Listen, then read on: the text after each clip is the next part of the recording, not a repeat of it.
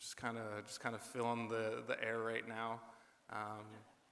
Yeah, it's been good. I recently just got engaged last week too, so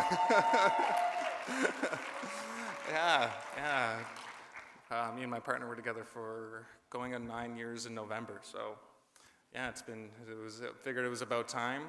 Made my mom very happy. She's pushing for grandkids, but I'm the oldest of 7, and I had a good hand in raising the other 6 siblings, so I've been holding off on that for a little while, you know. Had recently had custody of my youngest twin sisters and brother. My youngest brother just graduated. He's turning 19 in January, and he'll be leaving my nest pretty soon, so taking the time to be a little selfish. Yeah, gonna do some traveling, kind of just do what I want for a little bit, but yeah, I've been taking care of my siblings pretty much my whole life, so it'll be weird kind of doing what I want for a little bit, so. We're good to go? Awesome. Okay, so I think we got, can I get confirmation? I think we got 16 door prizes. Yeah. So, it's gonna be a little bit different today. So, just to kind of avoid the awkwardness, if your name gets drawn, you win. We'll have staff follow up and either mail it out, but if you're in the room, go claim your prize now. You can kind of get the first pick. I think we got 8 of the emergency grab and go kits, and then 8 other door prizes. So if your name gets drawn and you're in the room, you can go pick your prize first.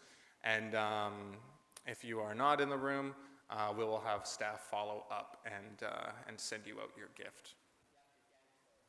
Yeah, I'll have to dance for it. But if we can get those names up on the screen, we'll draw the first prize of 16. First name is Julie Sam. 1 down. I'm just gonna grab a pen really quick too.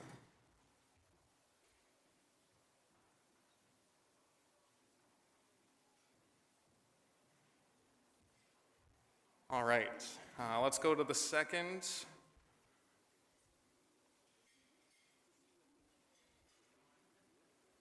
Corinne Reevely, second prize. Let's hop over to the third.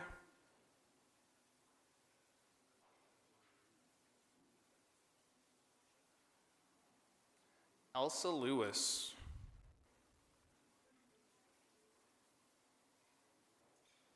All right, fourth prize.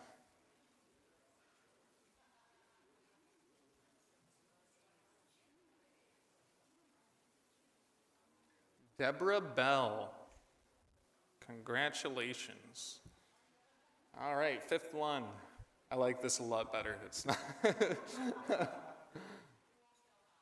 Yeah, no, definitely not. Cliff Grant. Perfect. All right, on to the 6th prize.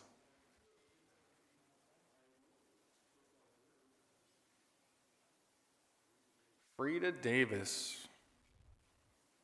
Congratulations, Frida. All right, 7th prize.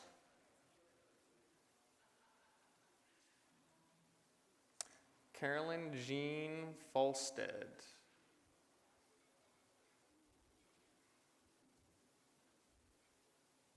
8th prize. I knew it was gonna happen. I'm gonna start losing count.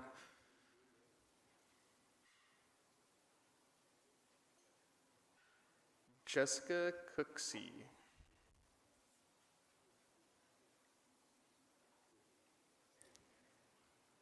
If you have a res accent, that would be fun to pronounce.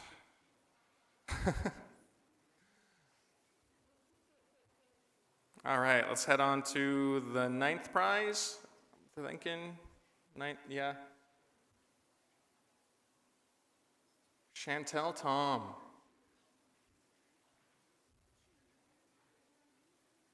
All right, let's go 10th prize. Oh, One more? Okay, never mind. This is the last one. Yeah, sorry.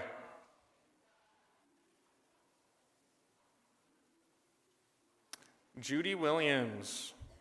Congratulations. All right. And I do have one of the grab and go bags up here as well. So if someone wants to grab this and bring this. Yeah. Yeah, if we can get this brought up to the front, registration for anyone that may be here. And just taking a look at the time. All right, we got about 20 more minutes until we start, so I'm just gonna kind of fill the air. Anytime I have a chance to kind of share a story or kind of a lesson, I take that opportunity. Anyone that's been in the same space as me or my mother has probably heard this story once or twice or a few times. And I'd also like to acknowledge that this is a teaching not from this territory, but I find that there's a lot of stories that kind of relate to it. There's a lot of other creation stories that relate to it heavily. And it really kind of centers who I am and the work I do and why I do the work that I do and how I do the work that I do. And it's based on our cultural decision-making process called Nelkinwich.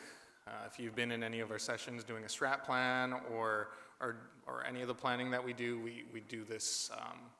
We use this process in the work that we do. So the story is called How Food Was Given. It's our creation story from St. Pinckton, from Penticton, BC, and it's about 4 food chiefs and having to decide and really acknowledge all perspectives to overcome something. So it begins how most of these stories begin, you know, long ago before we were all here, before we were on this earth. There were animal people that watched over the land, took care of the land, and ensured balance in the land. And out of all the animal people, there were 4 main food chiefs, at least from my territory.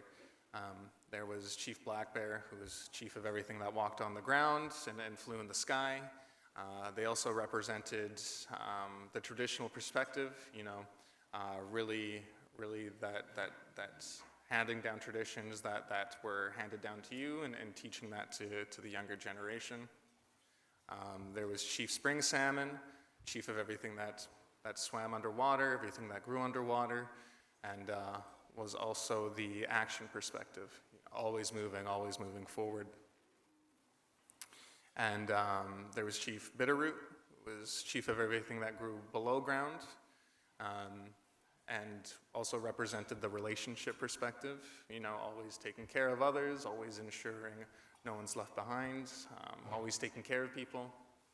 And lastly, there was the Chief Bitterroot, not Chief Bitterroot, Chief Saskatoon Berry, who was chief of everything that grew above ground, you know, chief of really reaching out and branching out and always growing and always thinking outside the box and always expanding. And one day, the 4 food chiefs were called upon by the Creator to come gather because the Creator had something that they wanted to say. So they did. They gathered. They all gathered in one spot, and the Creator came down and came to the 4 food chiefs and said, "You've done a really great job of taking care of this land, ensuring balance, ensuring that there is that everything is taken care of. But it's time that I bring a new being to this land that's going to take over this mantle. That's going to take over all of your responsibility, and it's going to ensure the balance and ensure the peace and make sure everything's taken care of." So the 4 food chiefs agreed, and the Creator put this being down in front of them all, right in the center. And then the Creator left. So the 4 food chiefs were standing there looking at this being. They thought, this is the most pitiful being I've ever seen in my entire life. This being He's born with no fur to keep itself warm, no claws to hunt, no teeth to eat. It's born with nothing in its mind. It can't walk, can't defend itself. And the Creator didn't even tell us how we're supposed to ensure this being can grow and take over responsibilities. So how are we supposed to do this? And so the four food chiefs sat there and thought about it, and they finally turned to Chief Black Bear. And they asked Chief Black Bear what they should do. And that's one of the first teachings as well, is whenever it comes to a very hard decision, a big life decision, you come to a fork in a road, you go to the oldest, and that was Chief Black Bear. Chief Black Bear walked the earth the longest. They had the most lived experience. They had the most knowledge of situations like this. So Chief Black Bear sat there and they thought about it. And finally, Chief Black Bear said, I'm going to lay my life down for this being, and it can have everything that I am. It can have my fur, it can have my meat, it can have claws. It can have everything that I am to ensure that this being can grow, to ensure that this being can take over the mantle and create balance, sustain balance. But when I lay my life down, it's going to be all your responsibility to come together, to sing your songs and sing them together and sing me back to life. So I can come back and the cycle can repeat.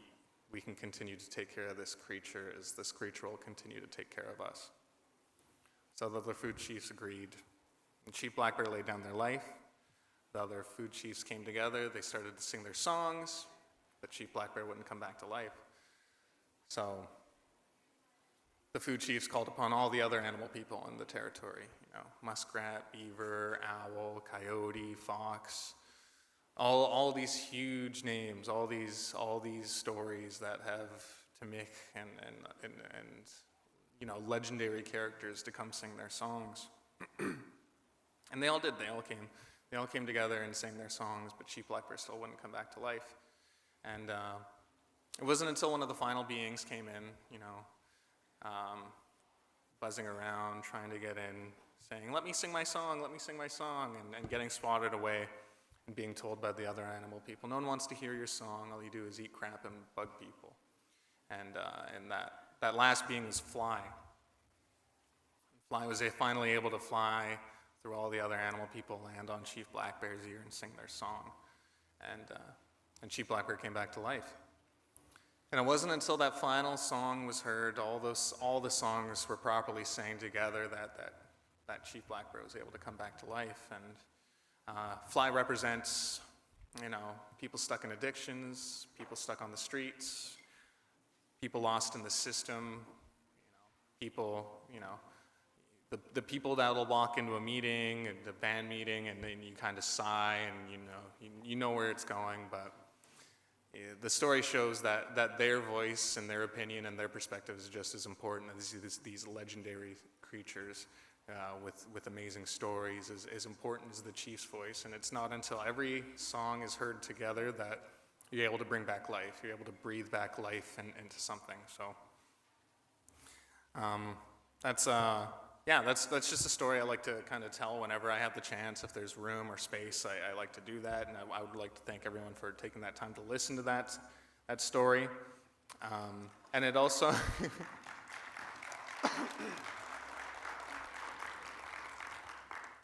thank you. And that's the core teaching as to how I operate and how I live my life is living that way. I'm a storyteller because I take the time to listen to everyone else's story so I can bring those stories forward. And that's how I do my work in terms of planning, in terms of engagements. I'm not there to write a plan. I'm there to hear the stories and put that on paper and carry those stories forward.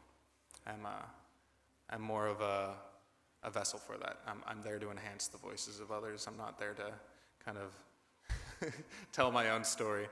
Because that's long enough, but that's just a little bit about me. That's kind of the core of who I am and why I am how I am.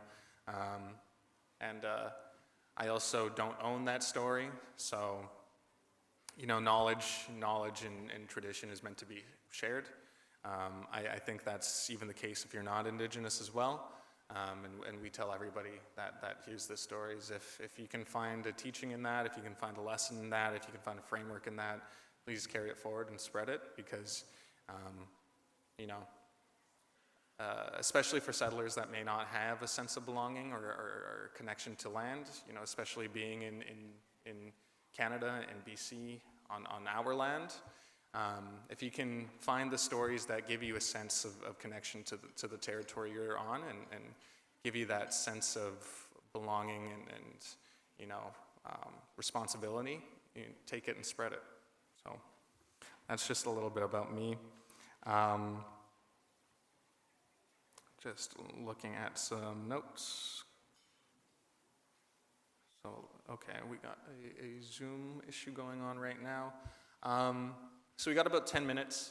I just kind of want to give everyone that little bit of free time before we head into our first keynote.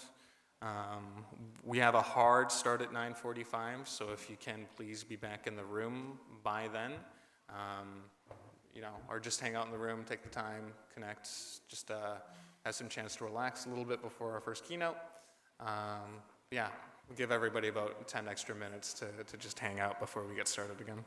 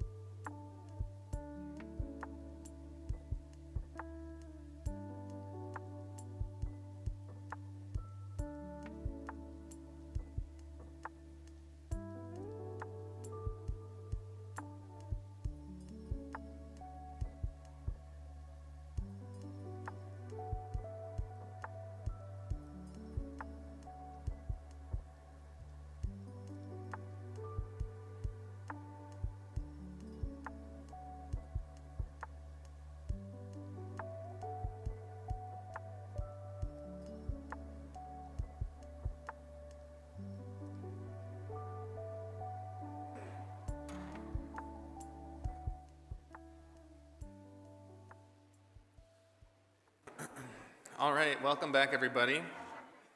I'd like to once again thank Elena for her graphic recording and sharing that with us earlier.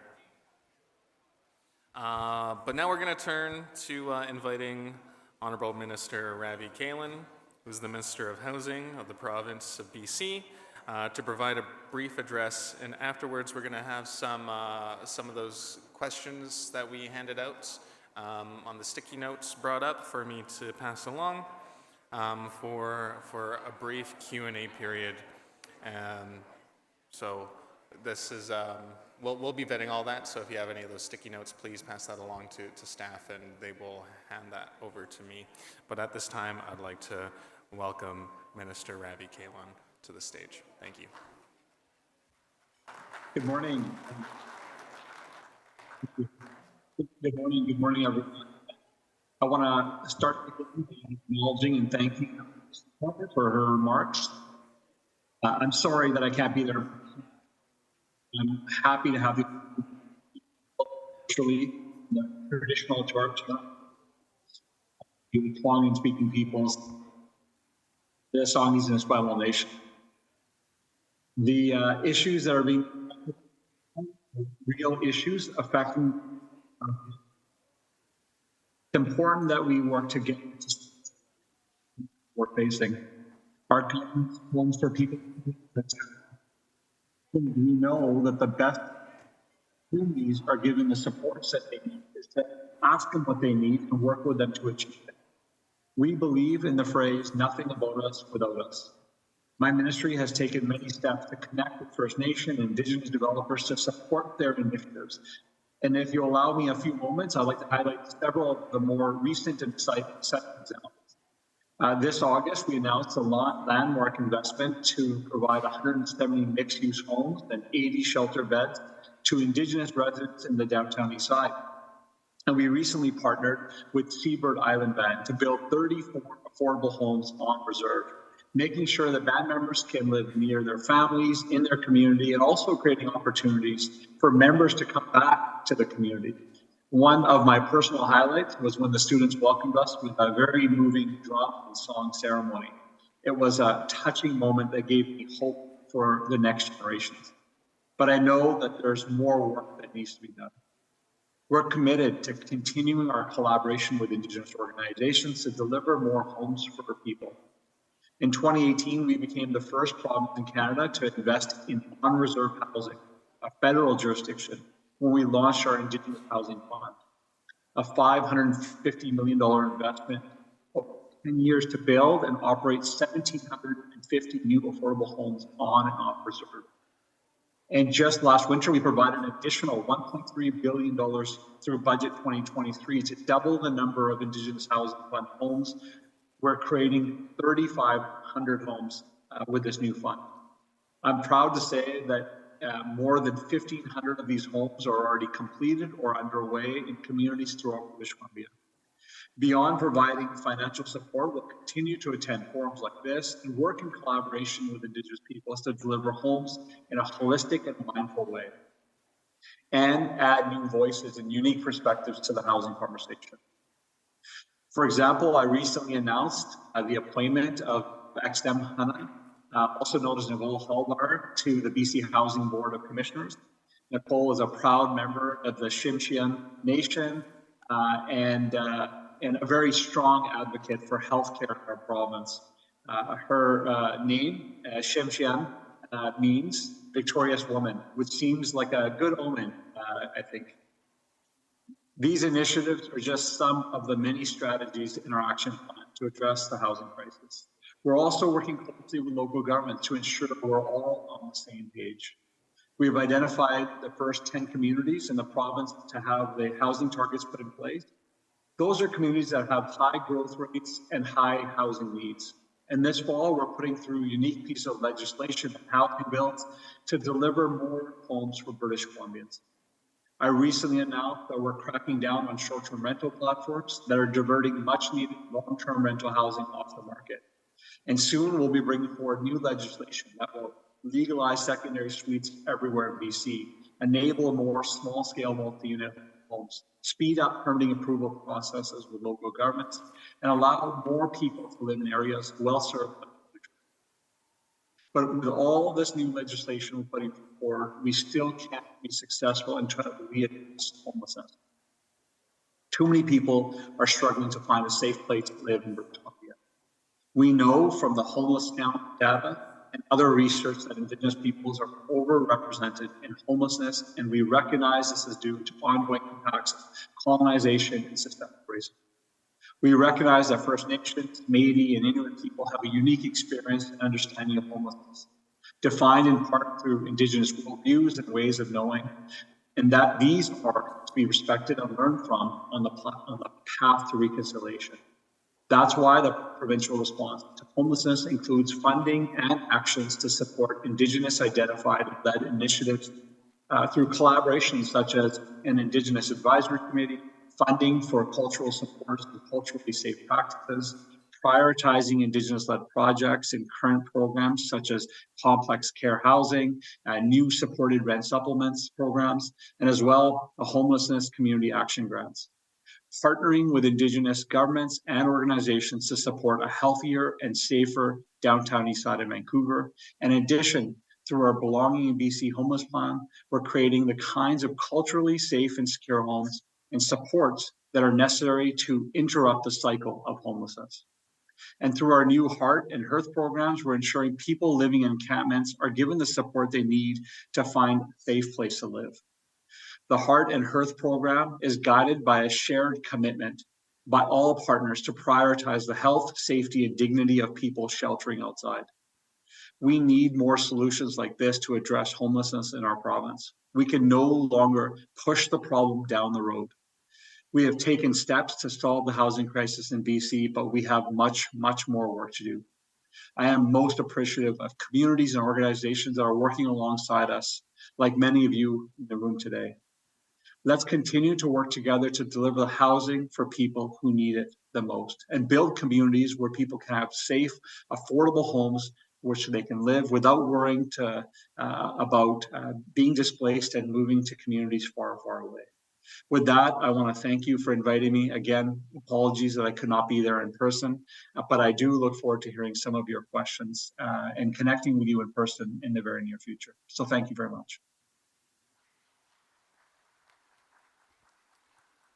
Thank you, Minister Kalon. We do have time until 10:10. We do have a hard stop at 10:10, but we do have some Post-it notes ready to go for some questions. And if we do have any time after going through these Post-it notes, we may pass the mic around. But if we do get to that point, just please keep in mind that we have limited time. So just a quick note on Gina Edwards. I think we are following up on that meeting. I think there are already some emails and texts being sent out. So first question is, what is your best case scenario solution to all those homeless who are struggling with addictions? It certainly is a big challenge, something that keeps me up at night, something that we do spend a lot of time trying to find solutions on. The best case scenario is getting people into housing, getting people into supportive housing, getting people into complex care housing if that's what they need, but meeting people where they're at and trying to find ways to ensure that the housing that we do provide meets people's needs. I mean, that is the best case scenario. Uh, you know, I spent a lot of time trying to work with my local government partners for them to understand that simply moving people out of encampments and displacing them is not a solution, a long-term solution to address the needs of both the people living in encampments and the communities. There are ways of addressing these challenges, but we need to provide adequate shelter before we do that. And so that is something that we're working on every single day, working with our partners every single day to try to address. And I am to tell you that the challenges coming out of the pandemic have grown, not only in British Columbia, across North America. And so the way we need to address it is through getting people into housing, getting them the supports that they need. And that's going to require partnership, and it's going to require collaboration. It's going to require planning. Thank you for that. Next question up is, how can organizations establish a process to transfer reporting directly with the Ministry of Housing instead of BC Housing? Well, I appreciate the question, and I'll say that BC Housing is the agency for housing. I meet with nations regularly. In fact, next week I'll be meeting with many First Nations leaderships, and those important government-to-government conversations need to happen. I also meet with many organizations that are providing housing in communities, but BC Housing is the entity that delivers the housing for the province, and so the reporting relationships will need to continue to be there. And apologies for the bells. That's the legislature bells telling us to run, but I do have more time for more questions. Thank you for that. Next question is, housing insurance is a severe limitation that First Nations continue to experience on reserve, and most cannot access it to protect their homes. How can the Ministry of Housing address this gap? Yeah, no, that's an issue that has been identified, and it's something that I have been talking to our colleagues at Ministry of Finance on. It's something that the Ministry of Finance has to lead. I wish it was an easy solution. It is a very complex solution, challenge that we have to address in order to get more housing on reserve. So I appreciate the question. I don't have the answer for you on that right now, other than to say that we're working closely with the Ministry of Finance on that challenge, and certainly hoping that we'll be able to find a path forward in the coming time. Thank you.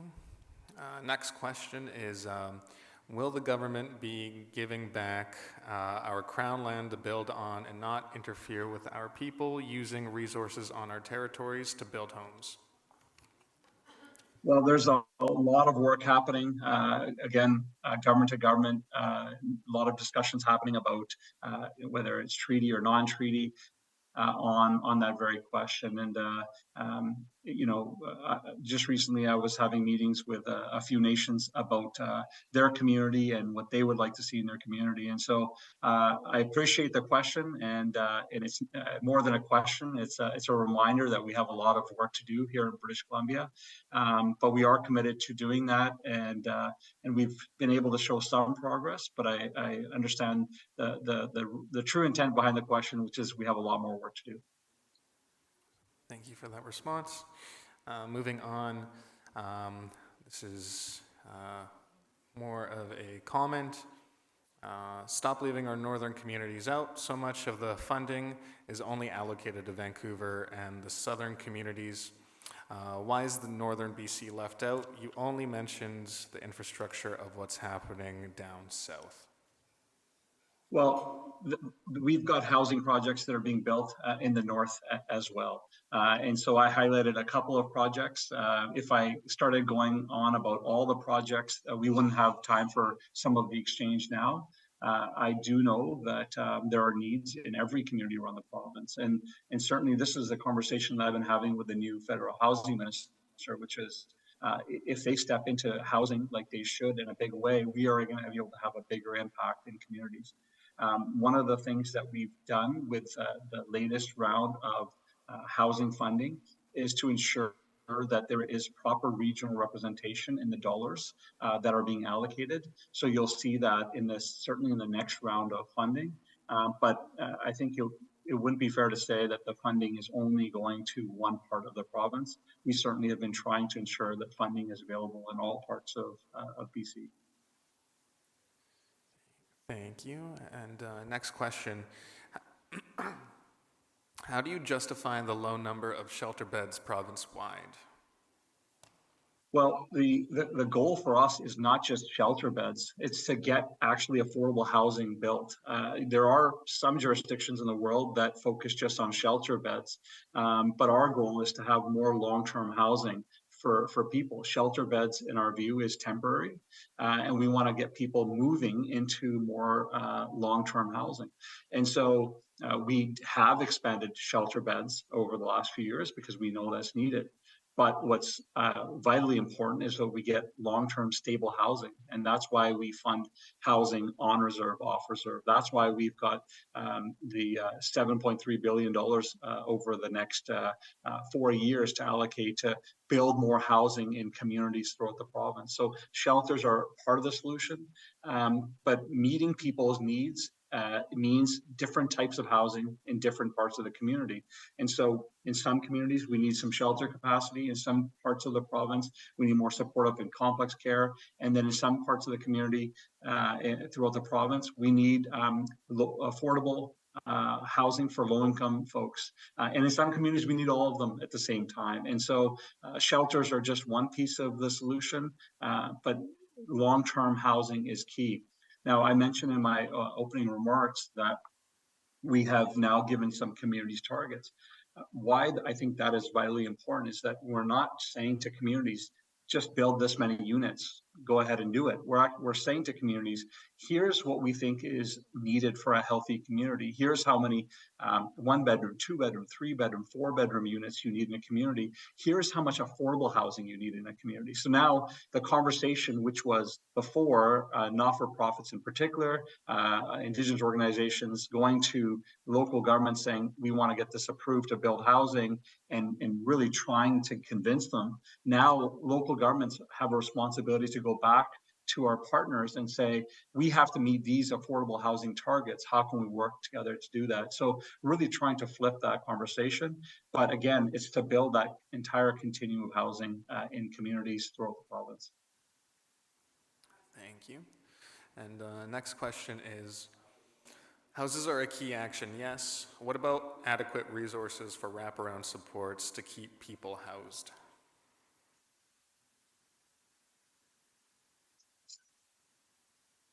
Sorry, the bells rang and I couldn't hear the question. If you could please repeat the question. Oh, yeah, sorry about that. Houses are a key action, yes. What about adequate resources for wraparound supports to keep people housed? Yeah, no, we have been increasing wraparound supports as well. And we certainly are aware that coming out of the pandemic in particular, that the challenges and the complexity of people's needs has increased throughout the community. And we also know that individuals that are dealing with addiction or struggling in communities, given the higher potency of some of the drugs that are coming to the market are making the challenge for these folks to get the supports even more complex. And so we have been increasing those wraparound supports. We have been working to expand complex care into communities, and we're going to need to continue to do that. We're doing all of that, just like many of the partners in the room are trying to do that in an environment where interest rates are going up, that not only interest rates are going up, but also costs of getting some of these services and projects are going up. And so we're dealing with all those cost pressures at the same time as trying to address the need for growth in communities. And so we have a lot more work to do. And part of that work is training professionals, making sure that we have the people with the skill sets needed through the health authorities, et cetera, to be able to meet people where their needs are at. All of that is happening. Certainly, I know from many conversations I have, sometimes it feels it's just not happening fast enough, and I feel that every single day. But the work is happening to move that along. Thank you. Moving on to some of the final questions we have here. What is the province doing to ensure youth aging out of the system so they can have access to safe and affordable housing? Yeah, no, I appreciate that question, and I work with my colleagues closely on this file. To actually expand housing opportunities, but also the rent supplements programs that we have provided for youth that are now older than 18 and have to go out to the housing market, who then find themselves wondering how they're going to afford the rents that are available. So we have rolled out rent supplements to help our young people to be able to get access to housing. But again, the need to build the affordable housing is vitally important. So we're trying to do both at the same time. We have initiatives rolling out with our health authorities that have folks who are on the ground working to build relationships to identify other needs beyond just housing that people have, so that we can link them to in a quicker way to services that they may need. Work is happening. Certainly happy to talk more about that and share with folks that are at the conference. But it is something that I work closely with my colleagues in other ministries on. Thank you for that. I have one final written question, and if we can get a mic runner to go to the floor. First off, we do have Chief Arnie Lampro, but we'll address this last written question, and then we'll go to Chief Arnie.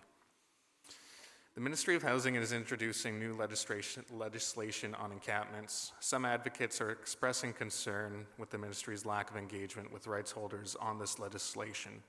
Are you aware First Nations in BC disproportionately make up the dishoused population? How does the Ministry intend to work with the rights holders to ensure that this legislation has full alignment with the UN Declaration?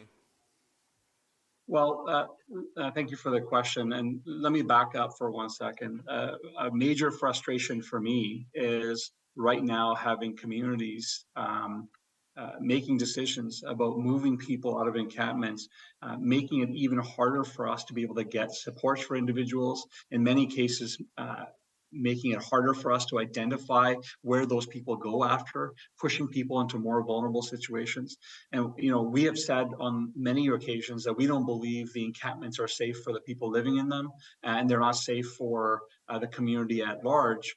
But simply moving people without having an understanding of what needs people have is a real challenge for us. And we have this challenge in communities throughout the province, where communities are going into camera, making decisions, and then surprising folks without any supports in place. And so there has to be a better way. And that's what we're trying to get at, is what is that better way that communities can ensure that they have safety for those living in encampments and the community at large, but we can do it in a way that puts the people that are the most vulnerable in the center of it. And so we're having conversations right now with our partners, First Nations partners, other partners, about what does that better way look like. I would agree that there's no easy solution on this, but there has to be a better way, because the way that some communities have gone about it, it's just not. It's not effective for anyone. And so that's what we're trying to get at. We'll take our time to make sure that whatever we bring forward, and if we bring something forward, is done through proper engagement. But we're still engaging folks on that now. Thank you for that response. And we'll be going to the mic on the floor now. Chief Arnie Lampro. Good morning, Chief Arnie Lamper from Shawkan Indian Reserve. First and foremost, I just wanted to say how I'm so unpleased about what's going on here this morning. We're taking little pieces of paper that are not being identified by the people that have concerns within this province. We're reading them out, but we're not saying where they're coming from. And this is why the areas in the north and all of the different places in British Columbia get missed by the representation here today. It's important that we have enough time to demonstrate and to prove to you that we need a lot of different things. But when we're given such a short little time and you're not here to actually take those questions after the fact, is so important. And this is why we take times out of our lives as chiefs and representatives and leaders of our communities, is to come here to demonstrate to you that there is a great need. Otherwise, we're just wasting our time. Are you wasting my time as a chief? Because the thing is, when we take time out of our communities and away from our loved ones that we represent, and ensuring that we're up here to make sure that in the best interest of them and our communities, and the right for you to accommodate. You need to accommodate us. Don't give me a pile of stories about what we're going to do. We're losing youth every day because they're homeless. They're living on the street. And I'll tell you what, they're the product of the delegated agencies of child and family within the cities. And so there's a lot of demographics that change how we're going to change this today in this housing shortage. Every piece of resource in British Columbia and the unceded territories of our nations, we've been stripped dry. Now we're looking at water. We're looking at fires. We're looking at climate crisis. I've been homeless for 2 years, Minister. I'm still waiting patiently. But to demonstrate here today at this forum, the way that it has been laid out is so disgraceful to me as a leader. It's a slap in my face, as my brother Lee Spahan would say. It's hurtful. You need to recognize that us people here have had challenges from day one, and we've never been treated equally. Yeah, we have Truth and Reconciliation, we have UNDRIP, we have UNDRIPA, we have Section 35, we've won lots of cases, but we're still struggling today. And why are we? It's because the government is not taking the time to deal with the issues that are on hand that are so important, and this is one of them. It just makes me mad today of the way this process is falling out this morning. So I had to say it, you know, and I'm very community-minded in where I come from, and making sure that our title and rights within our nations are being taken care of, and that accommodation is there. Thomas Cookstrom. Thank you, Chief. And I understand your frustration and anger. I was asked to come in virtually, and again, apologize that given that the legislature is sitting, that I was not able to come in person. So again, my apologies to you, Chief, and apologies to those others that are in the room. But I did want to make myself available for these questions, and certainly will endeavor to do better, Chief, to be in person for your next meetings. And I appreciate that this is hard time. You've articulated the challenge that your community is facing, and it's heavy on me every single day in this role that that there are people that are struggling that need housing, and things never move as quick as certainly I want them to move. And so I think there's nothing I can say, Chief, to make it any easier for you at this moment, other to say I'm sorry I wasn't able to be there in person, and certainly will try to do that at the next gathering that you will have. And with that, I really want to thank you for inviting me today. I really appreciate it, and I appreciate that we need to have a more fulsome conversation with many folks that are in the room, and certainly hoping that we can find a way for this to happen again in the near future. Awesome. We are closing the speakers list, as we do have an agenda to keep. So with that, I'd like to thank you, Minister Kalon, for joining us and addressing some of the questions that we did receive from the participants this morning. And I wish you the best and hope you enjoy the rest of your day. Thank you.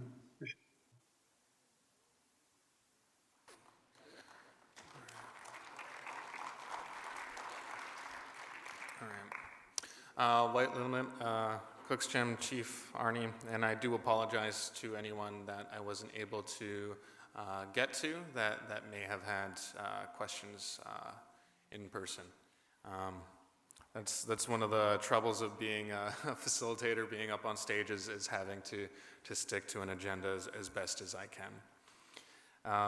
But we're going to be going into a break now, making sure that everyone has a little bit of time to take care of themselves before we get into our concurrent dialogue sessions this morning.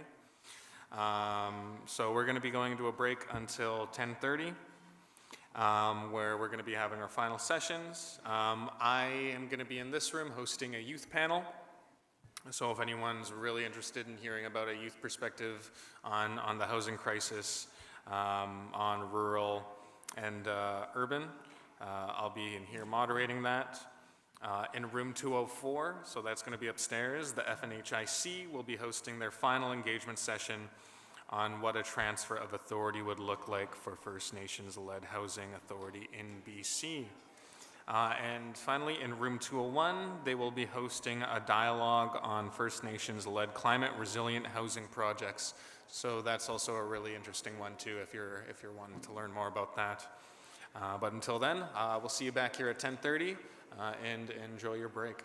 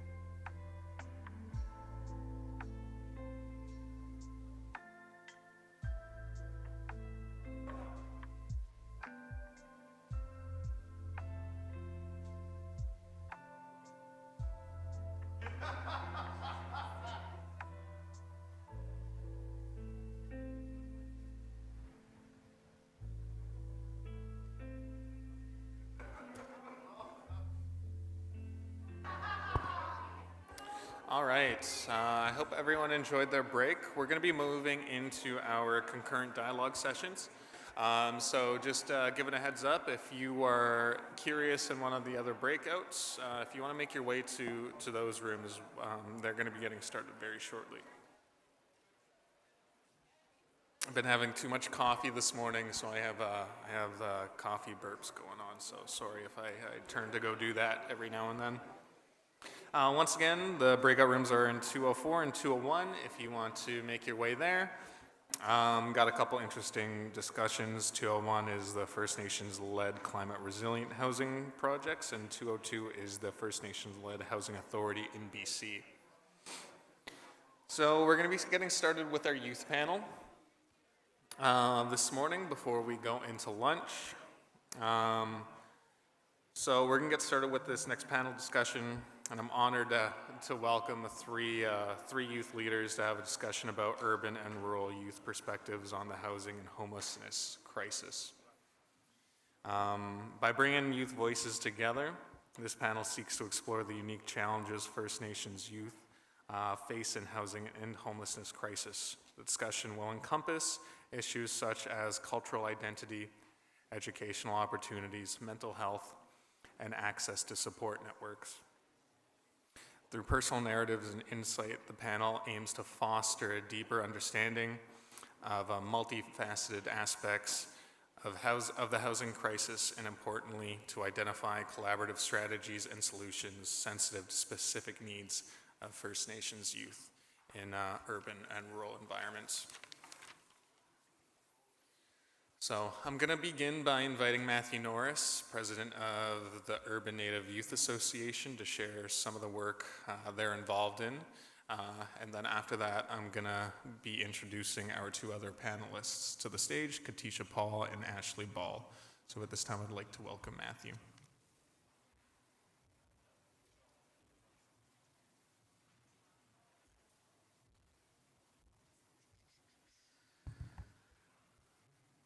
Hello, everyone. I have some slides.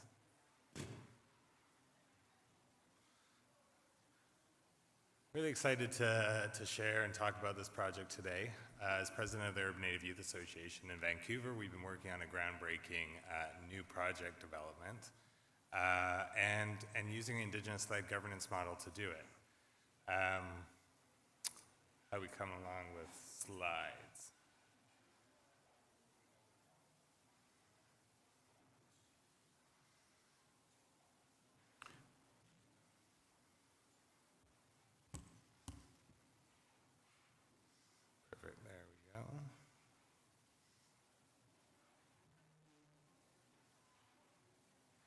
There we are.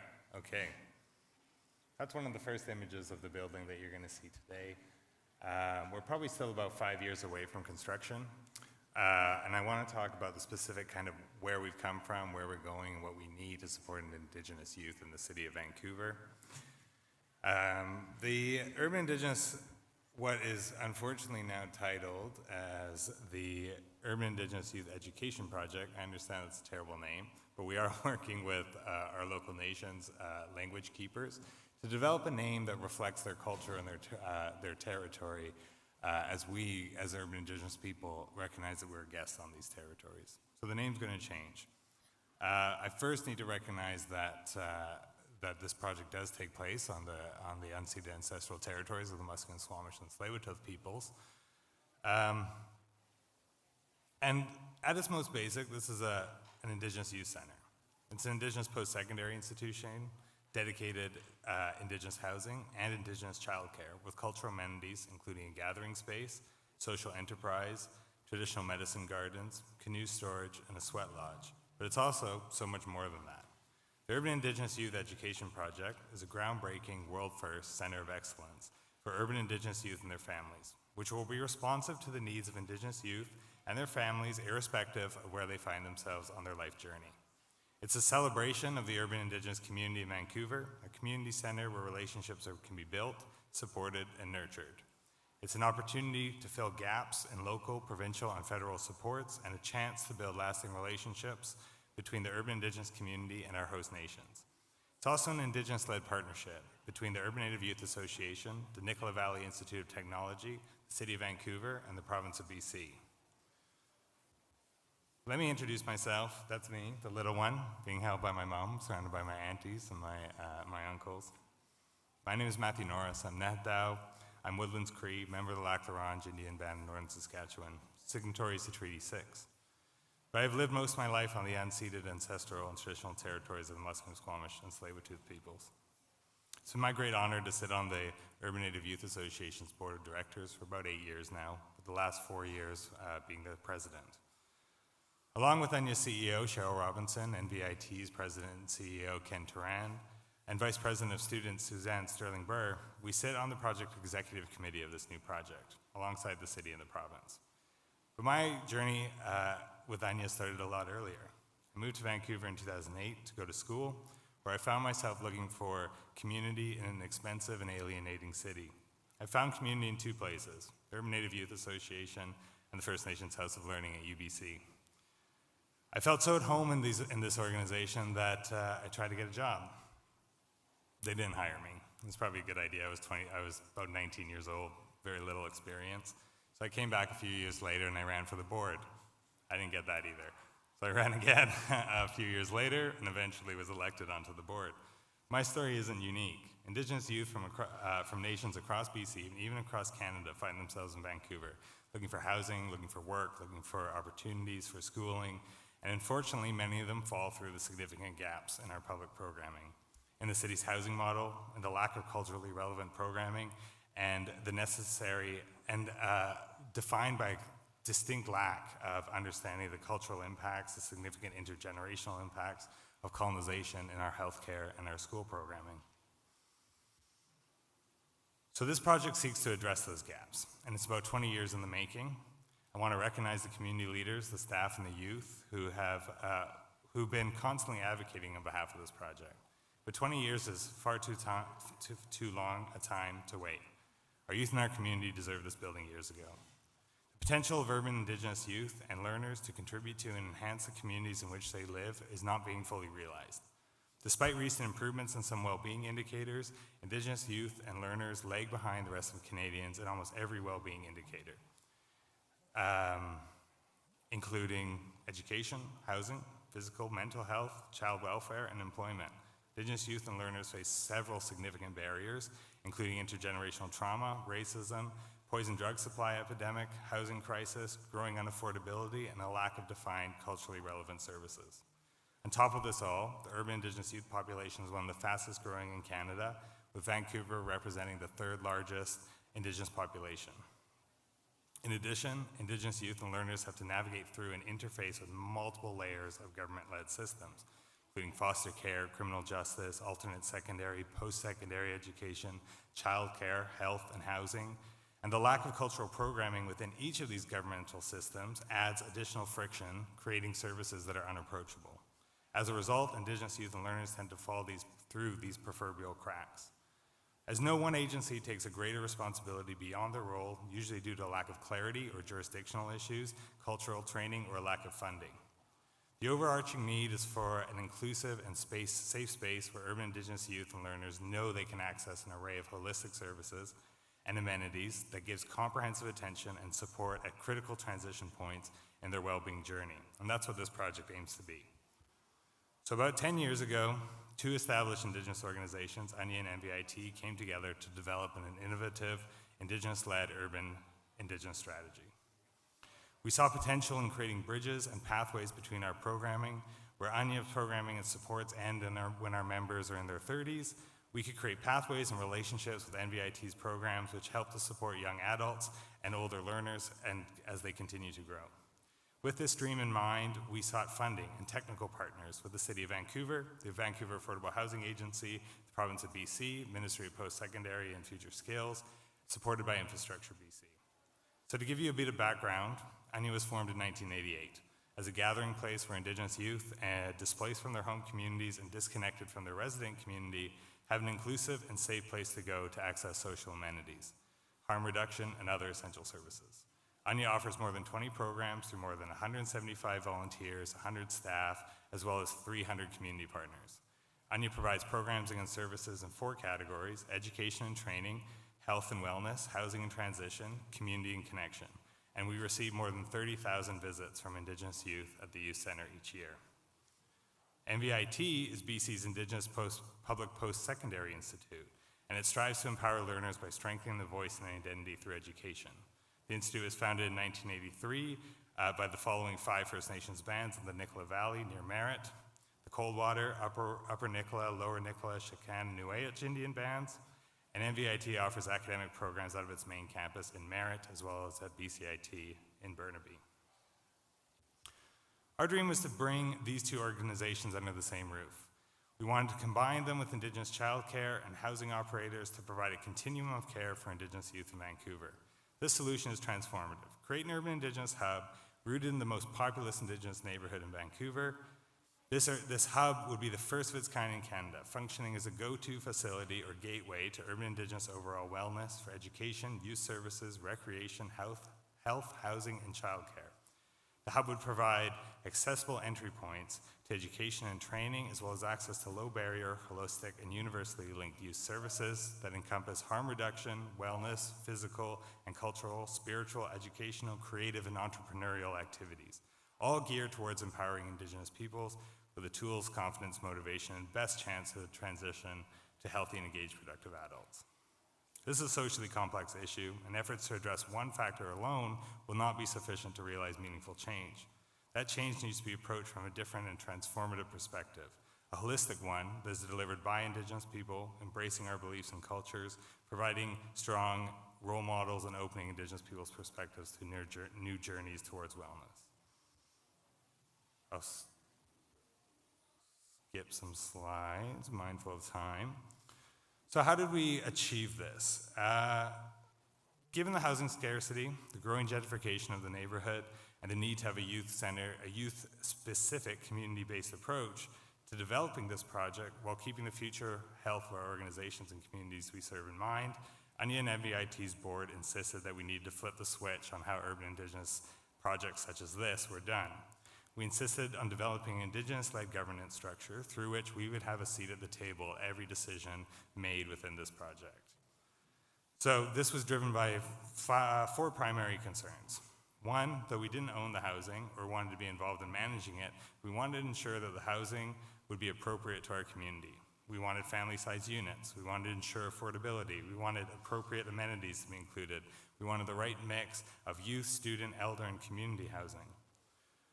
2, we wanted to operate as we were operating primarily as a youth center, we needed to ensure that youth felt comfortable, welcomed, and reflected in the building. We wanted secure and welcoming entrances. We wanted social spaces. We wanted our healthcare spaces to be private, and we needed, most importantly in all, for youth to feel comfortable, for this to be their home. 3, we wanted to ensure respectful relationships with our host nations. We wanted regular engagement. We wanted to offer contracting opportunities to their businesses. We wanted to engage them on naming to ensure that their language is reflected in this building. And we wanted to ensure that the design of the building is respectful of the nations whose land we are on. Lastly, we wanted to ensure long-term ownership, growth potential, and fiscal feasibility. We wanted to maintain an ownership stake in the building, account for organizational growth, ensure that the community we serve continues to have a place in the neighborhood, and we wanted to develop equitable cost-sharing procedures. So how did we do this? We co-drafted a governance charter, and we created a project executive committee that ensured Indigenous partners were at the decision-making table. We implemented consent-based decision-making to ensure that Indigenous partners had an equal voice at this table. To do so, we identified resources for capacity supports for the Indigenous partners to ensure that we had adequate technical and legal expertise to tackle complex and time-sensitive issues. Anya is not a capital building organization without much experience in it, but we needed to have the technical experience to be at that table and comfortable making the decisions that we were.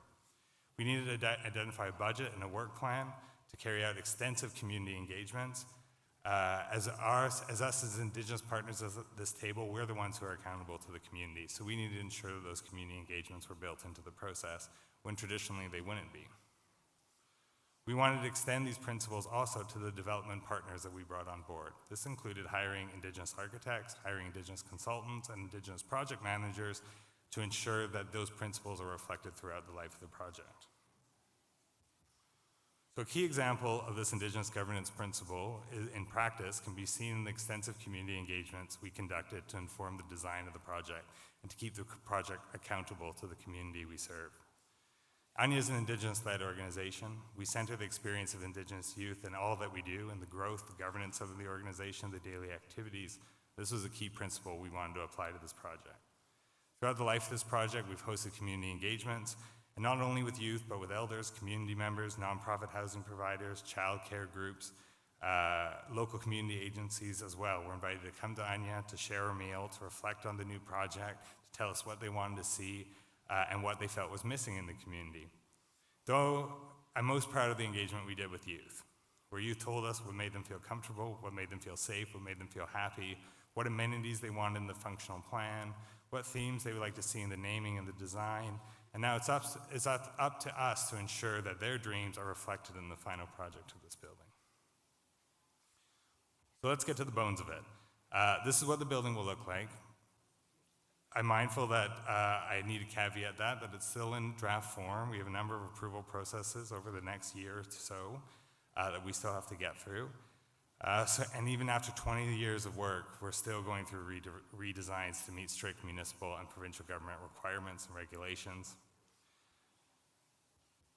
But effectively, the center will consist of a 4-story podium, with which contains a 30,000 square foot youth center with a gym, a 30,000 square foot post-secondary institution, a 10,000 square foot childcare, inclusive of a traditional medicine garden, a sweat lodge, shared social spaces, which creates a youth-centric, welcoming environment which encourages the intermingling and cross-pollination of youth, families, and students as they go about their daily needs, while still ensuring the privacy and security that our youth require. On top of the podium is an open-air garden and longhouse community amenity for the use of residents, and above that is 18 floors of dedicated Indigenous housing, totaling approximately 200 non-market housing units, with 52% of those dedicated as family units, for a grand total of 25 floors. Now, by no means this is a done deal. We will certainly need your support and encouragement to get us through the final approval stages, but we've learned a lot in this process. Developing Indigenous-led governance structure takes time and willing partners. It took us 20 years of negotiations and the willingness of our board to just say no until the right partners were at the table.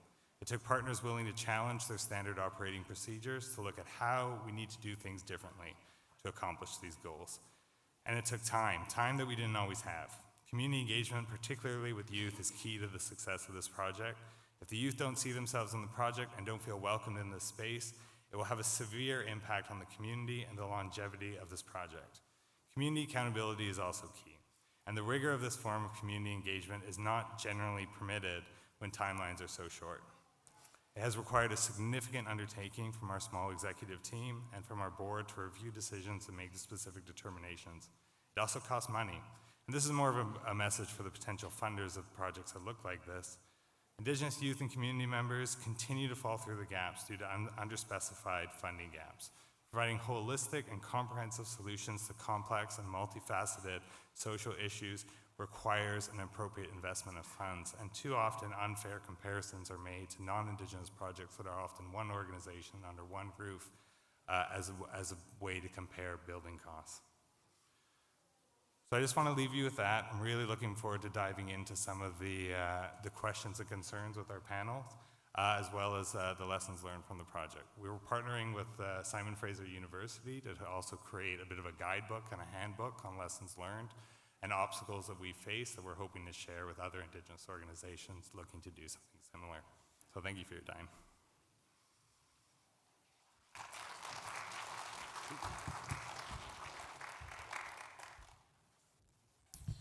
Thank you for your presentation, Matthew, and for that overview of the great work that ANYA is doing in undertaking to support urban Indigenous youth.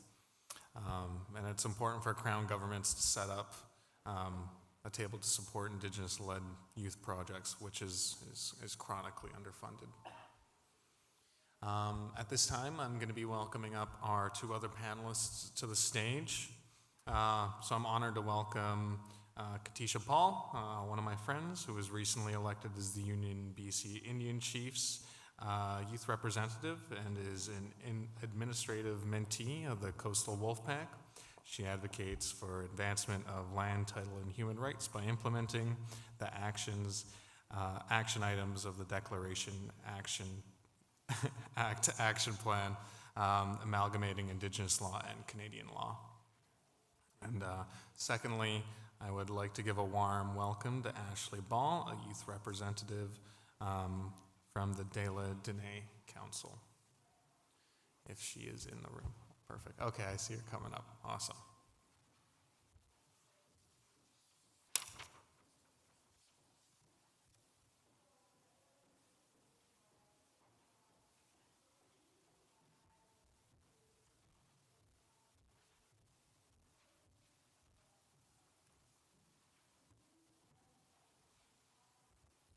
Okay, so we're going to go into a few written down questions that we have for the panelists, and we'll try to get to all of them by 11:35, and then after that we're going to be going into a Q&A, so we'll have some mics going around the room, as well as any questions that want to be asked on Zoom. They can be written out in chat, and I can see them from the stage, so when we get to the Q&A, if you want to write them in there, you can go ahead and do so.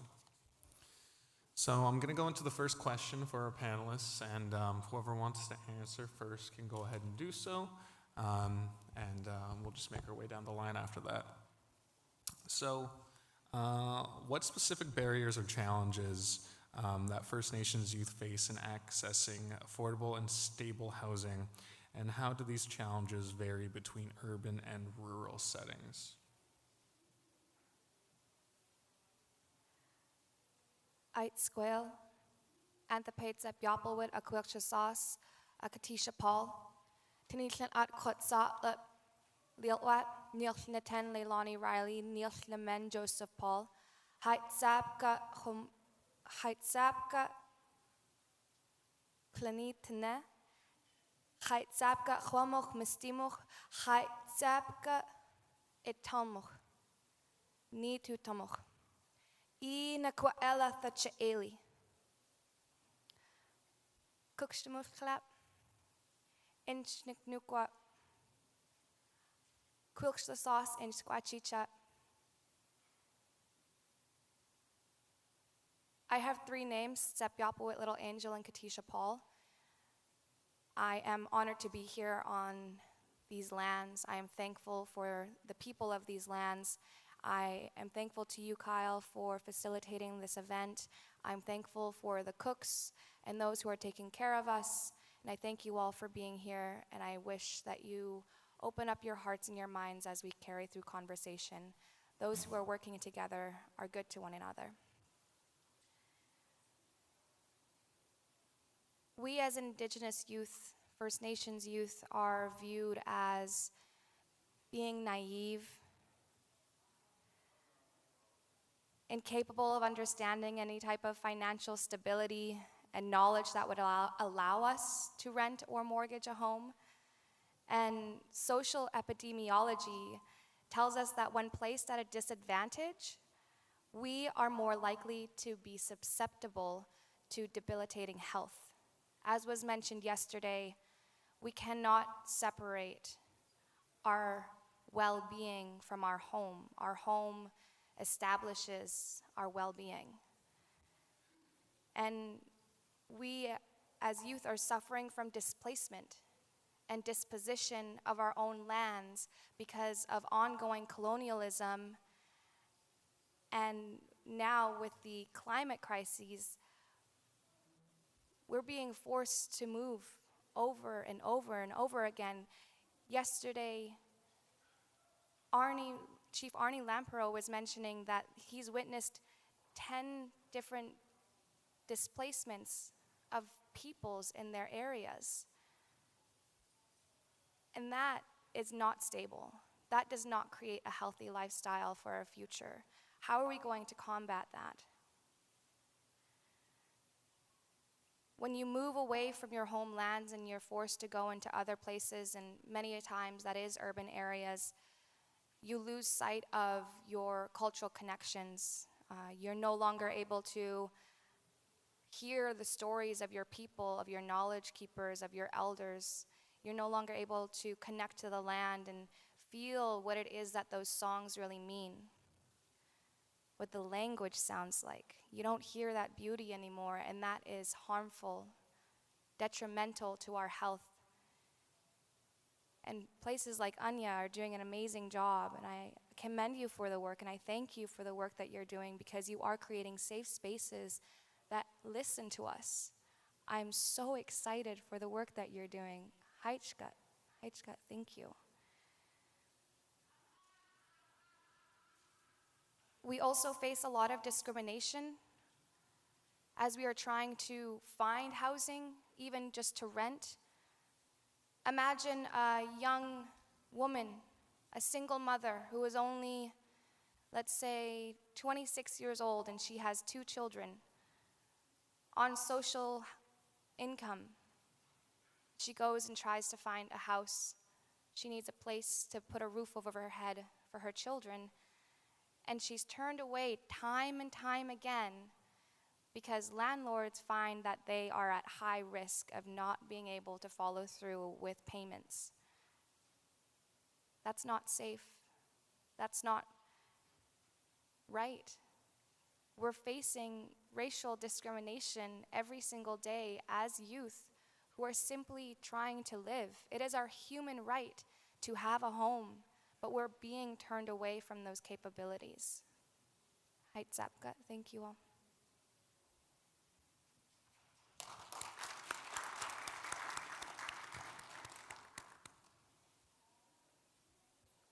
Would anyone else like to address the first question?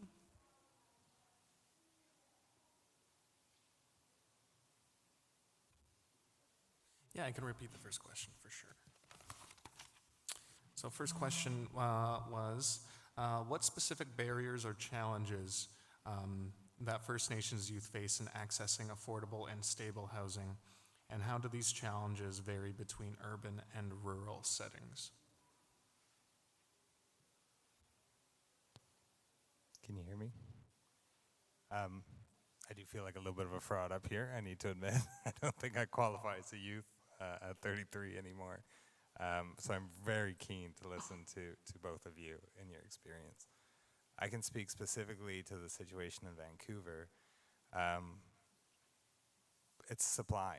I mean, at the very most basic, it's supply. We don't have housing. And we don't have housing that's designed specifically for youth.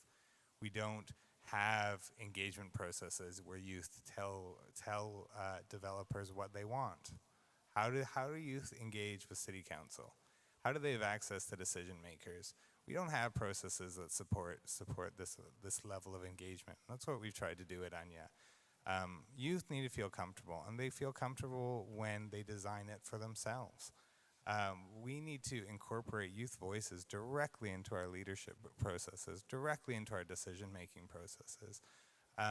Not only does it create a better product for the organization, but it creates a more sustainable city where we're able to benefit from the absolute expertise and knowledge that youth bring to the table that's often gone overlooked. And we're seeing, unfortunately, a backsliding in youth-specific Indigenous services within the city. I'm talking about the city specifically because that's where I'm most familiar with, but we're seeing a reduction in youth beds. We're seeing a reduction in community specific, Indigenous specific, youth specific services in alignment with more kind of generic one-size-fit-all approaches. And I mean, it's also difficult for me. At Anya, we deal with youth from 5 and 6 up until 30, and it's difficult to talk about a singular youth identity. I mean, there's such a different levels of experience. People are at different points in their life journey and require different supports. And how do you know what those supports are unless you actually talk to them and talk about like defining very specific supports required for whether you're a student, whether you're looking for cultural connections, whether you're addressing more complex issues and needs and need supportive services, whether you're looking for a safe space that's away from adults, or whether you're looking for community connections with elders and adults and older learners. These are all very different needs that require very different programmatic solutions.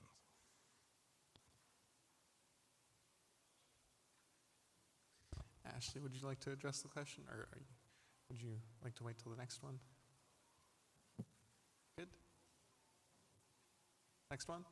Okay, awesome. All right, we're moving right along. Second question. Once again, whoever would like to answer first can go ahead and do so. How can community-based programs and initiatives support First Nations youth in securing housing and addressing homelessness in urban and rural areas?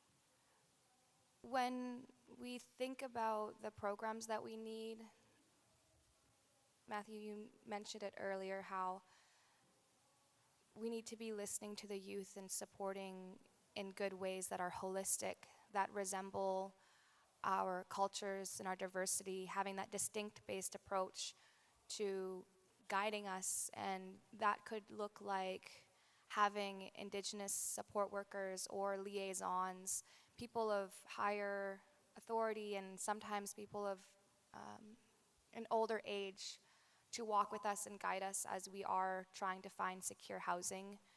And we have to come to an understanding that we may not have the information or the knowledge required to get secure homes. So that means that we just need to learn. We're so willing to have our hearts and our minds open to learning how to find a good, stable job, a safe home with a roof over our heads, but we just need help. Create programs that will teach us how to handle that tela, the money. And inclusive of those programs, being understanding that they have to be culturally safe. Are we teaching those who are creating the program, sitting around in those four walls around a table, making the decisions for us, are we teaching them how to speak with us as Indigenous youth? Do they understand our own perspectives and our world views, how it is that we see the world? And how can we show them? How could we show them how to see with two-eyed seeing? The programs that are being created also need to take into account all First Nations youth, especially women, and especially 2S LGBTQIA+. Their needs are very different. As you mentioned before, not one definition could umbrella over all First Nations youth. We come from various backgrounds. I myself have moved 22 times in my life, and that's both between rural and urban areas. I was in Vancouver, I was in Richmond, I moved to Mount Currie, I was along a dirt road 30 kilometers down in Shamokum, Skatine, Tupela, Port Douglas, and then all the way back up the river again to Mount Currie, and then Pemberton, and then back home to Vancouver and Richmond, Victoria. That hasn't been beneficial for myself. Time and time again, I find myself sleeping on people's couches because of a lack of infrastructure. There's nowhere to go. And if there is somewhere to go, at one point I was paying $18,000, that's a lot. No, $1,800. I was paying $1,800 a month just on rent. That was not inclusive of any of the other housing bills. That was not inclusive of my food, which is necessary for our nutrition and our health and our well-being. And to be a successful person, you need to have a good, healthy, stable life.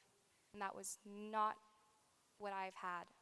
And that situation is mirrored time and time again throughout all of our First Nations youth. We need to have programs that recognize our distinctions. Heights up, gut.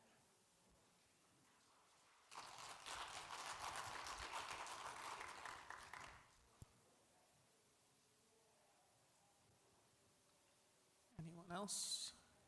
Matthew? Yeah, so I mean, let's talk about what we need to do to make these programs accessible and to proliferate them to the point where they're approachable, where they're plentiful.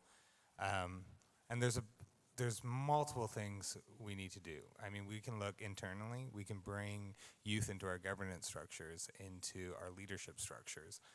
We can train youth. We can learn from youth.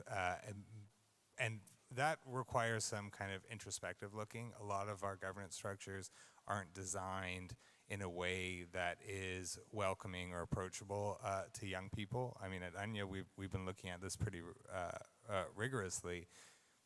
Traditionally, we would have 2 or 3 dedicated Indigenous youth positions on our board to ensure that youth are actively leading our organization. Often, it's an executive position, and that requires investing in the training and the mentorship to ensure that youth are comfortable taking on that level of responsibility for an organization. That doesn't necessarily work for youth. Youth are highly mobile, constantly moving, looking at different opportunities. And so getting a young person to commit to 3 years of an executive level position, a board governance position, is daunting. I mean, it was daunting for me, still is daunting for me. And so how do you change that? Well, we are looking at creating youth advisory committees where youth can pop in and out as they feel comfortable, but still feel that our organizational governance is listening to their needs, that they're still reflected in the organization. So we can extend those principles to other governing boards and other governing tables. We're looking at doing that within our project executive committee. We're constantly feeding back to our youth members, and that requires time and it requires money. And then if you look at the funding of Indigenous service providers, and especially Indigenous youth service providers, they don't fit comfortably into any funding pot. So when I talk to you about the new Anya building that's getting built, we have dedicated funding pots for post-secondary, dedicated funding pots and ministries responsible for childcare, for housing. Who covers youth services? Who covers the capital costs for a youth center? Doesn't fit into any department, doesn't fit comfortably into local, municipal, provincial, or federal. And so that's been a real difficulty, trying to have who's our champion at these different levels, who speaks to youth issues, who is willing to kind of stand behind a project like this. And it's difficult. It's often like Anya is made up of, probably over 100 different programming spots that are all small amounts of money that we have to apply for yearly that really don't provide much kind of sustainability and ability to future plan when you're dependent on these short time frames of funding.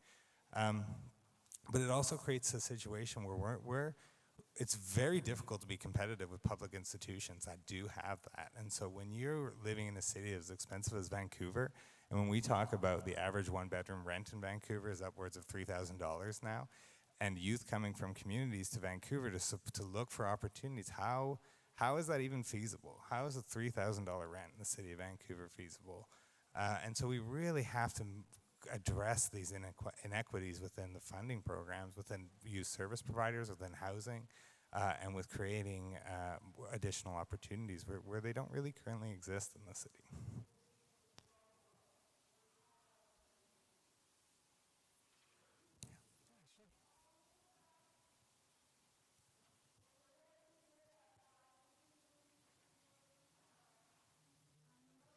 So I'm proud to say I live in a really small rural community with a population of around 100, and ways we support our youth, well, we have just built a 16-plex, a SACO, meaning our home, and I would say about 80% of the people living in there are youth and families. For supports, we have to drive around 6 hours to get anywhere near a city, so it is definitely a challenge when you add on those extra costs of traveling and medical and all those kind of things. We have a really great team that supports our youth. We don't have, I would say, the kind of issues that you guys face. So I can't really speak on the youth, as most of our population are elders. Our school just reopened because of SACO, and all the families are getting to come home. So it's really nice to see. I'm really new to this, so it's my first year. Awesome. Thank you. Well, welcome. Sure we'll be seeing you some more. Moving on to the third question now. Are there successful examples or models of housing programs for First Nations youth that you believe could be replicated or adapted in both urban and rural settings?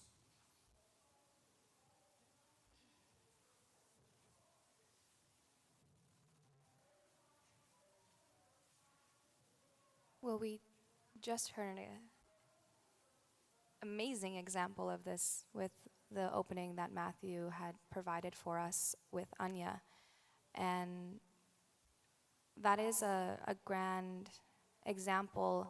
And in order to bring that into smaller communities throughout BC, there needs to be a lot more advocacy, and to have an organization like Anya set precedents that allows funders and the province and other First Nations to realize that not only are these programs necessary, but we are capable of making this happen. And there's also the Broadway Youth Resource Center, and that helps provide subsidies to First Nations youth who are living within the city. And we can also mirror that within the communities throughout BC. We heard yesterday that Squamish Ukhumyuk is allowing their members to be provided subsidies, and that is beneficial. That alleviates that pressure and that stress and heightens the well-being of our people when they don't have to worry about whether or not they're going to have their lights on or if they're going to have food on their table. We need to be supportive again in that way. In our longhouse ceremonies, we have our own Khomokh economy that is based in reciprocity, and we need to remember that.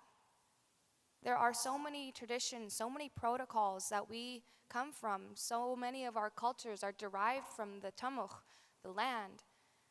And we need to look back to the land again on how it is that we could create better programs for our people. When I speak of reciprocity, that also goes along with balance. And what could your youth provide as well in return for providing them a subsidy? Well, that goes along with being able to provide funding for their schooling and education. Go early, go to the high schools, inspire youth to be surveyors of land, and inspire youth to be researchers, so that way they can return back to your community and be architects for these awesome housing projects. Inspire them early at a young age and tell them anything that they dream of is possible. Let them know that you support them and encourage them to come back home. But you first have to provide them with the infrastructure to return home, because that's the issue. People are fleeing because we don't have homes on our lands. And these programs that Anya and others are providing are essential. And I ask that you please resemble these programs. Please listen to them with your hearts and your mind open. Please, we need to get this work done. We can no longer be talking about this. 20 years is a very long time, and you're still in process of planning and restructuring your plans. And I understand it's difficult. And I'm really looking forward to the champions. Who are those champions going to be within these programs to move things forward? Who are we going to be looking to? That's how the Declaration Act Secretariat came along. They found those champions to run. They found those champions to paddle all together as Natsamat Mistimuch with one heart and one mind. Haitzapka.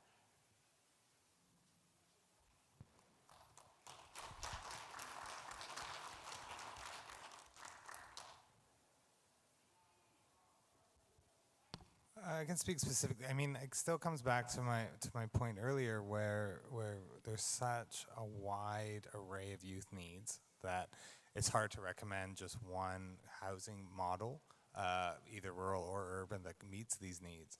And to me, the critical factor is speaking to youth, letting youth tell you what they need in a housing process. Indigenous youth population is the fastest growing one in Canada. Unfortunately, our programming is not growing to meet that need. We're not seeing youth voices defining our public education programs, our public healthcare programs, our holistic wraparound service programs, and that has a significant impact. If youth don't feel safe, if they don't feel represented, they're not going to use those programs. They're not going to access, life-saving services that could significantly make a difference. And so we're seeing, the 2017 homelessness count in Vancouver, over 44% of homeless youth were Indigenous. It's because they're falling through the gaps. It's because they don't know where to go. It's because our public institutions aren't being designed with their voices in mind and creating the links that are necessary. We're trying to fill that gap as best as we can. It's difficult doing that work when we're relying on kind of public institutions to make youth aware of our programming. So it's about building relationships and building connections between community services, between organizations, and between communities outside of Vancouver. Because like I said, so many of our youth are not from Vancouver. They're from different communities, different nations across BC and Canada that find community here. And so it's about building those connections and those relationships and just letting new youth know that there is a welcoming space in this city that is there to support them when they need it.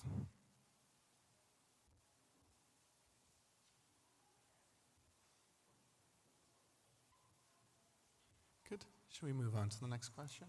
Yeah. Alrighty. Okay, next question is, how do you envision the role of government policies in supporting the housing needs of First Nations youth? And what improvements or changes would you advocate for?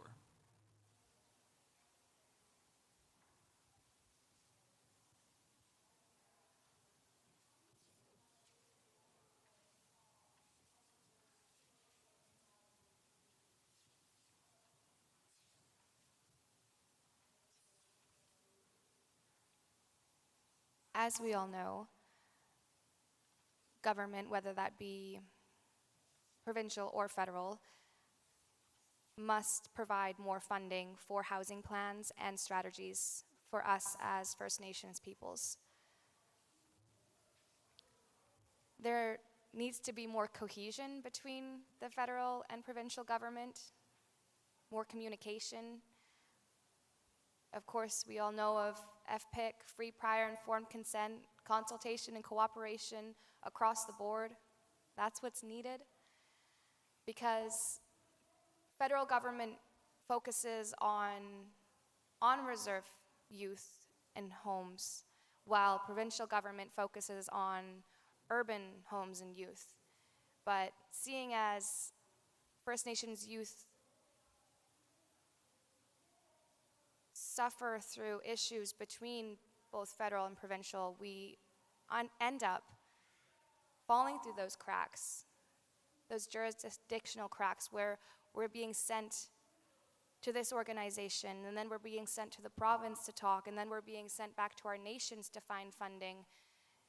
And it just becomes a whole line of phone tag or email threads that end up absolutely nowhere and showing up at people's doorsteps just to be turned away because you aren't from that nation.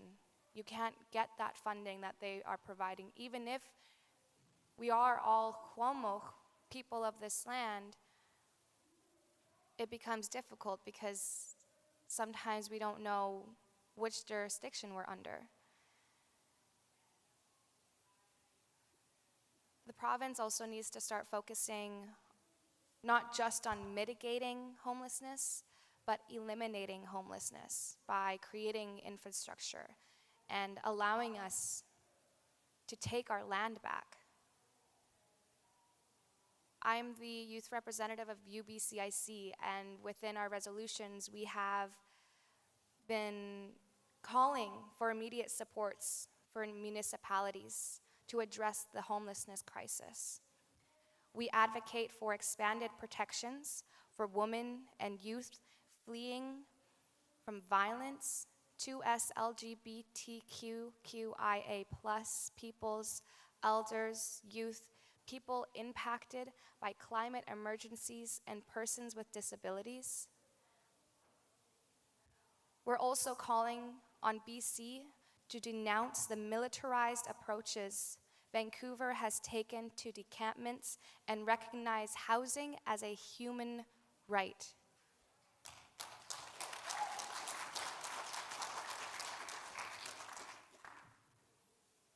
We call on BC to declare a state of emergency with the rising homelessness crisis. And we advocate for the land transfers to expand First Nations land bases and to end fighting First Nations in court. When we hear ministers talking, whether that be in person or on screen, there are so many tactics that are used, answering questions with questions. That's basically combating violence, because we have a right to hear those answers. It is our right to be able to voice and advocate for our peoples and have that reciprocal relationship that fosters care, respect, and honor. Give us our dignity, because we are strong peoples. As Kwamokh Mistimokh, as people of this land, we are people of this land. This is our land. And how much longer are we going to have to stand on those front lines, defending our land, getting our land back? How much longer are we going to have to scream at the top of our lungs to have a home, to protect our women and children? I was watching videos from the 7th AGA of UBCIC, 1975. Our ancestors were asking for the same things we are now. We do not want our grandchildren, our great-grandchildren, to continue on our fight. We want to get to a point where we can provide that infrastructure, that programming that fosters safe spaces for Indigenous youth who feel comfortable enough to use their voice in spaces. Because as of right now, when we speak, a lot of times people don't listen because we are young. But when we connect to that land and our languages and our cultures and hear those stories from our storytellers, our knowledge keepers, and our elders, I promise you, we are listening. We have our hearts and our minds open. So please, understand that we have a very clear perspective of what we need, and we are voicing that. We thank you for listening today. Aitzapka.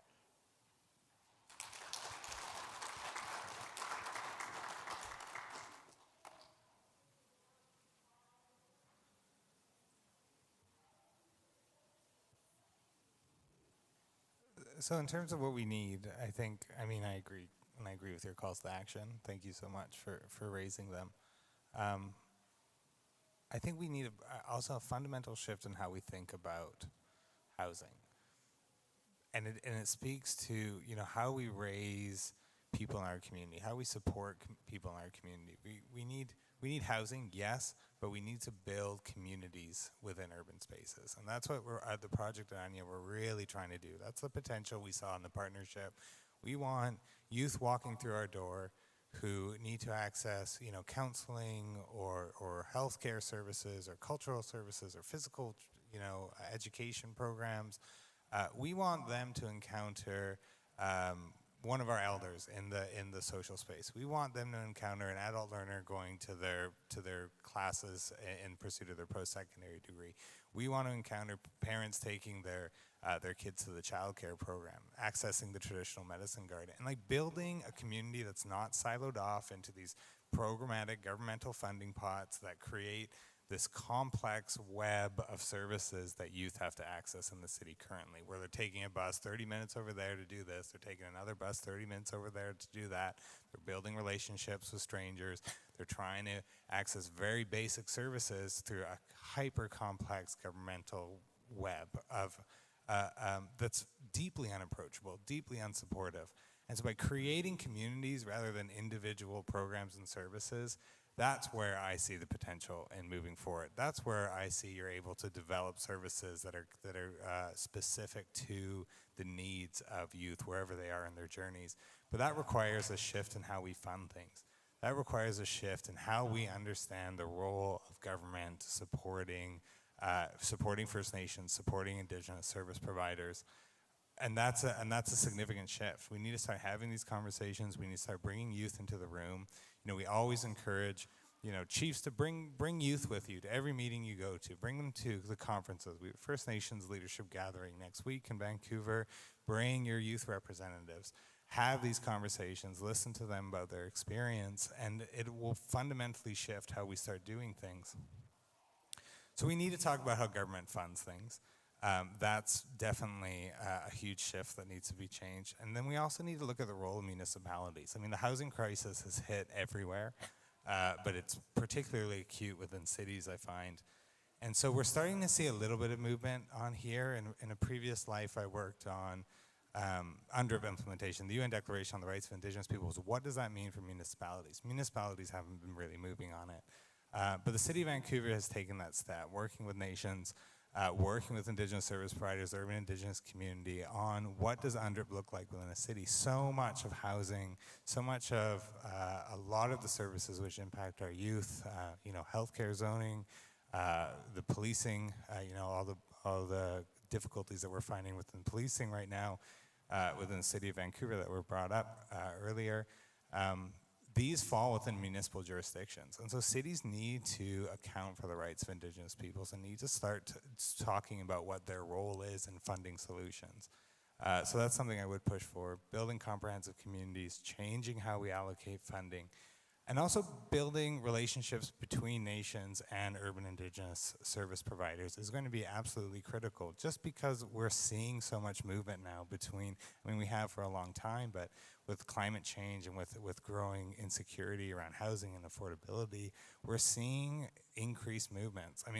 It's absolutely broken my heart since the pandemic, where our organization at Anya, we offer services to youth to meet whatever their needs are.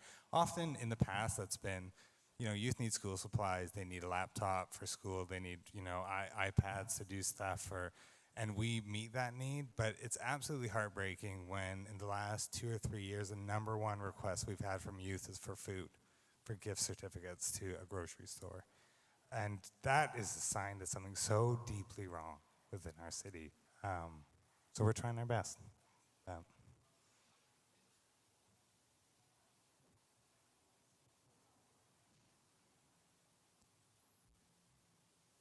guess my opinion on that would be preparing youth starting in school, teaching them how to be able to have a home and take care of their home and have pride in their home. These are things that we should be learning when we're younger, so we're prepared to take those next steps when time comes. Awesome. Thank you for that dialogue and answering those questions. Yeah, I just want to say thank you so much to all three of you. We are going to be moving into our Q&A portion of the panel now. So yeah, we do have some mic runners out there. So just a heads up for Zoom. I don't know if that's Q&As on the screen. It's a little bit too far away and small for me. But if you do have a question on Zoom, if you could just type that out in chat and I can read and address that as they come. And also if you want to ask a question over Zoom, you can go ahead and use the raise hand function and I'll call upon you and kind of jump back and forth between in person and on Zoom. So I'm looking out to the crowd if there are any questions in the room. Questions, comments? Oh, we got one right there, and then we got another one just in front.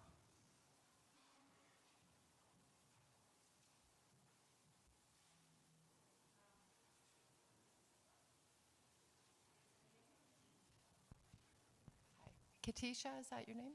Hi, Katisha. Thank you so much for your words. You're a very powerful speaker.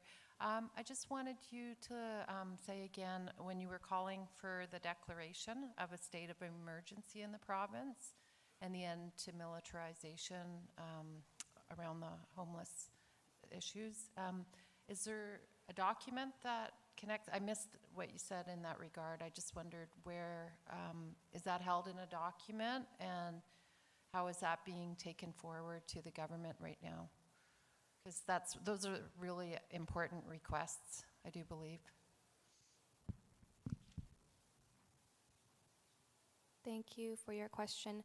That would be within the UBCIC resolutions, and you'll find that on the website under resources. And when you're looking through the resolutions, there are so many of them. And what we do afterwards is we do ensure that we're reaching out to the proper ministries and organizations that are involved with each of the resolutions. So we have been advocating and directly in contact with ministries. Unfortunately, we do have the issue of always needing to be within these silos, and sometimes that means that we are being pushed and directed to other ministries to go and speak with them, but we are doing the work. We are voicing out and advocating for the people because it is our human right to have a home, and what they're doing in Vancouver with the displacement of the homelessness is not right. Thank you, and we'll be jumping to our next question. I'm not sure that it's a question as much as, more insight from you as youth. I thank all three of you for speaking and being present today and bringing your concerns and comments. And one thing that the two ladies had mentioned was, all of you, but is mentioning that we need to be addressing this with our youth. So our kids in high school at a younger age. Like, I know I work with lots of universities. I network with them. There's lots of funding out there. We go out there and we try to push these trade trailers, basic electrical, plumbing, all those things. But how do we connect to the youth? And I think that all of the organizations or different people that are representing who they work for need to be embracing and bringing youth on with us to listen to them and having them going into communities. We need more roundtables with youth and saying, how could we have approached you earlier to communicate to you the need of educating you in our trades programs to be able to create these homes in our communities? How can we educate you to have that voice to be heard when you go out into the public and say the concerns because the homelessness is not just in our cities and communities, it's right in our hometowns. It's in our communities. All of our reserves are, overcrowded homes, children displaced out of, foster care and having to move in with their grandparents or their aunts. That's homelessness. And like you said, earlier, again, names, but, saying that you've moved 22 times. So many people have. So, but I guess my question to you, or where do you think we need to listen and learn, is how do we connect with the youth at grade 9, 10 level to say, hey, culturally, language-wise, where do our elders connect with those youth to be able to say, hey, you know what? We want to educate you to bring you back home and create homes for our people. How do we communicate with those youth to be able to go to ISC and CMHC and retrain their thought process of how we create homes? Because I don't believe it's just an apartment building. I believe it's a cultural building. I believe it's a place that they go back, they heal, they have, they learn their language, they learn where they come from. Like, my community works very well with that, and I just think that we need to educate that way. So that's just me putting it back to you guys and saying, how do we connect with those?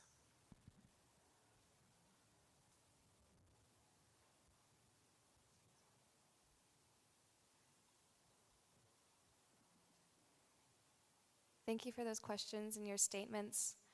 I've written a few of the notes down, and I want to thank you for your suggestions and being able to move forward with more conversations and roundtables with the youth.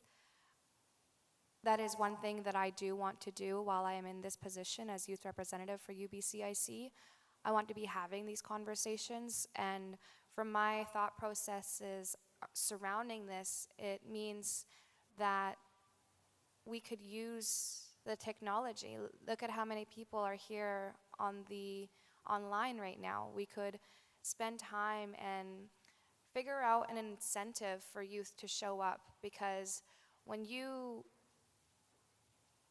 host an event, it'll say that you're going to have about 100 people attend, but in all reality, that usually means that at least 50% of those people aren't going to be there.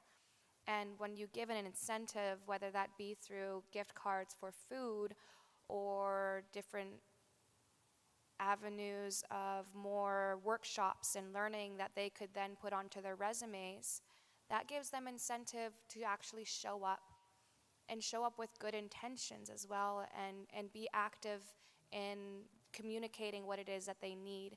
You need to give them something to look forward to and something to use and walk away with afterwards. You can't just expect us youth to show up at these forums and not give us anything. We have voices that matter and opinions that matter, and again, we need to understand that reciprocal relationship of honor, respect, and courage, and kindness.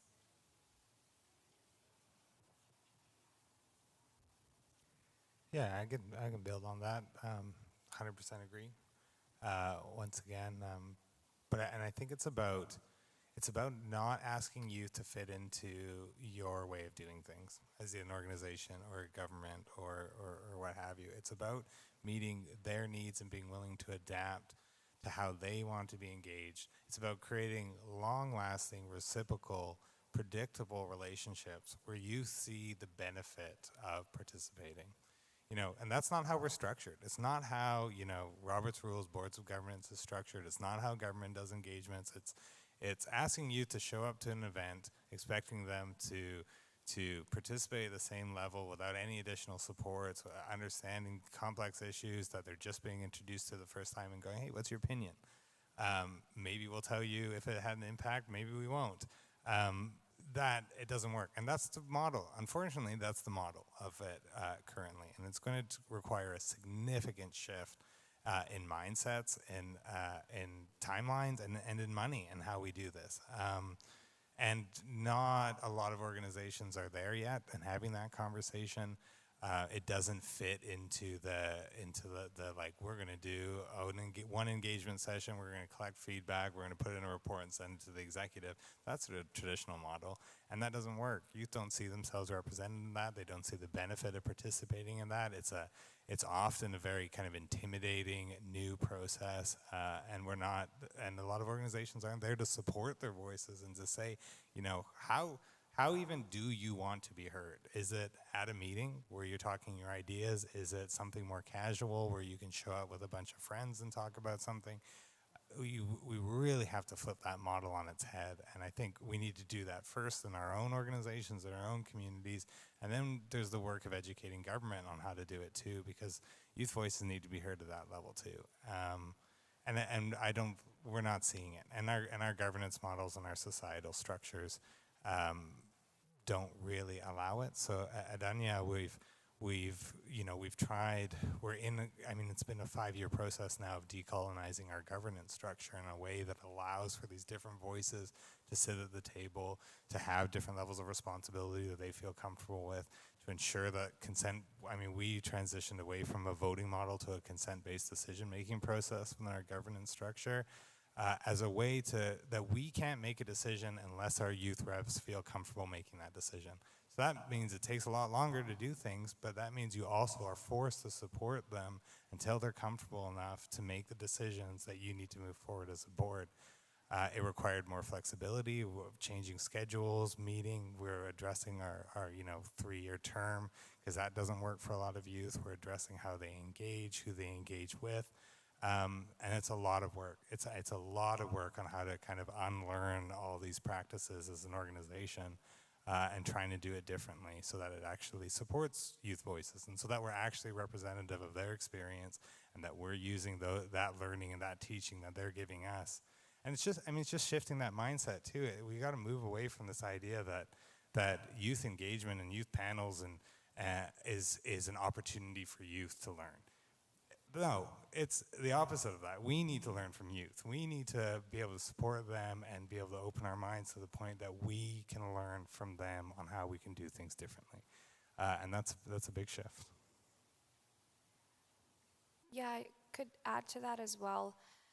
When we are thinking about creating these new programs and the ways that we're engaging with youth, I believe another incentive could be telling the youth why it is that they are there and how the information is going to be used, understanding the ideas of data sovereignty and how it is that you're collecting the use information and moving that forward, ensuring that there's a follow-up, whether that be through an email or a call or a report or a resource that's being built on behalf of the organization dependent upon the information that is being given to you from the youth. Tell us why we're there, please, and that will allow us to understand what we should be saying and how it is that we're moving forward. And it makes it exciting. If we feel as though we are a part of the environment that you're providing, then we're excited to show up, and we're excited to teach you and learn from you and move forward all together as one.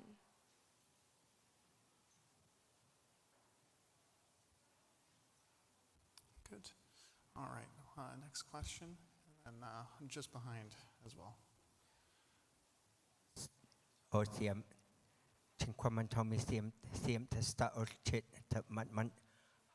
first of all, thanking our youth that are on the panel. Simply on Squamish, I've shared with various school districts that we don't really provide adequate life skills in the Western academia world. We don't give lessons on why it's important for youth to understand rental agreements and what those rental agreements mean and why it's important to pay your rent. We don't give lessons to our youth on why it's important to pay taxes, whether they live and work on reserve or they live and work off reserve. We don't give them those life skills. We don't give them life skills to understand why it's important to maintain your car, why it's important to, in the north, you have to plug in your car. I didn't know that until I rented a car. My car was frozen, 1983, back in the dark ages.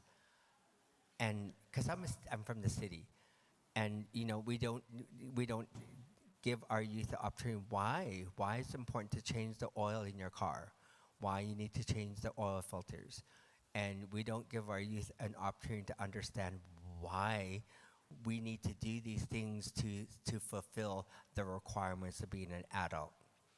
And so this is where we need to change the narrative in our school systems.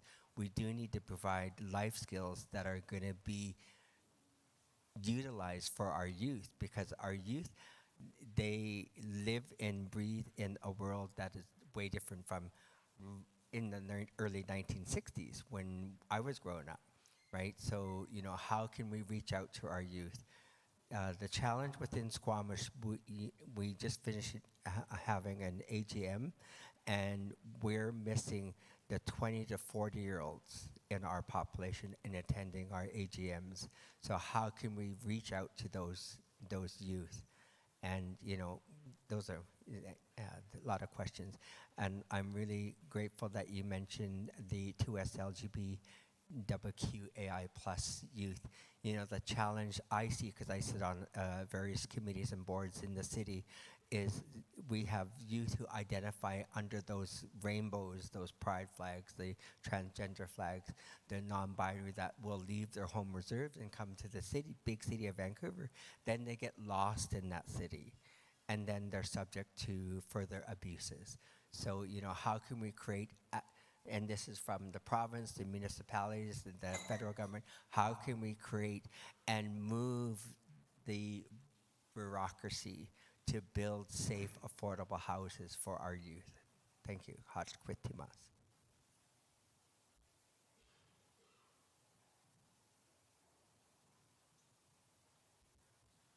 Haichkat Siam Simplion, for your comments and your questions. I completely agree. It's going to have to start in our elementary schools and our high schools, and inspiring from there to move on to post-secondary school, to specialize in areas that will allow for further communication with the youth and using their specific skill sets for the community and for the nations and for the urban centers. Our youth are intelligent. We are so smart and innovative. We're coming up to a time when we have situations where even myself, I go home and some of the youth there are more knowledgeable in our culture and the ways in which that we live than I am, and that's exciting. In terms of having more youth show up to meetings within your nations and feel as though they have a voice, I would recommend creating more youth councils for each of your individual nations and organizations, and that's going to have to mean that we're turning that system on its head and ensuring that we're doing it in a way that allows for youth to feel safe and feel as though that they don't have too much pressure, but still allow room for engagement that is meaningful. And when we do that and we give spaces for youth to speak all together on the issues that pertains to them, then I believe they will start showing up and realizing that the issues that pertain to them are those issues that already exist within the rest of the nation. And in that way, we can have a further collaboration between the generations.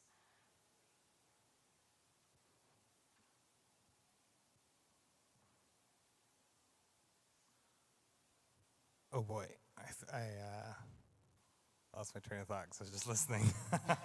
But I think to the points about life skills.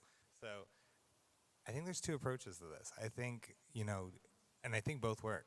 I think the suggestion of, you know, we need to take a hard look at our education programs and our systems and see, you know, what do youth want to get out of this? What's most useful to them? 100%. I also think it's about, you know, the city is tough, as I'm sure a lot of folks know, and it's not exclusive to the city, where it's so difficult to develop long-lasting community relationships. If you're getting moved around from house to house to house, you have different neighbors, you see different people every day, you're worried about getting evicted, you're trying to chase jobs or opportunities and having to move around, it's really difficult to build long-lasting relationships. And you know, that's also where you get those teachings. So I think we have to take a community approach to this, and you know, that's the dream of this urban Indigenous education project, is that we create a community with long-lasting relationships where elders where adults, where young folks and learners and their families live in this building. They access services. They're hanging out in the specifically designed lobby spaces, in the coffee shop, in the parks and the medicine gardens and the Longhouse amenity space, and they build those relationships. So that where a youth who might not have access to their community, they might not have access to their family, feels at home enough and sees enough familiar faces that they can go and say, hey, I'm having oil troubles with my car.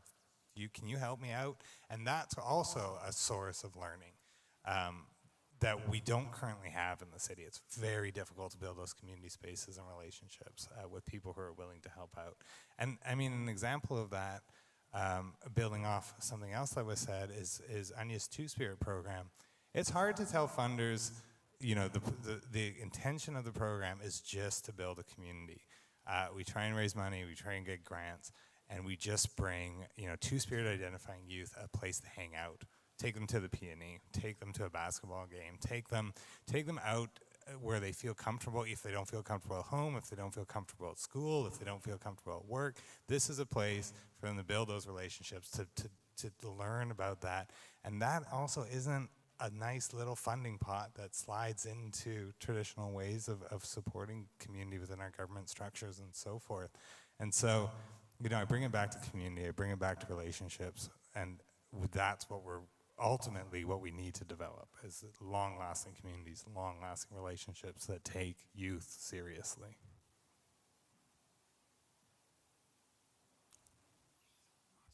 Thank you for that. And we'll jump over back there for another question. Swale, Swaswit Telsqui, Talitsalqua Chiam, Kestas Math, Telsqualwal Quilsquitslala Tlawale. I just want to say how incredibly proud I am of the youth standing there. It makes me really emotional. I'm here in a work context, but I'm also a leader from my community. I'm a member of my council for Chiam First Nation. And our youth have such high emotional intelligence today. It's incredible. Our youth have voices. I voted for both of you. And I'm really proud to see what you're doing for us. Some of the other pieces that I think that the funders need to understand in the back there, funding models aren't working, and we know that. We all know the 80-20 rule. 20% of the communities get 80% of the funding. 80% of the communities across the country get 20% of the funding. ISK has population density requirements for infrastructure. And if our communities are losing housing by the month and can't meet those population densities, what is this going to do to fix that? Our communities can't wait. Our communities can't wait to bring our kids home. Our communities can't wait to bring our people home. Simply, I need you to stand with me. Siam Siaya.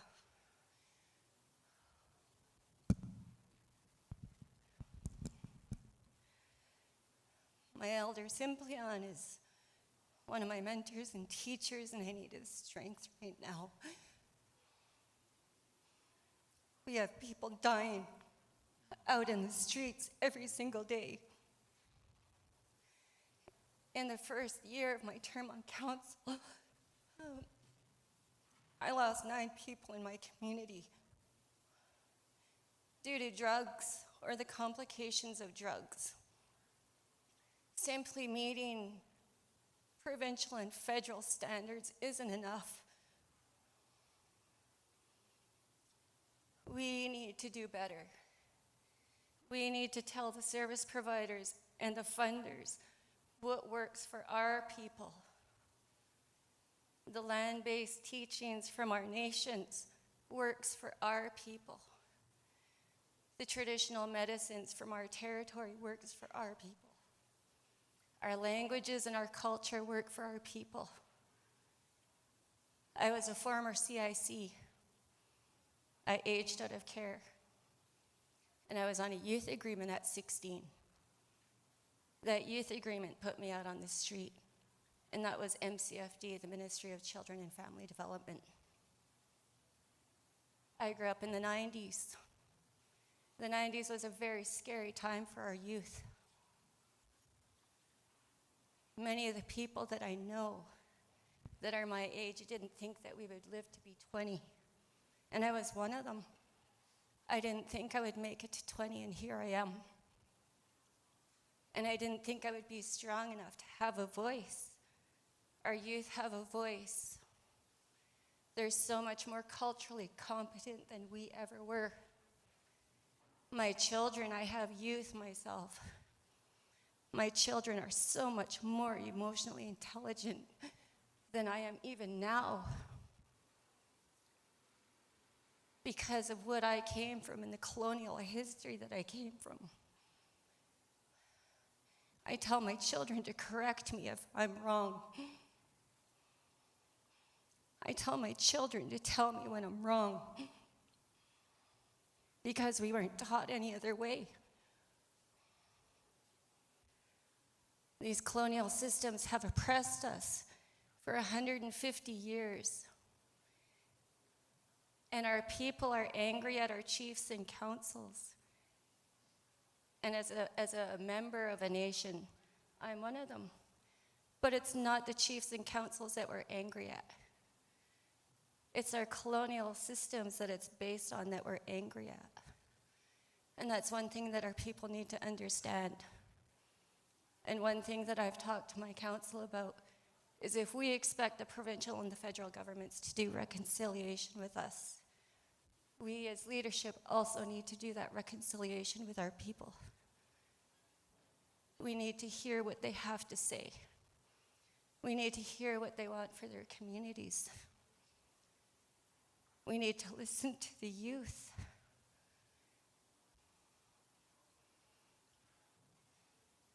We have to think 7 generations back and 7 generations into the future. What am I going to leave to my great-great-great-grandchildren? So the funders, I'm asking you, look at some of those obstacles and barriers you're putting on our communities.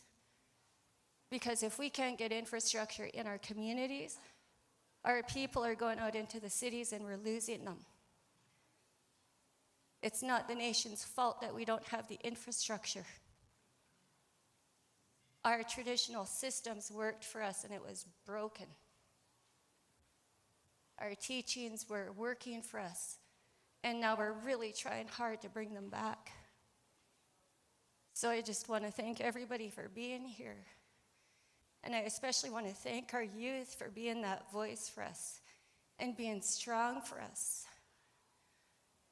Kosoy, you're our future leaders, you're our young Siams. And that's where we hold you. Please keep doing the work that you're doing and keep us humble to do our work. O Siam.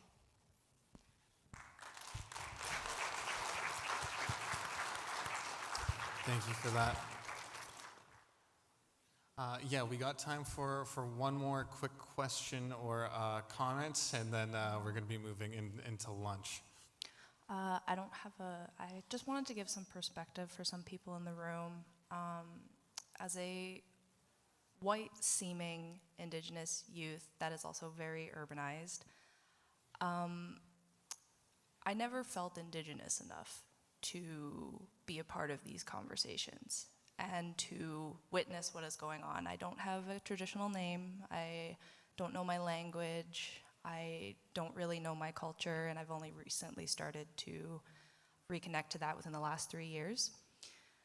And so I kind of wanted to say to the youth on the panel, and also to the people in the room, that the education system is definitely something that needs to be focused on, but also just previously our speaker, the infrastructure in our community really needs to be focused on too, and I hope that the funders are hearing that from everyone, because I can't really go back to my community. There's not a lot of opportunity there. The city does bring more opportunity, and it's very hard going to school nowadays and not feeling Indigenous enough, because I go to school and I look white, but I'm not really white. And I'm Indigenous, but I don't know my culture. So I feel kind of like a ghost of my people where I don't really fit in anywhere. So I just wanted to say thank you to the youth on the panel and the voices. You're voicing what I need to voice because I've never felt like I could voice it, and to the people that are here to support us as youth in this work. It's very empowering to see, and I appreciate what you're all here to do.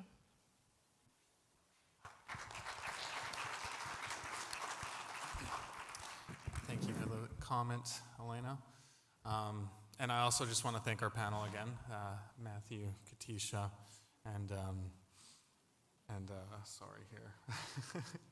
Is it Ashley? Yes. Thank you. I just want to thank you all so much. I want to hold my hand up to Ashley as well for sitting on this panel, and it's big steps, and it's a big experience, but it's some of the best experience too, is just sitting and listening and learning and being on these panels like this. So once again, thank you all so much for taking the time to sit with us over this last hour and a half or so. We do have a few gifts on the side for you all, to just for the honoring of your time. And I think they're going to be sticking around for a little bit. I think one or two of them may have to head off to catch a flight or two, but they should be around for lunch hour if you have any specific questions. But I'm just going to go into making some announcements moving into lunch hour, and we're going to be on break till 1, but I do have a couple other announcements.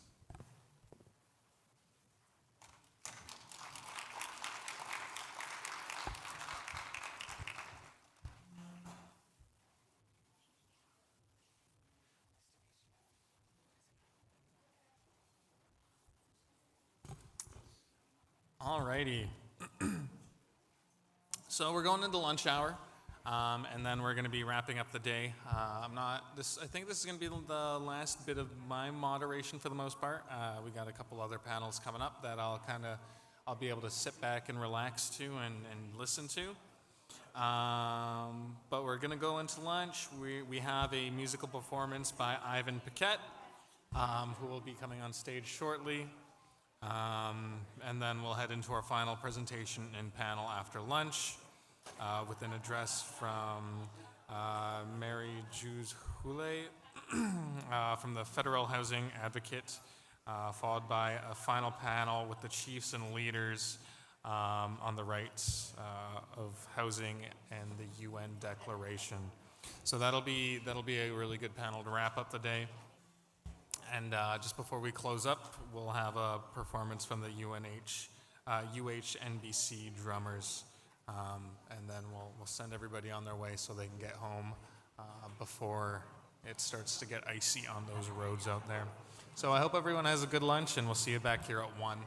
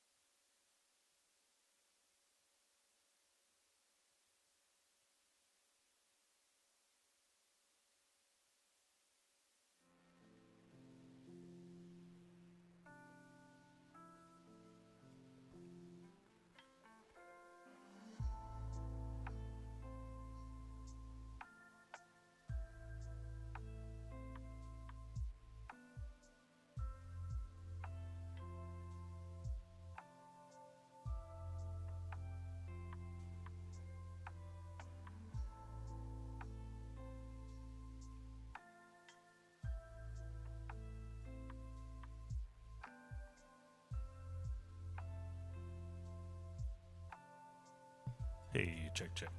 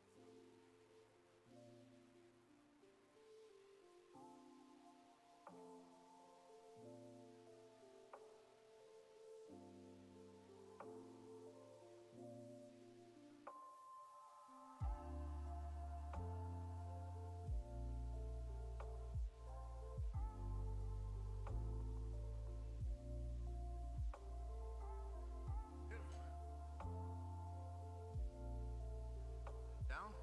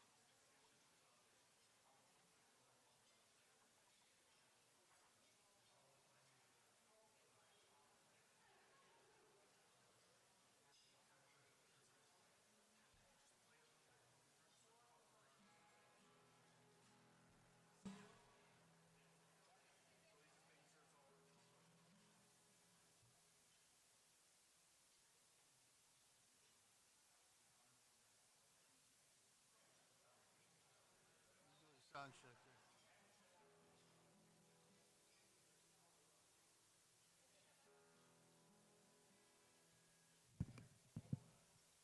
Check on 1, 2, 1, 2, 3. Right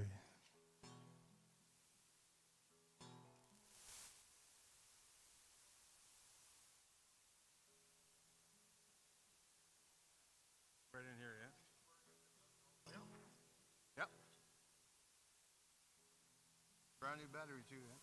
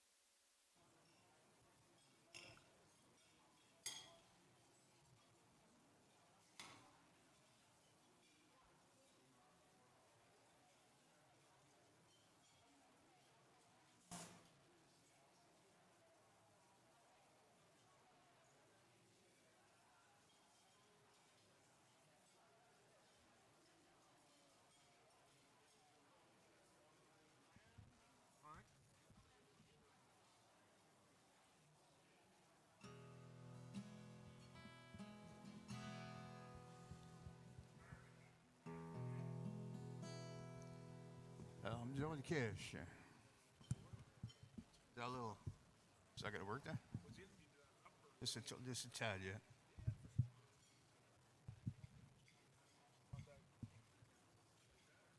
Yeah, just a little more, yeah. A little up, yeah. Perfect. Hey, Mary.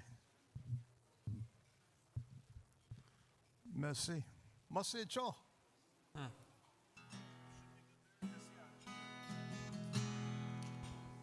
Was it wonderful for you? All right, here we go. All you have to do is you can turn these monitors up until it gets to it.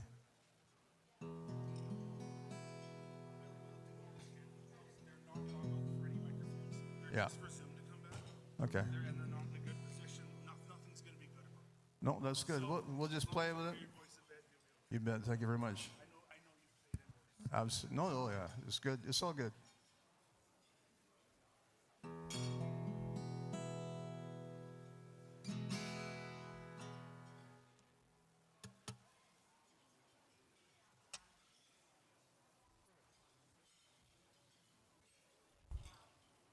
Alrighty, it looks like we're getting ready to rock and roll, having a musical performance over our lunch hour.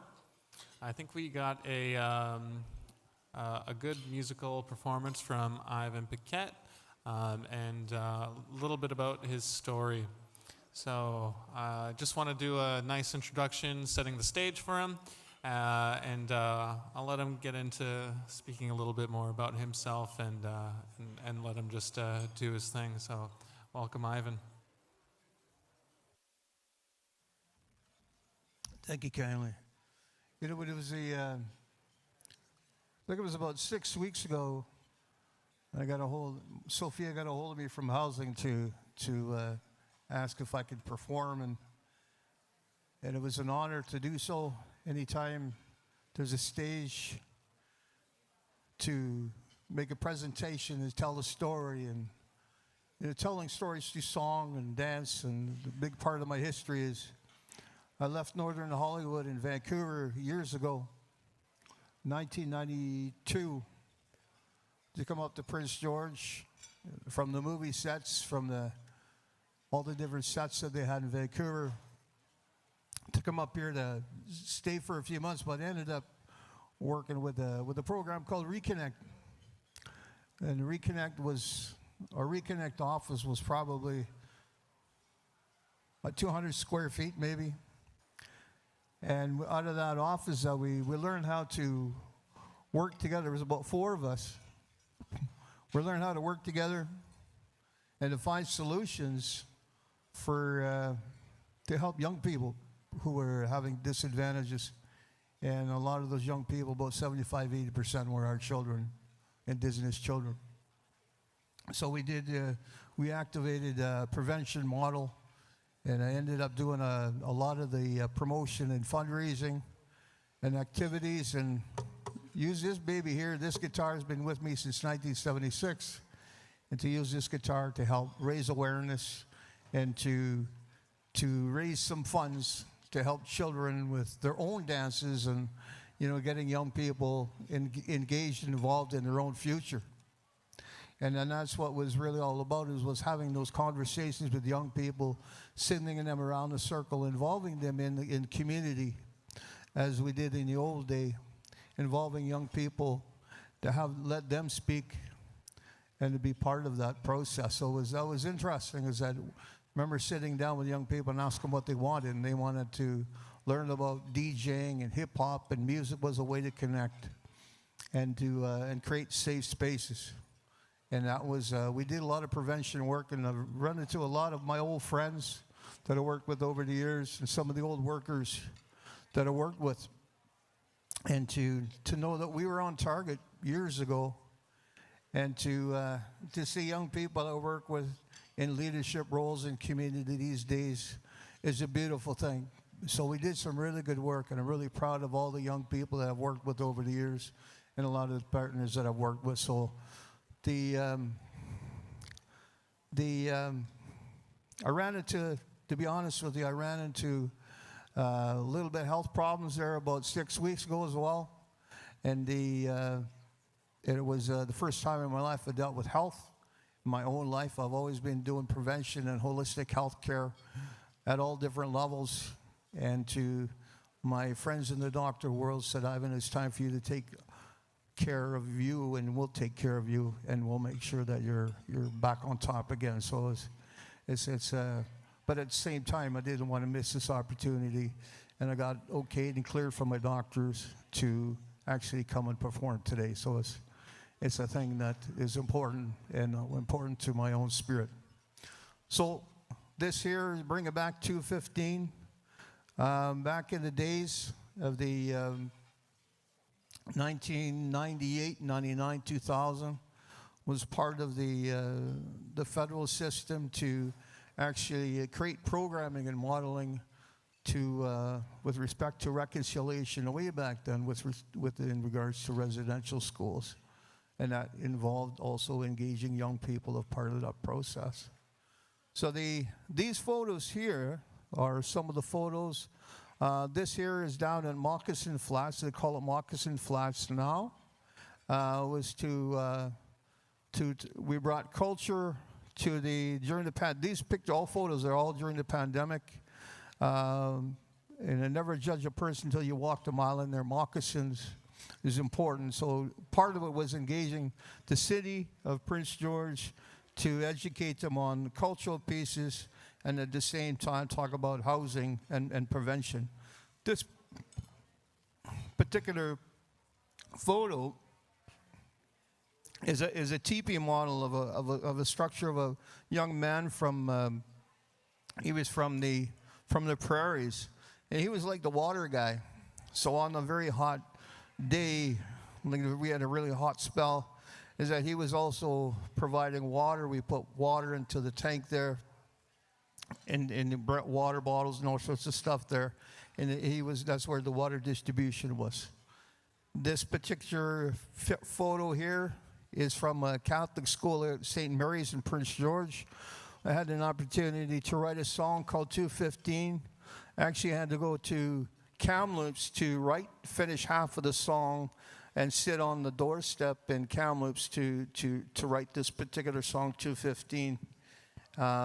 These are some of the young people that used to come to the hospital out during the pandemic, and we would sing, perform, and we would smudge and do whatever we possibly do to help support each other and support community and frontline workers.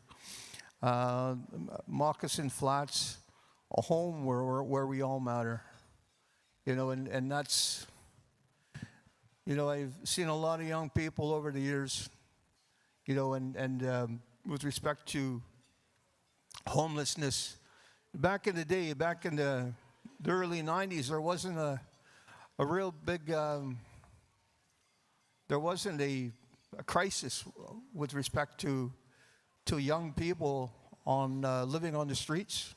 There was the odd place, but there wasn't what we have today in the Prince George and the northern region, which is a hub to a big crisis that we're having, and to know that it's not just opioid. There's a lot of mental health and other issues that need to be addressed, and to know that, the residential schools have played a big part of that, but we're getting through that, and we were working with, our partners to reconcile differences and work together in collaborative ways. So I just wanted to share some of the photos, sing some songs, and to spread the message of goodwill. So, thank you for having me here today. Thank you.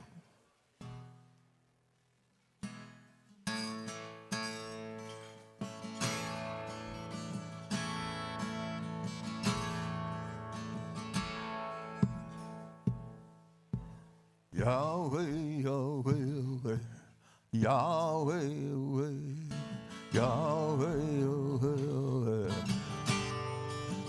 Yahweh, Yahweh, Yahweh.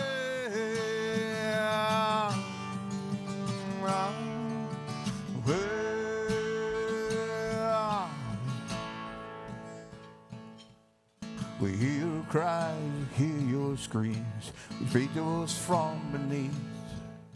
The pain and sorrows hurt. Guide us through the eagle bird. Take us home to where we belong. The sacred bones, don't forget. Children cries, children scream. 215.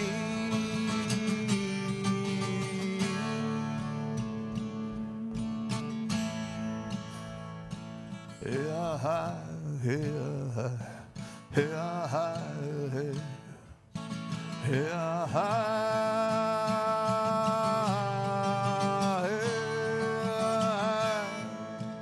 yeah. We hear your cries, we hear your screams. Speak to us from beneath. The pain and sorrows heard. Guide us through the eagle bird. Take us home to where we belong. These sacred bones, don't forget. Children cries, children screams. 215.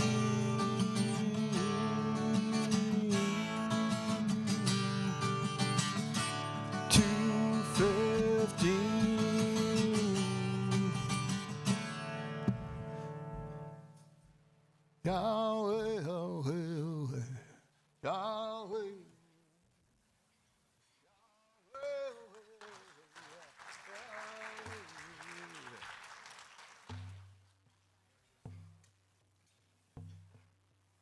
Yahweh, Yahweh, Yahweh, Yahweh.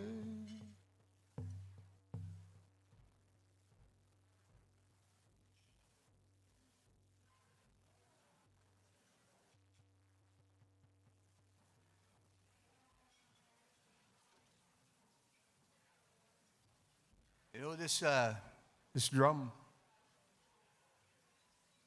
This drum that this particular drum. It's one thing is that we always share our stories and where we come from, and where I come from and where my ancestors come from is from northern Alberta, and Sawers First Nation up in northern Alberta, where the teachings come from my uncles and my aunties in the ward in the Cardinal family, my real blood, and also my father. And I lost my father during the pandemic, and it was really difficult that I couldn't see him, but I wanted to see him. And it was difficult. And it was difficult in a lot of our families. But we had to stay together and work together to help in so many ways that we could. But this drum, it came from the Naimo and the First Nation people. They sent it for 25 years to work with Indigenous people in Canada. And it came on in a good way, and it came with a Coast Sailor song. And it was a really, really, but it represented when it came with the skin of the animal. It was a deer skin from Vancouver Island. And we take for granted sometimes what a lot of our teachings were, is that this other drum I have is a buffalo drum. And to our people, what the buffalo represented was everything. Represented the Creator, represented what the gift that came with it, where the gift of the buffalo would provide us with shelter. The gift of the buffalo would provide us with food. The gift of the buffalo would provide us with clothing. And for tools with their big bones, the big strong bones, to help us through life. Sometimes we forget those type of things as we live in this modern day with all this technology. But also as well, You know, we can't forget about our old people and bring them in, to bring them together with the young ones and to share that knowledge and put the cell phones down and all the technology down and to share that and hear that truth is so important. But also today, a lot of that we can maintain in here. We have to also go back to the land and experience those things. So our modern day Buffalo now that provides for us in a lot of ways is education. With that education, we'll make enough funds to provide for our families for the food that they need and the shelter that they need, the clothing that they need, you know, and for everything else that we need, all the tools to get through this life. So the opportunity to educate yourself and to know that education is important and it goes together with housing, you know, with all things, but never to lose that wisdom that we know that's deep within us that we often yearn for. And that was, as a young person, I always yearned to be with the elders. So I learned when I was young to listen, use those tools too as well as to listen.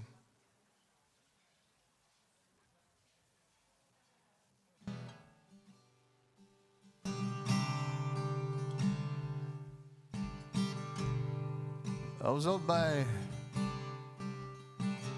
think it was Centennial Park, right across from the old Friendship Center, the old Mohawk there on First Avenue. I always take the time to listen to the young men out there and the young women who they open their hearts when they just need someone to listen to them. So this one time, this young man, he was looking through the window. This guy kicked him out of the store, and I said, wait a minute. How'd you know I wasn't going to buy him a coffee? Because I had another coffee in my hand, and that was for him. Went outside, and this is what happened in this song.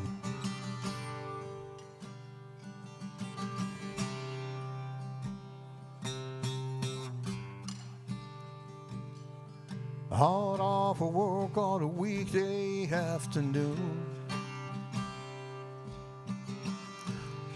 stop by a local store to buy a few things, a little more. Saw an old friend, but he was standing by the door. He said, this is what he said: this ain't the real me. Is that the real you? Is this a mirror I'm looking through? Never judge a man until you walk a mile in his shoes. So take me as I am. Love your fellow man. I'm a good soul falling on hard times. Can you spare some change you give a man a peace of mind? He looked me in the eye, had a good cry.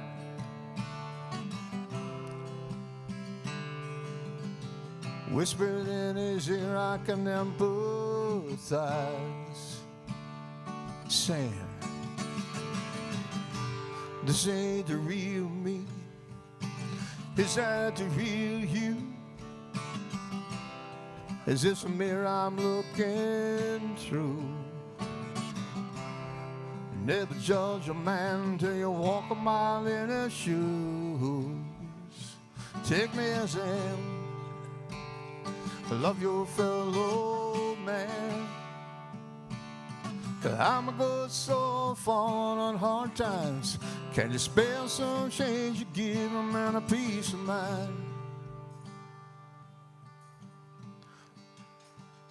I looked him in the eye, began to cry.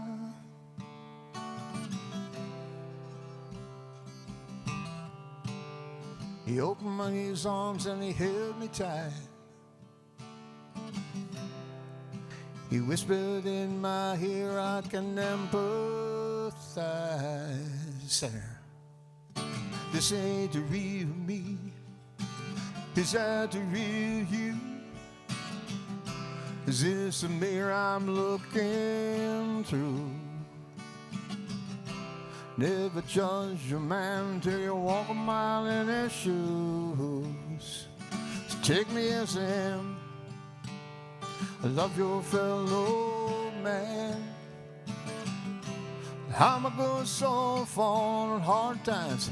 Can you spare a little change you give a man? That's all it takes sometimes, 'cause you never know what they're going through. Can you spare some change you give a man?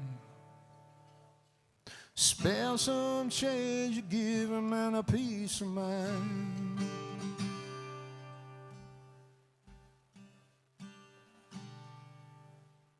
A true story.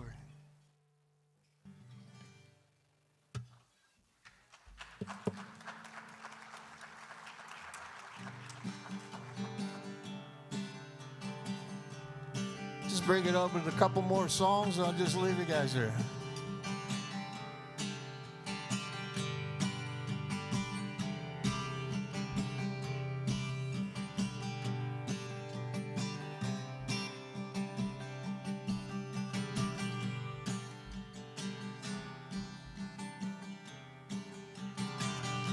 Some friends, he asked me out.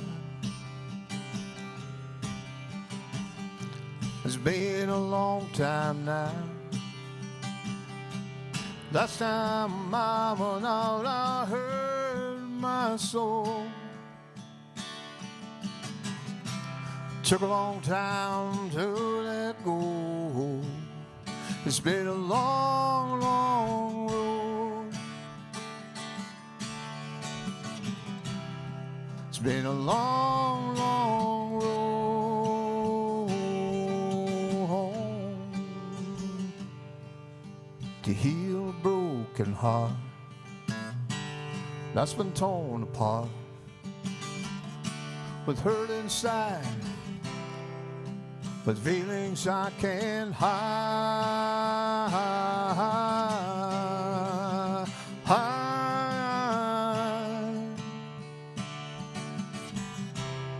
It's been a long, long road home.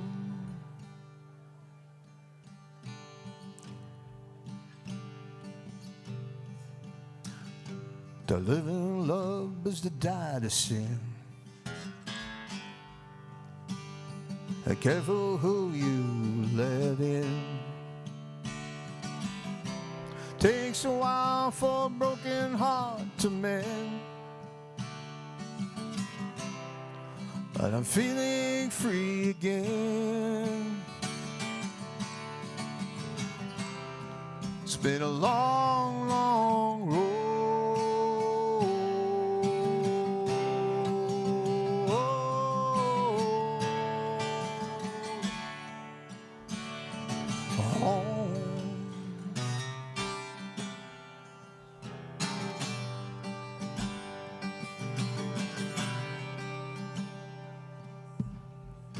To live in love is to die to sin. Careful who you let in. Takes a while for a broken heart to mend, but I'm feeling free again. It's been a long, long road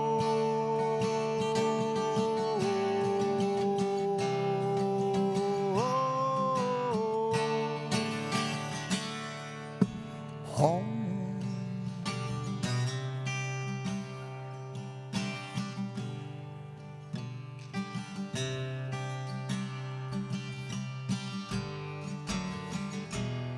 It's been a long, long road.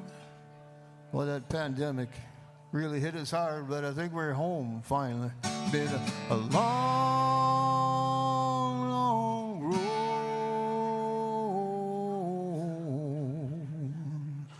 home.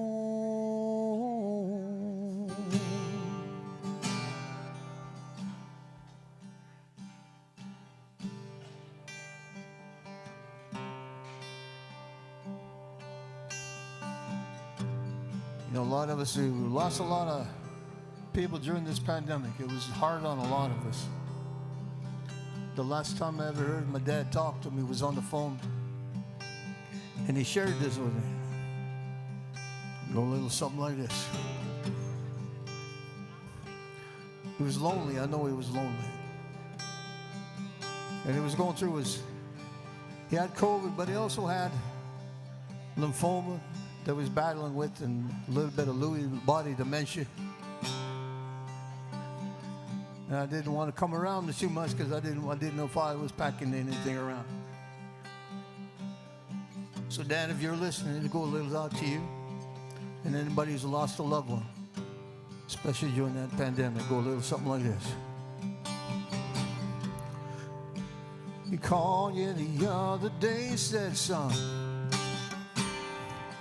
how you doing?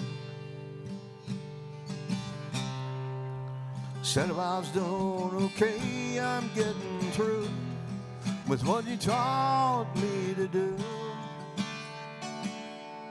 I'm getting through,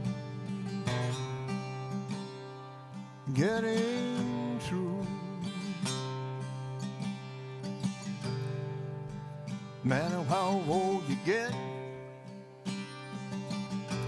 life is a battle of love and sin. Pick up that phone, son, if you need a friend. That was then and this is now. I'm lost in this world and I don't know how, but I'm getting through. Yes, I'm getting through. Said it gets to be too much. Need someone to talk to. Pick up that phone. Coffee's always on. 'Cause you're never alone. No matter how old you get, life is a battle of love and sin. Pick up that phone if you need a friend. But that was then, and this is now. I'm lost in the world and I don't know how. But Dad, I'm still getting through. Your folks never leave you. They leave you, they give you the tools. Always remember the tools to get through things.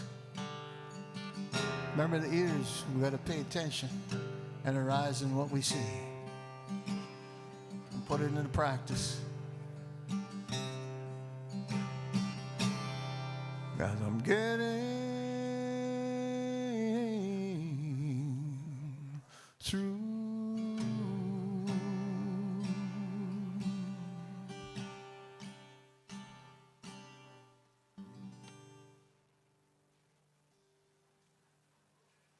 Stay close, people.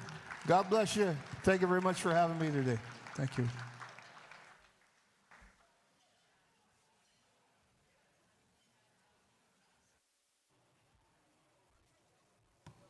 Thank you for that performance, Ivan. Definitely a really good way to wrap up our final lunch hour of the Housing Forum.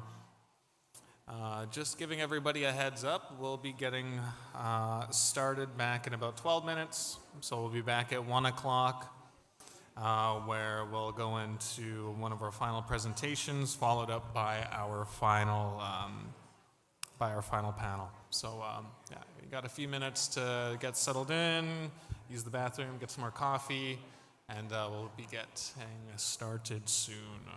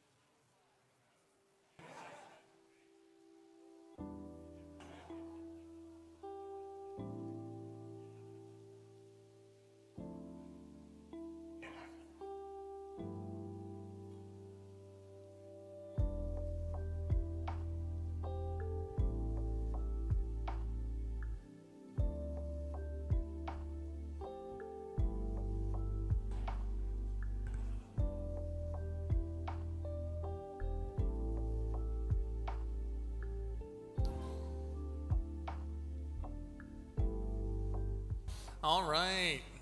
Welcome back, everybody. And thank you to Ivan once again for his performance over lunch hour.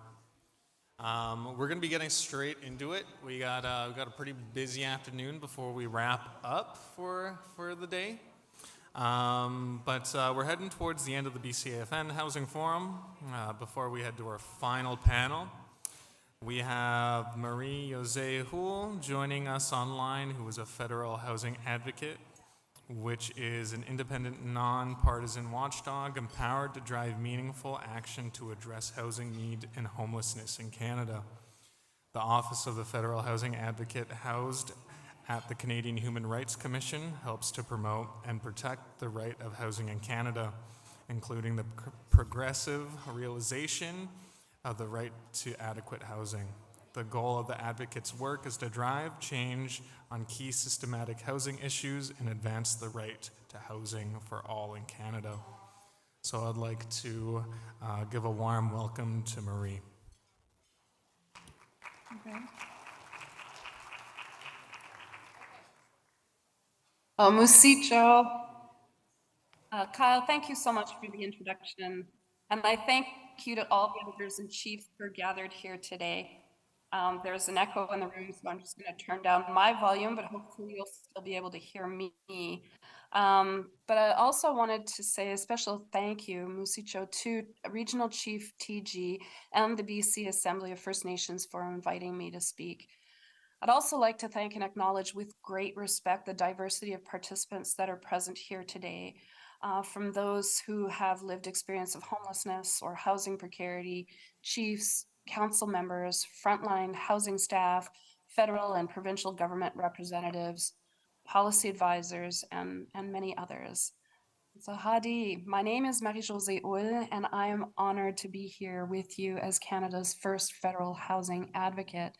Avant de poursuivre, je tiens à saluer le privilège qui m'est fait de m'adresser à vous depuis le territoire traditionnel et non cédé de la nation Algonquin-Anishinaabe, dont la présence ici remonte à des temps immémoriaux. And I'd like to honor the various First Nations represented at your event, including the Laidley First Nations host. This land acknowledgement is a commitment to the relationship we share and are building together, one based on friendship, peace, mutual respect, and reconciliation. And in fact, land is central to any discussions of the United Nations Declarations of the Rights of Indigenous Peoples and the human right to adequate housing. For too long, housing policy has been focused on units. Yep. And it's been ignored in the cultural context, of housing as a social good in a place where people connect to land, to water, community, and kin, as Jesse Thistle pointed out in his definition of homelessness. Today, I'm here in my role as Canada's first federal housing advocate, but first and foremost, I'm also here as a person who has experienced poverty and displacement, geographic marginalization, and housing precarity. As mentioned in the introduction, my role is as an independent, nonpartisan watchdog, and it's part of my job to monitor housing policy and hold governments to account for their human rights obligations. And I'm here to work together to advance your priorities and push for meaningful solutions to urgent problems. So I want to start by acknowledging the enduring effects of colonialism and systemic racism that continue to perpetuate dispossession, displacement, and violence for First Nations people. It's not individual failure or life choices that cause people to be homeless or living in housing precarity. It is a systemic failure, one of government's policies and laws that have unfolded over generations. Despite these realities, First Nations people have demonstrated with great leadership what it means to claim human rights. And with that in mind today, I want to touch on 3 points. First, what does the human right to adequate housing really mean? Second, what is the relationship between the right to housing and the UN Declaration on the Rights of Indigenous People? And third, how can we hold government accountable for human rights obligations, including Indigenous rights? So first, I want to explain that the human right to adequate housing means. The human right to adequate housing is defined in international law and is now enshrined in Canada's domestic law in the 2019 National Housing Strategies Act. Under international human rights law, there are 7 criteria that define adequate housing, including affordability, accessibility, habitability, where there's enough space for those who live there and in good repair, security of tenure to protect from eviction, forced relocation, or harassment, access to basic services such as safe drinking water, needs to be located in a safe place that is free from danger and pollution, and needs to be culturally adequate. So for everyone in Canada has the right to a home that meets all 7 of these criteria. And this framework is the start of building a human rights-based approach to housing. A human rights-based approach puts people first. It prioritizes housing that people need to live in safety, security, and in dignity. It acknowledges the role of culture and connection to land where it comes to where we live. And the right to adequate housing also imposes specific obligations on governments. A human rights-based approach to housing requires that governments mobilize all available resources to help people facing the most disadvantaged first, so that everyone can enjoy the right to housing in the shortest possible time. And it also means that there is a meaningful engagement by people with lived experience in decision-making processes. This includes First Nations people experiencing homelessness and those living in inadequate housing. And it's clear to me that the persistent housing inequities experienced by many First Nations are violations of the human right to housing that must be addressed as a matter of priority and with respect to the First Nations Crown relationship. My second point, it's about spending some time discussing the relationship between the right to housing and the rights of Indigenous people.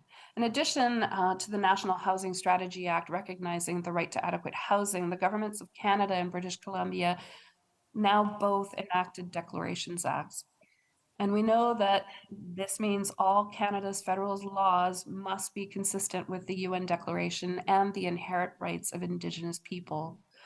Of course, this includes the National Housing Strategy Act, and I see this as an important opportunity to reinforce the links between the human right to adequate housing and then the inherent right of First Nations people. So where these rights intersect, there are a powerful opportunity to work together to create needed systemic change.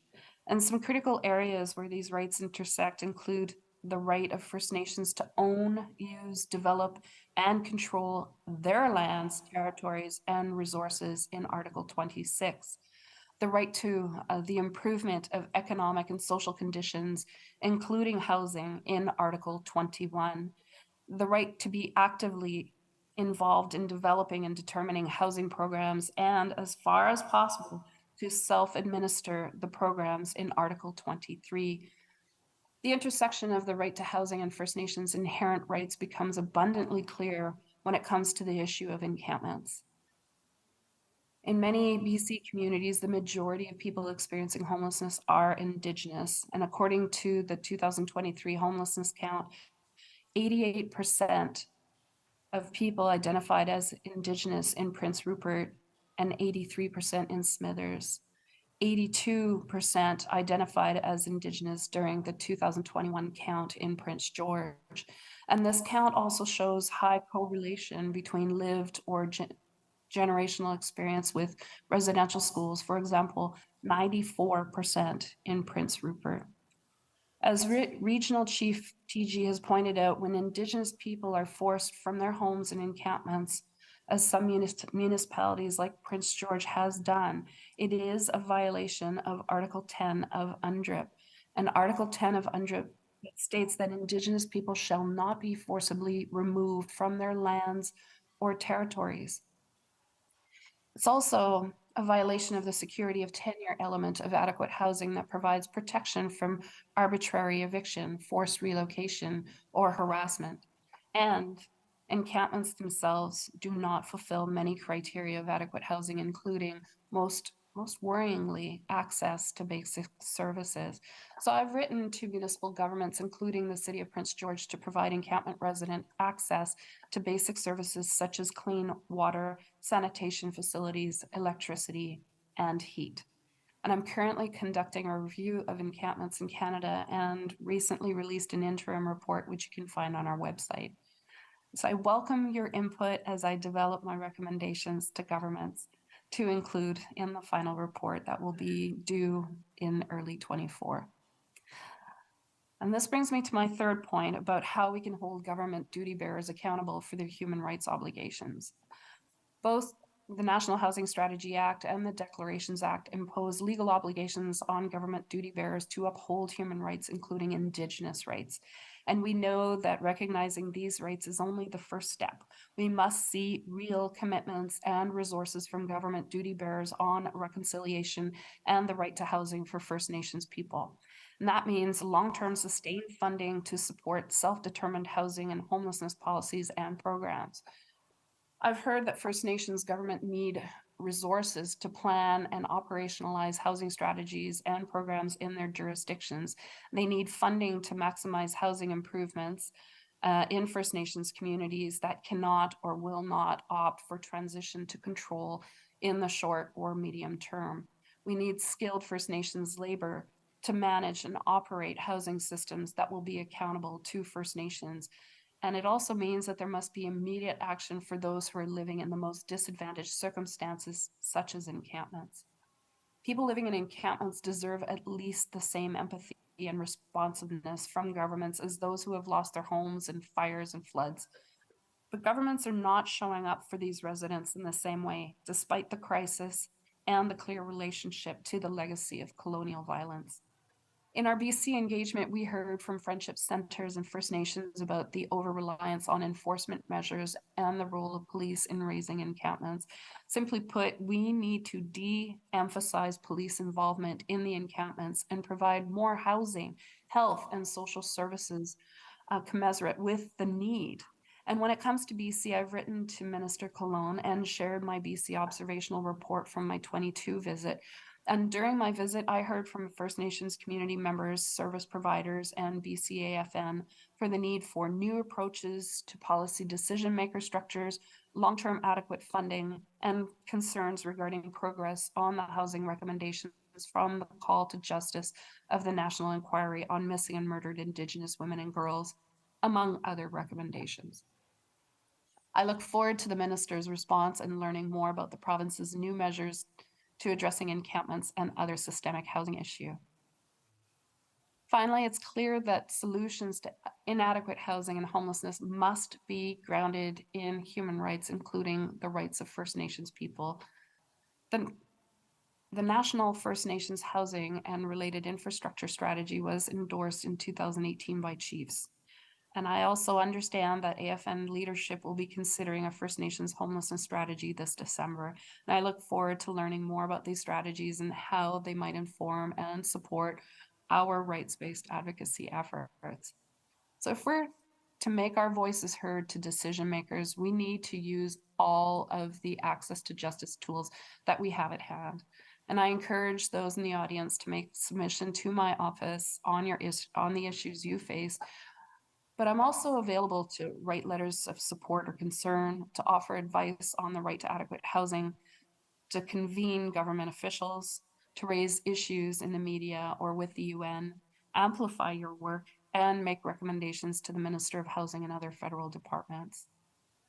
So to wrap up, I invite today's panelists for further exploration of the intersections between the human right to adequate housing and the Declarations Act. Specifically where there are opportunities and roadblocks for realizing the human right to housing and respecting First Nations' inherent rights to land and housing. We know that legislation is not effective without recognizing First Nations jurisdiction, broad intersectional and cultural understanding of what it means for policymaking, adequate resources attached, or meaningful involvement of the people it is targeted at. So how do we get there? And what steps need to be taken right now and in the medium and long term? Advancing the human right to adequate housing and the rights of Indigenous people will take all of us working together. And I look forward to continued collaboration with the BC Assembly of First Nations. And I look forward to working together to build a new vision for housing in Canada and in First Nations jurisdictions, one that is centered around the importance of culture, land, family, and community. One that is for social good and one that prioritizes the rights of Indigenous people and the human right to housing. Masicho, thank you.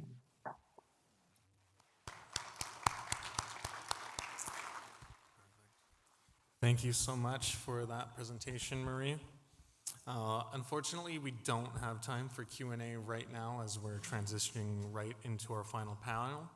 But we understand that you will be sticking around until the end of the next upcoming panel. So if anyone has any questions, if you don't mind holding that until the end of the panel, and Marie will still be in the room to answer any of those questions. But I would like to invite our moderator for the final panel, Joe Hermer from the University of Toronto, who is an advocate for the dehoused and has supported BCAFN with its ongoing advocacy on the rights of the dehoused in Prince George and beyond. So welcome, Dr. Hermer.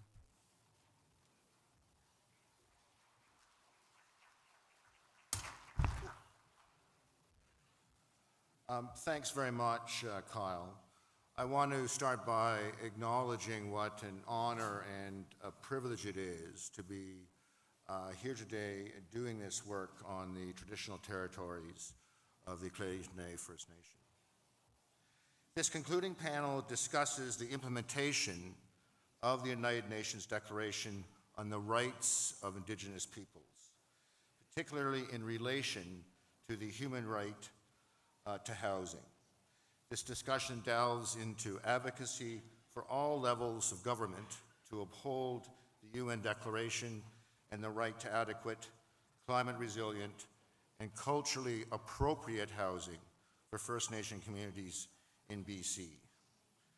Key topics include legal frameworks, land rights, cultural considerations, and community-driven approaches in housing initiatives. So I would like to give a warm welcome to our panelists. Today, British Columbia Assembly of First Nations Regional Chief Terry Teegee,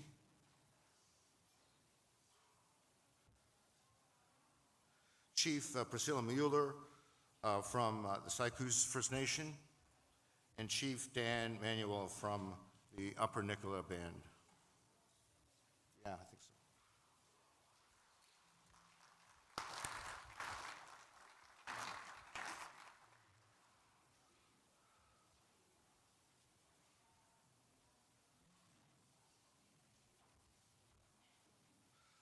Unfortunately, Fran Hunt-Janucci from the Aboriginal Coalition to End Homelessness was unable to make the panel today due to flight cancellations, and she very much sends her regrets. So we have until 2:30.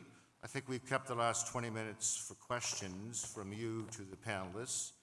So we'll do the panel until 2:10. I trust if I forget, there'll be some frantic waving somewhere in my site there. So let's start, and we'll start with you, Terry. What successes or challenges have been encountered at the municipal, provincial, and federal levels in the implementation of the UN Declaration regarding housing? Hello. Thank you, Dr. Hermer. First of all, I want to acknowledge the territory of Clydley tonight, the Daket people. I think, you know, in terms of housing, it has been nothing but challenges in regards to all levels of government in terms of implementing the United Nations Declaration on Rights of Indigenous Peoples. And if we're talking about housing, many practitioners here in this room would probably let you know that the Dead battery? I think the challenge is, if you look to our communities, we're already inadequately funded for housing in our communities. And if you couple that with the ongoing issues of prices of housing and construction products, that has been really exacerbated by the pandemic, there's another issue. And you look at the other housing issues in regards to remote communities. So if we're going to implement UNDRIP, there needs to be adequate resources put towards housing not only First Nations communities, but also within municipalities. I mean, you know, if you look at in Vancouver, there is one jurisdiction that has adopted UNDRIP as policy. So not only provincially, federally, but municipalities have adopted UNDRIP as policy, and that's a good thing. I believe Casilium spoke about housing yesterday with the Squamish and the Sanok development, which will see thousands of homes come online, and also the Musqueam, Squamish, and Tsleil-Waututh, which will see more development of housing. You know, the good thing about those housing developments is that there's an allocation for affordable housing in those developments. And that has to be, you know, one of the things that we need to look at for other jurisdictions, such as Prince George. Now, one of the issues is that the challenges, I suppose, is that places like, as Marie stated, you know, the high rates of homelessness, anywhere from 70 to 80%, is that some of those names that Marie identified, such as Smithers, Terrace, Prince Rupert, Prince George, have adopted really, I think, detrimental bylaws that punish the homeless. Punitive, I suppose, charges too, if you will, towards the homeless people. I mean, look at here in Prince George, you know, they've you know, dismantled the Millennium encampment and the Millennium Park encampment, and many of them have gone to Moccasin Flats. But, you know, and I think you know this as well as I do, Dr. Hermer, that some of these types of bylaws that is very punitive in nature have been imposed on the homeless people. And it's really an issue that their rights as Indigenous peoples, or their rights to access a home is being challenged by municipal governments. So it's not in line with the provincial and federal governments. The other thing is we're very early in the I suppose in enacting UNDRIP, Bill C-41 provincially, Bill C-15 federally, and far too often is that the government, you know, right now we're seeing the provincial government is abandoning their own laws. They're not upholding Bill C-41 UNDRIP, not only in terms of housing, but we can see it elsewhere, really in their positions towards child welfare, their positions towards mining, forestry. The problem is that it's their laws, they should be upholding it, and they should be putting resources towards, you know, really upholding DRIPA, and also resourcing it, properly resourcing it. I think we've seen in the last 5 years a good outcome when they first came into power on the NDP, put $500 million towards housing. We need to see more of that type of funding federally. But I think it's going to be a real challenge federally to implement UNDRIP, and it's going to be a challenge where we need a willing partnership with federal and provincial, and perhaps even more so municipal governments that I think really, I think would uphold DRIPA and not, I suppose, persecute our people who are homeless. Thank you. Thank you. Good afternoon, everyone. For our chief and council here in Sycas, we're only about an hour and 15 minutes west of Prince George here. we were trying to find a way of how do we engage with our members that are living off reserve and that are unhoused. And so we wanted to take kind of a grassroots approach to addressing some of the issues, and started coming to Prince George it was right after the pandemic where we decided to start hosting these healing fires and trying to find a way to meet with our members where they were at. Instead of them coming to us, we wanted to go to them and to find out what their needs are. And so I think some of the successes are there are really passionate organizations here in the city that are really trying to fight for the rights of homing all of the people who are living here on the streets.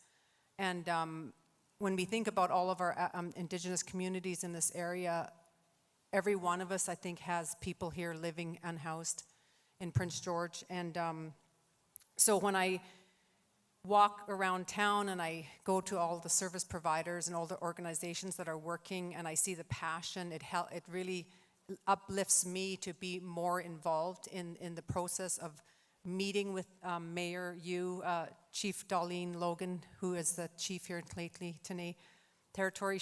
Her and I met with the mayor to talk about the unhoused and the challenges that the city's facing, and what could we do as leaders to get involved. And we did talk about a northern caucus for the chiefs to kind of come together to talk about what could we do. We need to look at solutions. We know there's lots of challenges. We have enough issues that's happening in our own home communities where we have a very hard time to try to find the time to do any other work besides work in our own home communities. And so the Healing Fires has really brought the people who are unhoused to gather with us. So we're trying to find out what are your needs. I really feel that unless you're on the ground and talking to the people who are living unhoused, you're not gonna get a vision. You're not gonna find the passion to really try to reach out to try to help those who are unhoused. And I just spent the whole day last Thursday at Moccasin Flats, and where we fed people, and we went through to visit and talk to people. And I talked to a young man who was just, there's little things I think that the city can do, and I think leadership could be behind these initiatives. And one is like to bring power even to that area, to bring some water. Last year in February, we had a really big healing fire, and we had a lot of organizations there. We had a lot of leadership there. And it's small things like paying for porta potties for 5 months, so they could have a place to go to the washroom like that. To us, that's nothing, but when you go there and you see how they're living, it's very, very sad. I wish we could do more. And then, of course, the challenges, I think, is because we live in the north, a lot of the weather is a big challenge. And when we think about the shelters, they're understaffed. Maybe the staff are not trained enough to work with people who are really struggling with addictions and mental health issues. And of course, transition housing and permanent housing. I know that the organization, the minister mentioned HEART this morning, and they're having a meeting right now at the coast today. I was just talking to the mayor this morning, and they're looking at housing all of our people here in Prince George in the next couple of weeks.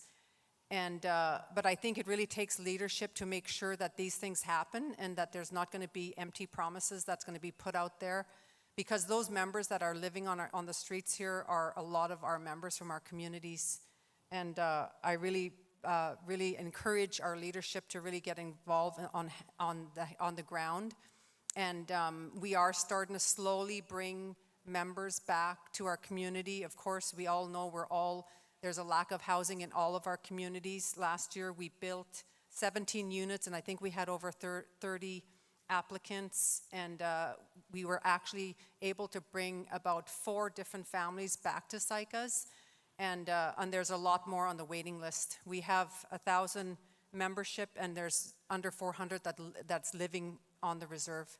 So there's other members that want to come back to community, but you know, there's a lot of struggles. You heard the chief yesterday talk about we have these grants and we have these initiatives for building houses, but when you look at the cost of inflation, the increased cost of material, you know, it's costing us a lot of money to build those units. And we need that support from the government to make sure that every one of us are able to be in a safe place, to have a warm place to sleep. And yeah, I better not ramble on anymore. Thank you. Why Huskelhal, Pisnog Seal, he squeezed Quilila, he summer squeezed Danny Manuel, Kenyal Michwam till Spachman, why Tathan Chuck and Cook Stute, Cook Kitchen, Timalat Yil Tim Hulau, Yilanwian, Tim Hulau, Ladle Tene, Masi Cho, Denise, Skyze, Sakoze. My apologies on the acknowledgement of the hereditary chiefs. My wife is from Burns Lake and Lake Babine Nation, and they have a little different way of saying it, and I haven't quite gotten I try to listen to Regional Chief TG all the time when he says it. It's a little different. But I really want to acknowledge the Ledley Tene and the chief and the hereditary chiefs and matriarchs and the leadership for allowing us to do the work here over the last couple of days in having this really important discussion about housing and the impacts to each of our communities, not only regionally in the province, but these discussions are occurring across the country. My work as the political rep for BC on the National Chiefs Committee on Housing and Infrastructure really informs some of the discussion that we're having today, and it really reinforces the national similarities that we have across the country when we're talking about these issues of implementation of the declaration, whether it's UNDA or UNDRIP or DRIPA, and really how they affect us on the local level. And I'm from Merritt, Upper Nicolet's kind of between Merritt and Kamloops, north of Merritt, south of Kamloops. We have about 30,000 acres of reserve land, just over 30,000 acres, and we have about 1,000 members, and roughly half of those live on reserve. But when we're talking about the local governments, whether it's municipal, provincial, or federal, really we've been working at all 3 levels to try to implement a better response to this housing crisis, because we're not just feeling it in the large urban centers, we're feeling it out in the remote rural reserves, like at Upper Nicolet. You know, we're feeling the housing crisis, and we're seeing that, you know, we're not able to respond in an effective way because the cost of the housing is just going crazy. But we're really doing a lot of work locally to try to address these issues. And one of the things that we've been focused on is really looking towards affordability, looking at ways to develop more affordable housing, but also housing innovative, I guess, you know, in terms of the funding side, because we all know how difficult it is to get housing on reserve. And so we've actually we've been successful in an application for on reserve housing project, which I think a few people have mentioned over the last couple of days. So at Upper Nicola, we're building 26 units right now of affordable housing through the BC Housing program. But it's been really difficult to find ways to work in that program that fit our needs as a community, because, you know, we have certain ways of doing things on reserve. We have certain we have a certain development model that is a lot different.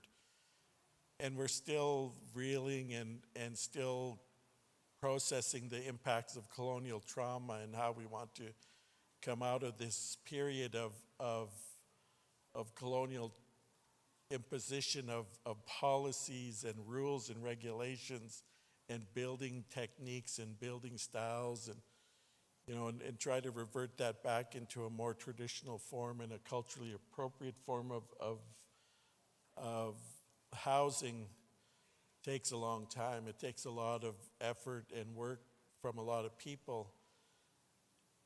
And all that work has to be done as we're unpacking the trauma, as we're still processing the trauma within our communities. So it makes it all that more difficult.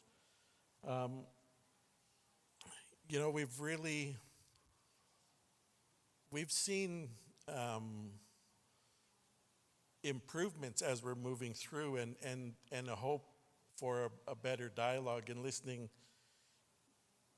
here over the last couple of days, I could see that there is a lot of work going on. My brother, Chief Lamprof, he's still back there, talked about the impacts of climate change in these environmental disasters that have been coming through the area. In Merritt, we've had not only the atmospheric river, which occurred in 2021, but in 2017 and 2018, we had 200+ year flood events, followed by heat domes and large fire events. So we've had these cascading environmental emergencies related to climate change that have literally forced the other levels of government to pay attention to what we're saying, to pay attention to our ways of knowing. But at the same time, they've exposed the colonial trauma that we've faced. One of the things that really became apparent for us during these multiple evacuation events is that we have a large number of unseen homeless people, not only in our communities, but in the municipalities adjacent. So in the city of Merritt, during the atmospheric river event of 2021, they evacuated the whole city, which meant anybody that was unhoused in the city had to leave. And it wasn't until that evacuation where people in the community started to say, well, my sister is normally in town, and she's always at Quilchana Square at this time, but now she's not there because nobody's there. So we start to see the indicators of homelessness are exacerbated as a result of these climate change events and these climate disasters. And they're really exposing for us the need for us to work with the municipalities, to work with the provincial response agencies to better support the community members as they're going through this. And at the same time, they're still inflicted with this colonial trauma, which leads to mistrust, leads to aggravating factors. They may have substance abuse or addiction issues that are related. So we have to take all these things into consideration. So in terms of challenges and successes related to as we're moving through this space, we really have to be aware that, you know, we're at this, we've got to unpack the colonial trauma to be able to effectively manage and plan for a change that could take multiple years. But at the same time, we have to realize we don't have that time. Like we heard former Chief Mitchell here saying, you know, we don't have time in the climate environment, and our people literally do not have the time that the ones that are living on the streets, that are unhoused, or maybe on the verge of being unhoused because their rents are going up to an unaffordable level, where they may be on the verge of eviction and facing large bills to actually get rehoused. That's occurring right now. So we have a lot of work to do, right? Great, thank you very much. Sort of moving more specifically, how should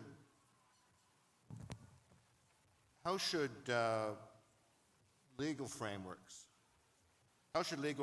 at the national, provincial, or regional level be adapted to align more with a right to housing? Well, I think, like I said before, legal frameworks really comes down to political will. More recently, in the last month here, we saw a decision. This isn't related to housing, but it's related to the implementation to the Declaration of Rights of Indigenous Peoples Act provincially. It's the Gigatla case in regards really taking the Mining Act to task. In particular, the provision for online staking. And Gigatla and Hedisat First Nations took it to court and stating that it doesn't live up to UNDRIP, nor does it have an ability to gain consent from First Nations. The court came back and said, yes, it has breached its ability to consult First Nations. It upheld the court case of really, I would say, Haida. But the problem there is that the province's argument did not uphold the declaration. It did not uphold their own law, Bill C-41, the province's law in regards to free, prior, and informed consent. Rather, they wanted to put forward arguments that the current status quo of online staking or just merely consultation is okay. And matter of fact, it's okay. It's easier for our industry to come in and exploit many of the lands in British Columbia with a provision said that is allowed to stake online in the computer, put in your visa number, and you could stake a part of your territory without your knowledge, without any First Nations knowledge. So the reason I use that as an example is that the province can't come in. I mean, they're really looking at this two ways. On one hand, state, yeah, we fully adopt UNDRIP, but in this case, we don't. It has to fully adopt UNDRIP on all these cases, whether it's mining, whether it's housing, the right for our First Nations to have homes. I think we need to see more resources brought forward by the province of BC in terms of housing. We've definitely seen a good, at least some good indication from Minister Kalon here in Prince George to put more resources towards the homeless here and elsewhere, really wanting to try and find solutions. I agree with many of my chief's comments. We've seen many organizations here in Prince George that have advocated for the issues of the homeless for really many years, if not decades. I would say decades. So the solutions are there. It needs to be properly resourced by the provincial and federal governments, and then that has to be upheld within the policies and laws that exist federally and provincially. And it is the basic human rights that are being upheld with the Declaration. And that basic right is, if you really think about this is the basics to life. It's the basics to fresh, clean drinking water for our First Nations communities. It's our ability to have our own homes in our communities or in urban centers. So, you know, I think the province and the federal government need to uphold and implement their own laws. These laws, Bill C-41 and C-15, are their laws within their colonial system. And I think municipalities, good to see that Vancouver and some other municipalities have adopted UNDRIP as policy, but it's one thing to have political will to adopt policy, but it's really another thing to actually implement it. And that's where we're stuck in terms of really recognizing our human rights to a home. And I think what we need is an alignment of all these levels of government, including our own, I suppose, as First Nations, to allow ourselves the best opportunity to provide those homes for our First Nations, not only back home in our First Nations communities, but in urban centers. And you know, many of those other policies need to align with UNDRIP as well. Including, you know, what was discussed here as a part of, you know, the issues of the climate crisis. You know, it's been 2 years since Lytton burnt down, and Lytton First Nations communities still have not rebuilt some of their homes. Little Shuswap Lake First Nations, 31 homes were burnt down this year.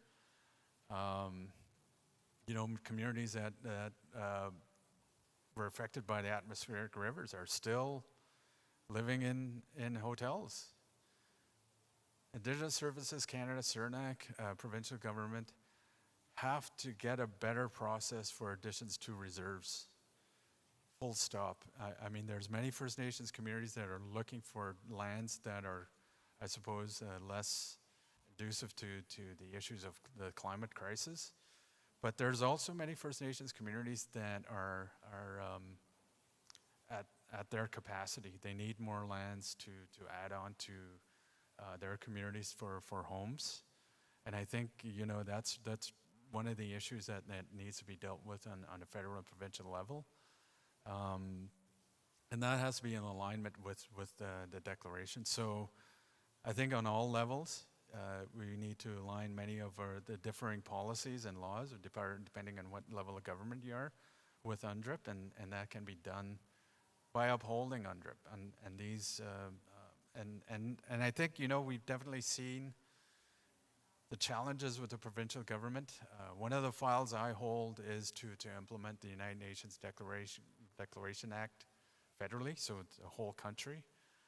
We have adopted a national action plan. But if BC is any indication of how challenging it's going to be provincially, it's going to be that much more nationally.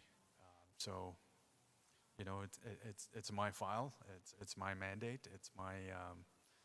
But I'm up to the challenge, and I think many of our chiefs here in British Columbia are also up to it as well, because. I think it really provides an opportunity to assert our sovereignty and our self-determination, not only in our region, but also across this country. Thank you. Thank you, Chief Terry. I just really appreciate the work that you've been doing regarding the Declaration, and there are trailblazer chiefs all across BC that are behind making sure that these laws are implemented and followed. And I thank you for your work there, Chief Terry. You know, like housing is, you know, it's a basic right, and unfortunately we all of our communities and all of our encampment members who are living in these encampments are being discriminated against.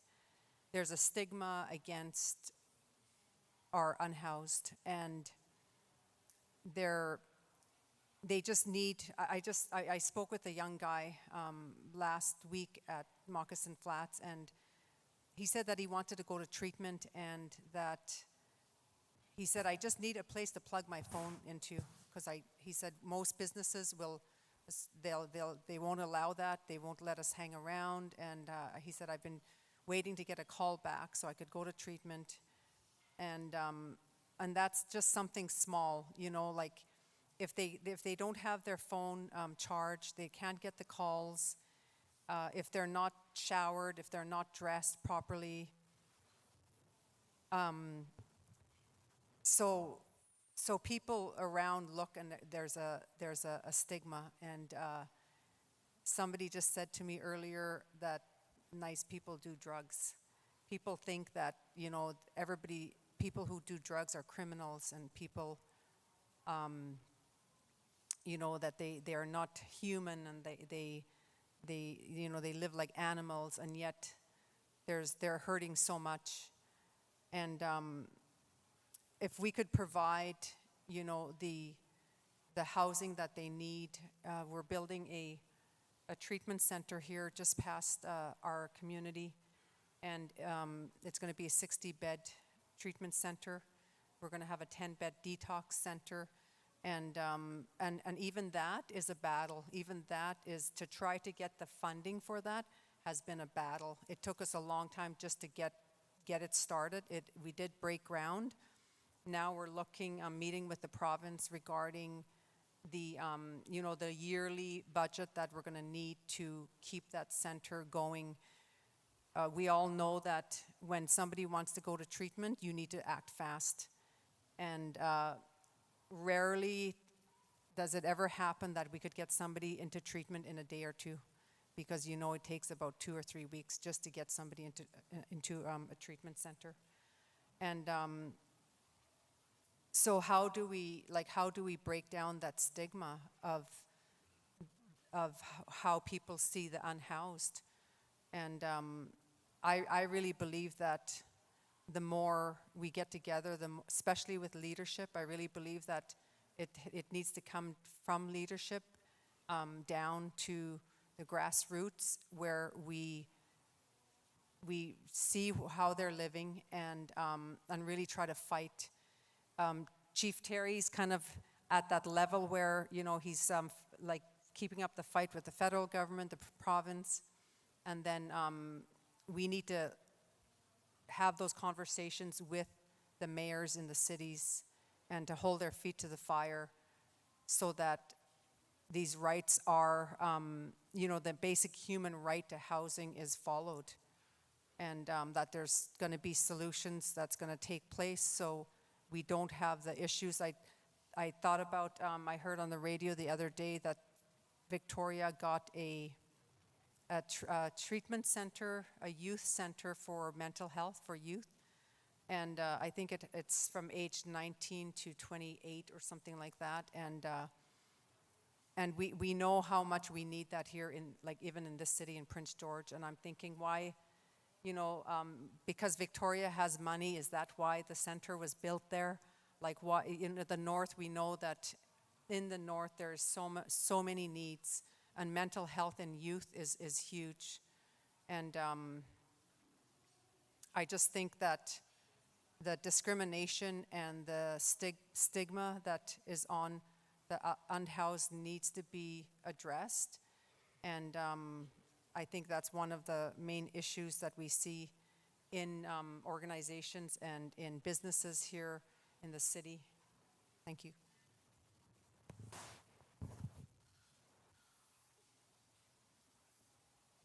So,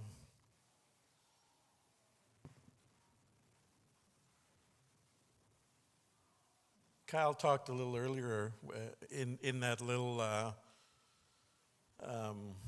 time where he had time. He told us a story, and Kyle and I come from the same nation, the Okanagan Syilx Nation, and we have a set of traditional laws, traditional practice that we use to guide our day-to-day life. Chaptik, And Kasapi scale, a long time ago, the people, they didn't have homelessness.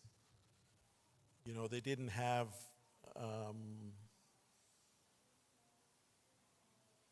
a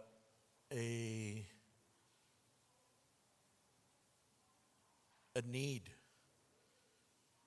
You know, and this is one of the foundations of the Declaration is in this space we're in now. We have to ground it in what existed prior to colonization, and we have to be prepared to accept that an impact was felt by the scale, by the people. When British Columbia or Canada asserted its sovereignty, you know, again, through their courts, they say now 1843, I think, 1846, whenever it was. And so if we look to, let's say it's 1843. So if we look to 1842, you know, what were we doing? You know, what existed here in this place? What existed in my place, in Spachman? And I know personally that there was physical space held there by my people, and that space was held there for generations. And as we occupied and used that space, we developed laws and systems of governance and society to allow us to continue to occupy that space. And to me, that's what DRIPA or UNDA or the Declaration is meant to do. It's meant to acknowledge that space and try to look into the contemporary window and say, how do we re-engage in that space? So when we look at that, we really have to look at the foundations of our traditional forms of governance, which for us is rooted in oral history. It's not written down, and it's all shared through stories and tradition and passed down from family member to family member. So when we look at the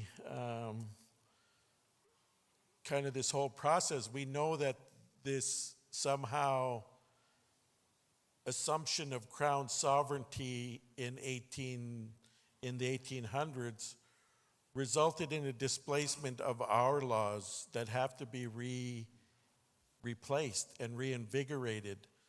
So the work that we're concentrating on in Upper Nicoll is reinvigoration of those traditional laws and practice by standing up our authority. And we really have to be fully informed and aware that the Crown is morally, ethically, and legally deficient in its assertion of sovereignty over our lands. And it's the first two that are the ones that are often overlooked when we have a discussion, because we focus on the legal, because that's the easy part to define, because we can look, we find ourselves looking to their courts to define it for us. But morally and ethically, we have to come to a space inside of ourselves that accepts the harm that they've imposed, knowingly imposed on us, because they can't claim ignorance under the adoption of these laws. Now the claim of ignorance is gone, and all that's left is the fact that we still suffer the generational impacts of colonial trauma, and we have to be willing and able to unpack that and to stand up our laws that say, well, this is how we build a house. This is how we build a shelter. This is where, when, and why we do that. Thank you. So we have just a little less than 15 minutes left and time for one last question. I think it was really something that Advocate Houle touched on a bit. And how are First Nations' inherent land rights intertwined with the right to housing, and how could First Nations continue to advocate for this recognition in policy and legislation? And why don't we mix things up a bit and start with Chief Leader. I think some of the things that, I talk about, like, housing is a basic need, basic right. People need a safe place to sleep and to be housed. Some of the issues I think that are happening and why our people are, suffering the way they're suffering is because of the residential school and child welfare. A lot of the, if you talk to any of the unhoused people in the city here, most of them came out of care. So what we're finding in community is that we have young adults that are coming out of care, that are coming back to community, and we don't have the housing for them. And so that's a really big issue that we're facing right now. So there's a lot of mental health issues that they're struggling with, and I think any kind of rent supplements, and for us to be even prepared to know who's coming out of care, so we could plan. We've been trying really hard to be more involved with our child welfare and making sure that we know who's going to be aging out of care, and try to make sure that we have supports for those who are coming back to community. But many of them are not coming back to community. They're getting caught up in the life of drugs and alcohol and addictions, and so when you look around Prince George, I'm just using Prince George because this is kind of where my area is from. You see a lot more youth that are on the streets. And if you think about the stats, even in Vancouver, I think there's almost 500 youth that they've counted that are living homeless on the streets of Vancouver. So the numbers are getting higher. And someone was talking yesterday about providing housing, but not only providing housing, but providing the supports where there's going to be, counseling, there's going to be mental health supports, there's going to be medical supports. You can't just, take someone off the street and put them in a house, or, they need to have those supports, wraparound supports, otherwise they won't be successful. And a couple of months ago, we did, walk around Prince George with Minister Whiteside just to talk about, so she could look and see with her own eyes really what's happening down in just one city here in the province. And, she came to tears more than once on that walk around here in Prince George. And we visited all the service providers and all the work and how overworked they are trying to support a lot of our youth that are living unhoused. And sorry, I'm just kind of talking about more of my experience with what I'm trying to accomplish here in Prince George to try to reach our members that are living here. And like I said, and I'll say it again, that I really feel that it needs to come from leadership. It needs to come from leadership down. And if we could see our chiefs walking around and touching base with your members, it's really gonna make a difference. And I think it'll help us to fight harder to try to make sure that these basic rights of our members are gonna be addressed.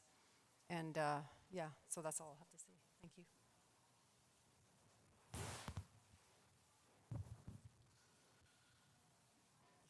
Yeah, it's really just a continuation of the previous question. And, I want to get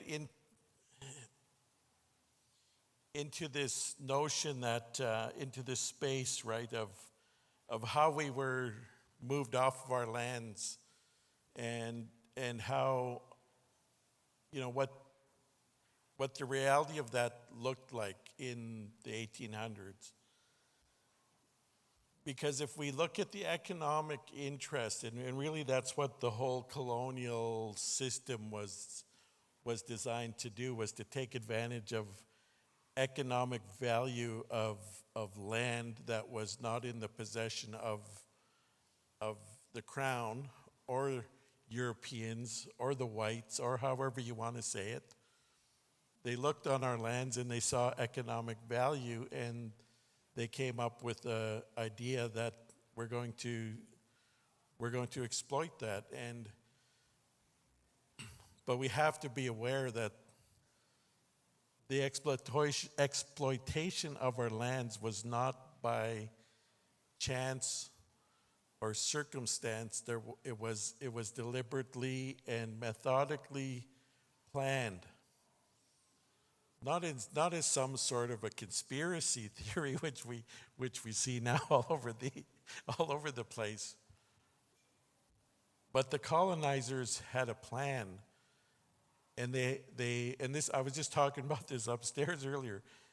If you look at the orderly development of our lands, because they, under their systems, they developed the systems that Chief TG talked about, the free miners permitting system is one of the outputs of their orderly colonization of our lands that allows the free miner to assert authority or assert title or assert ability to use a part of land that is not available otherwise to them, and would certainly not be available to them under our traditional laws. Because under our traditional laws, when you wanted to use land that didn't belong to you, you had to go through a process that involved exchange, that involved recognition, that in some cases involved exchange of children. My family is the result of a blood treaty between the Okanagan and the Secwepemc nations, where children were exchanged, where families were united under a treaty to bind our nations together in order to allow one group to use the land of another group. So we have a deep understanding and history of use and occupation of our lands that really binds us literally in our languages. They spring from our lands. They are rooted in our lands. The literal translation for the people in Tsiltsan language is to be torn from the earth. So we can't unwind our word for the land, Timhulau, references a spun together system that cannot be undone. So everything is related. So when we talk about this right to housing and how it relates to land, well, if we took the economic value from the assertion of Crown sovereignty to today and applied an economic value to it in this Western system, the people, the original inhabitants, the true owners of this land would certainly not be unhoused. We would be able to, again, like I said, earlier, in our historical state, we were able to have abundance and to house everyone, and there was no need for additional resource. We would be in exactly that same position today. We would be able to address the wraparound supports that I heard talked about here earlier. You know, the need for immediate care for not just our young people, but for all of our people that are seeking treatment for addictions. We need to have the ability to have a bed for them when they need it, not when it's available. So those type of things take resources, and they're all intertwined. And I know we're running short on time, but I really want to leave you with that, you know, that our history, our culture, our oral histories contain everything that we need to counteract the declaration of sovereignty by the Crown over our lands. And that's the key to unlocking the resources of our lands, is to reestablish our laws over those lands. Why? Thank you, Chief Manuel, Chief Mueller, for those good comments. I think what we need to reflect on here is how we got here. And what you spoke of, Chief Manuel, was the design and the plan. You know, 1452, the papal bull from the Pope that allowed the colonization of the Americas and Africas that were brought upon by Britain, France, Portugal, Spain, that came over from the Americas to colonize these lands that we call home, that was always occupied by indigenous peoples. And really, I think, you know, in the 1970s, when the discussion of the development of the Declaration began, was in reaction to genocidal policies, was a reaction to colonization.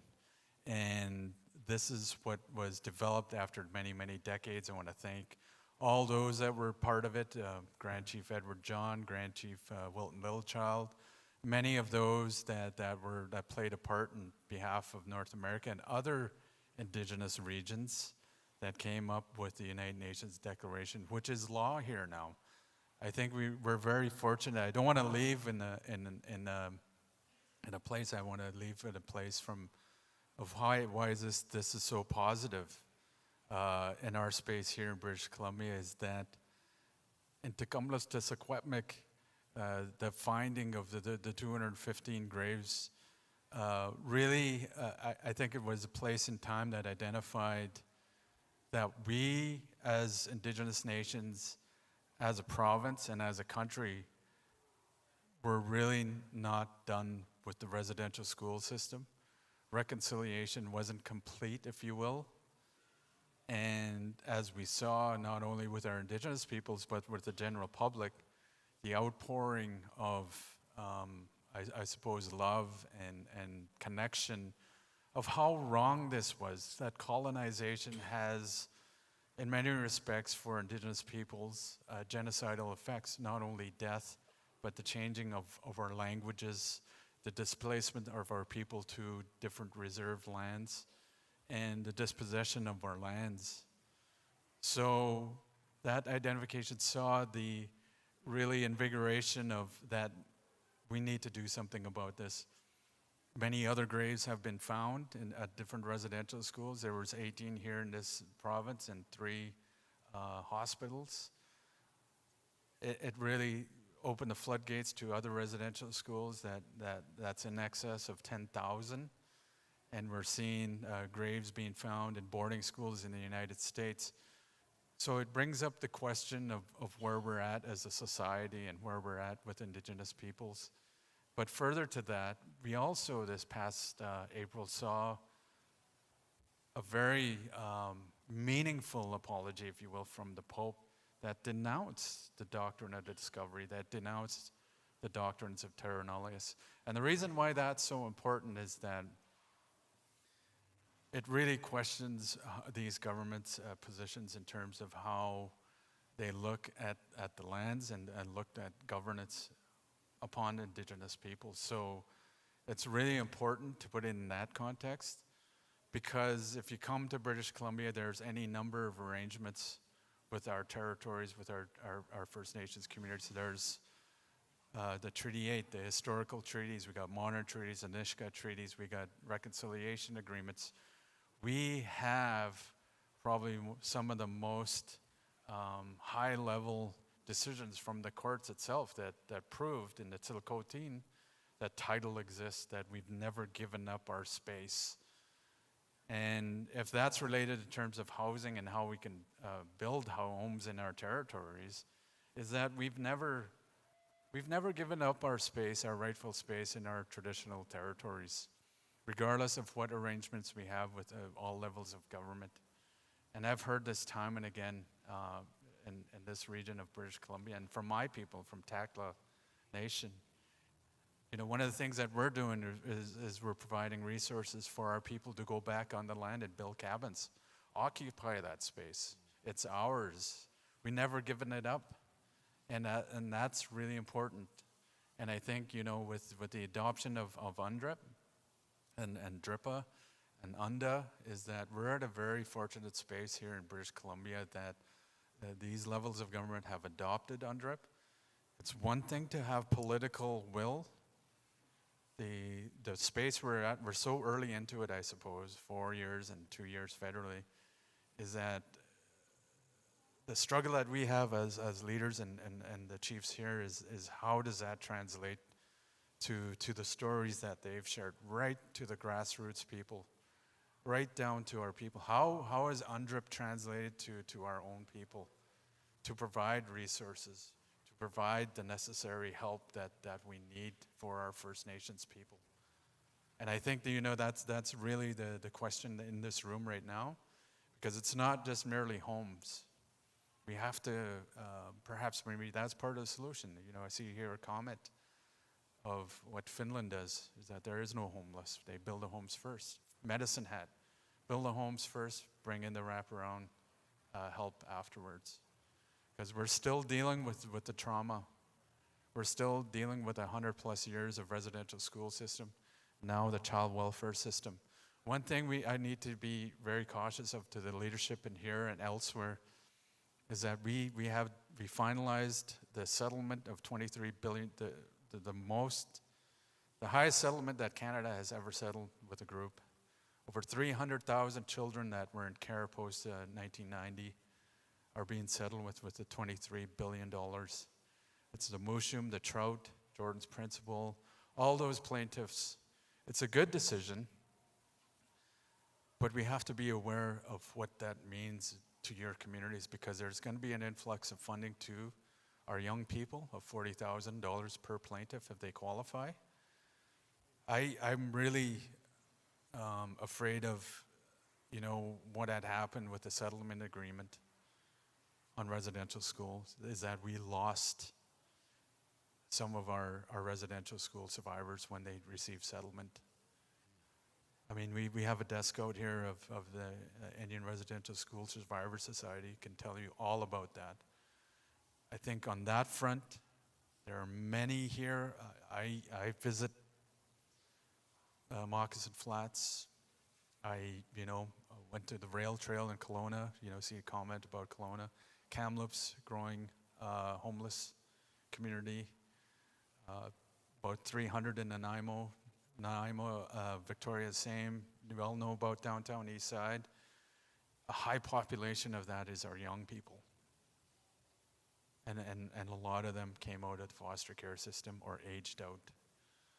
So we really need to be prepared to make sure that they have their necessary tools to deal with, perhaps the mental health issues, addictions, or any wraparound services to help our young folks, because it'll be coming next year on this settlement, and that it is a record amount of resources put towards a compensation.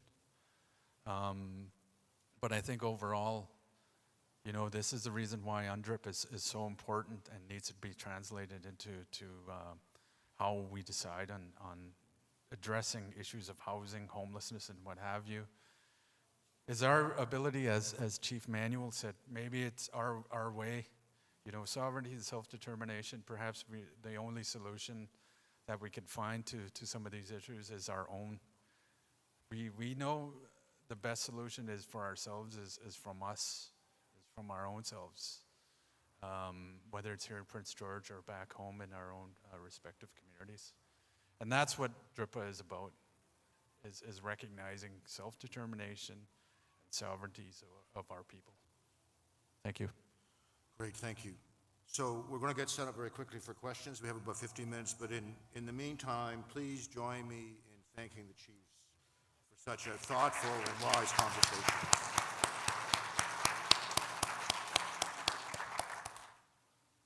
So questions? I think we have a wandering mic. I'm half blinded by the light over in this corner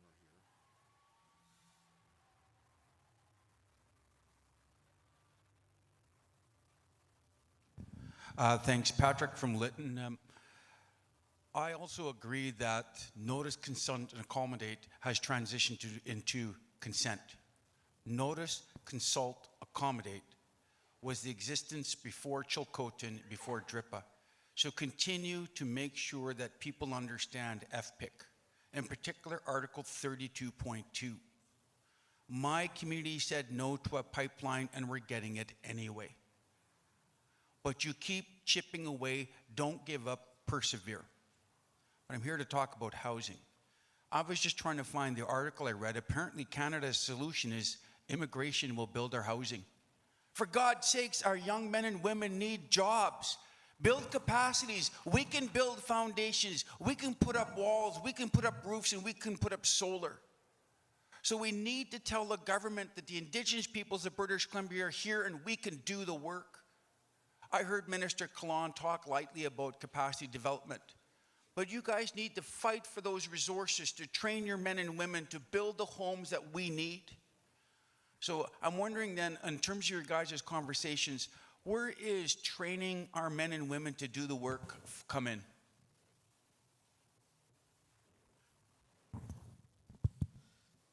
Thank you, Patrick. And I just have a quick response. You know, at Upper Nicola, you know, we recognize that an integral part of development is having our young people, and again, we also recognize that there's others in the community that want to better themselves as well. So the work that we've done is to work with the trades program. And we've established, through Upper Nicola, we established a relationship with I can't remember what they're called, Construction Association or Trades. They're the group that actually manages or does all the Red Seal trades. So we've established a relationship with them to provide training opportunities for our young people in particular, but anyone in the community that wants to, in reality, to be able to undertake trades. Through our financial admin laws and our procurement strategies that we identified with the community, we focus on providing opportunities with or for community members. All that being said, it's still very difficult to actually get the people to follow up. You know, we just ran a program 2 weeks ago, or maybe it's 6 weeks now. Time is crazy. You know, we've got young people doing exposure to trades, so they're building little projects in the community to try to get exposure to carpentry, electrical, plumbing, and whatnot. We also work closely with and I want to put a plug in for NVIT, which is a First Nations-led post-secondary institution that provides opportunities for trades programs and entry to trades and bridging to trades, whatever it is. there's a lot of good programs that are available for communities in community. You don't even have to leave the community now. They bring the classroom right up to you, wherever it is in the province through NBIT. So there is a lot of good work that's going. But again, we have to be prepared to support that on an ongoing basis, because it is an effort to really get the people out. Yeah, thank you, Patrick. Spoken like a chief, former chief there. So on my front, on a national level, I'm also the chair for the Chiefs Committee on Employment and Training. The biggest issue that we have is, once again, is funding, is resourcing. And as we transition from assets to ISETs, you know, like many of our training authorities, if you will, or training partners and groups such as Pignata, we saw a bump, an increase in funding from assets to ISETs, and then we're seeing it level off, and as a matter of fact, it will go down. The problem is that it's not reflective of our increasing population that are coming of age for training and employment. So, you know, that age between 25 and 59, and it doesn't increase with the rate of inflation. So many organizations in this province and elsewhere in Canada are really struggling to access or finding more funding for our First Nations people to get the trades training for construction or, you know, plumbing or anything like that for you know, building homes or what have you. So on my level, it's really a difficult discussion that we continue to advocate for is more reflective funding that can react to an increase in prices, but also our increasing population that is really an opportunity for many organizations out there to build upon capacity to create, I suppose, more of our own people to build these homes. Thank you.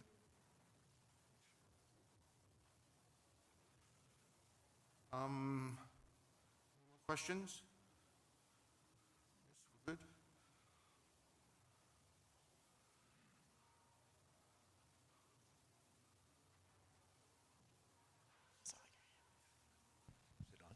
Hello. Hi. Cliff Grant, Director of Strategic Relations with the Aboriginal Housing Management Association. We work on behalf of First Nations, Métis, and Inuit in urban, rural, and northern communities across BC. We house approximately 10,000 families. I would say 90% of them are First Nations. We know about the stories about encampments, you know, youth aging out of care. We all know that the federal government has failed First Nations miserably on the on-reserve housing portfolio, a lack of units. Those of you who work in housing, both on and off reserve, know that the lineups and wait lists are as long as our arm. And I started in housing in the year 2000, and those lists have actually grown because our people are growing in numbers. I think the fastest growing population under 25 in Canada. So we have this huge migration back and forth on and off reserve. We know the First Nations Leadership Council services First Nations only. Our client is majority First Nations, and what we're looking for and maybe proposing that you know, we've got the First Nations Housing and Infrastructure Council, and we've got the Aboriginal Housing Management Association, one federal jurisdiction on reserve, the other provincial jurisdiction off reserve. The chiefs will probably acknowledge that most of our people live off reserve for many different reasons. So it would be good to see, and I think it's good PR for both organizations, a somewhat of a formalized relationship in terms of an MOU to work together and formalize and support one another when it comes to certain needs, and be able to support one another when it comes to certain research. We came up with an idea just earlier or yesterday afternoon, chatting with First Nations Housing and Infrastructure Council about traditional ways of governing our housing in the way we used to, the way our people used to govern is not the colonial way that people govern now. We do it because we have to do it in order to meet the funding requirements, et cetera, follow the rules of the board and all those types of things. For us, off reserve anyway. So just like to hear your thoughts. I know a lot of First Nations, as soon as they hear that we work with Métis and Inuit, they go, well, wait a minute, we're not going to support that. But the fact is, most of our clients are First Nations, and it's a different pot of money. It's federal jurisdiction and provincial jurisdiction. So I'd just like to hear your thoughts on that. I mean, we've talked about encampments, which are off reserve. I've been to some communities where not only the suicide, but overdose. Youth are leaving the reserve, coming to town, making poor decisions, and overdosing. We've got a need for that. Right now, we report to BC Housing. We're looking to have autonomy for Indigenous, by Indigenous, to report directly to the minister. And I posed the question to Ravi, Minister Callan, earlier, and we kind of got the same answer. You report to BC Housing, that's the way it is, there's no other option and no further discussion. So I'd just like to hear your thoughts on that. Thanks. Wow. Yep, so we have about 5 minutes. I think, any organization such as AMA and HIC having an arrangement will help and support all our First Nations. And I think, many of those organizations are supported by the FNLC through mandates by the chiefs to support our First Nations to access affordable. I think we have to put this in context, that it is affordable housing, that the housing that we're speaking of is really, in many respects, not for profit. It's just to get our people in proper housing. And I think the mandates that you have help and support all our First Nations and up here in our room. And you're very well right. The vast majority of our populations are in urban centers, are in towns, and we need advocacy there. One of the things that I should say to this government that really helped and supported on and off reserve was, like I said, the $500 million that they did provide was for both. Far too often with the federal government, it's just strictly for on reserve. So we need solutions that isn't restrictive to provide some of those solutions to deal with the homelessness, the dehoused, the populations that we're dealing with. So I think that really bodes well for us here in British Columbia, because that hasn't happened anywhere in this country and with any province. We're coming to the end of that commitment of the $500 million. I think we need more funding, if not double of that funding. And the federal government has to come forward with more funding as well. We're all at the table, if you will, in Ottawa, looking for more funding. Every region is asking for funding, because the increased prices has put more pressure on all levels for building affordable housing. So, and we need organizations like the one like AMA that represents us, in all places in British Columbia, such as Prince George Housing, Aboriginal Housing Association. We hear Luma and other places that have housing authorities, if you will, in urban centers to also support and receive the help that you provide, and also the Housing Investment Council. Thank you. Any last words on this? We're good? Okay, well, that concludes our panel. Thank you very much. I'm going to hand you back over to Kyle. And again, thank you very much for the Chiefs for such a great conversation.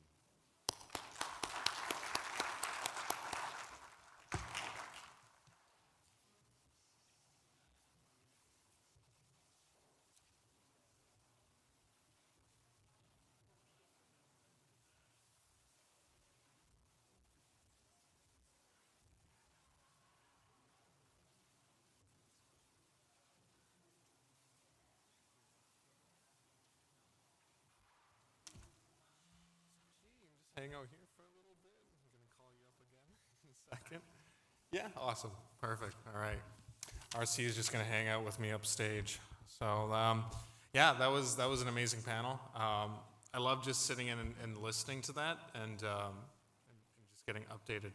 But yeah, we're wrapping up the day. I see that people are starting to kind of dwindle out, and that I totally understand that. Some people are driving and they want to beat the weather, especially with the roads freezing up and snow starting to happen everywhere across the province. But I want to go over to the draw prize really quick. I was wondering if we can queue up 6 names for that. We're going to draw them all at once. And if we can get those names saved and handed off. So if your name is pulled up on this and you're in the room, you can go ahead and go to the registration desk and claim your prize. Anyone else that isn't here, it will get mailed out. So you can go ahead and pick out 6 names, and we'll go from there. All right, first winner, Christine Lynch, Bernie Charlie, Nada Peters, Brent, Teddy, Antoine, and Don Leroy. Congratulations. All right, and just a really quick heads up for anyone that travel claims are at the registration desk if you're needing to grab one of those, and they will need to be submitted by November 28th. So just a quick heads up with that. And yeah, as a youth, this has been a very inspirational 2 days for me.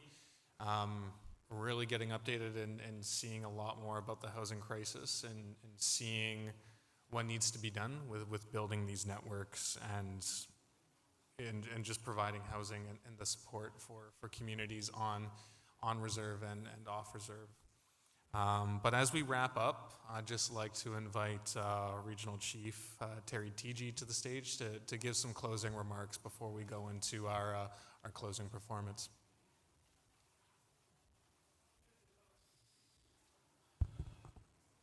Tall kid. I have to put my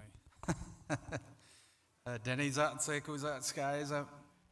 First of all, I want to acknowledge the territory once again. Say thank you to Cleatly Tene for allowing us here, and want to thank Violet Pizzoki, who opened us with a opening prayer. You know, I was supposed to provide some opening statements yesterday, but I wasn't in town. I was in Ottawa, meeting with other executives and ministers in regards to what we just talked about in this panel about UNDRIP. But also, I had the opportunity to meet the opposition, or not the opposition, the coalition government, Jagmeet Singh, and talk about implementation of UNDA. But the other thing that I just caught only a glimpse of was Indigenous Services Canada had an opioid, second annual conference on the opioid overdose crisis in Ottawa as well. I just caught part of it, but the discussion was about why there are so many overdoses.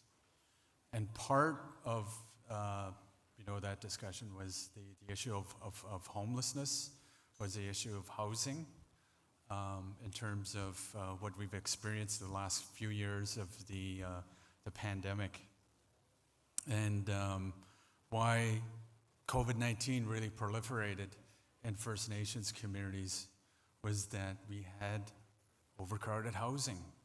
So obviously, a disease that was so transmissible went through the homes, and that put our elderly at risk. So we lost a lot of elders, including my community.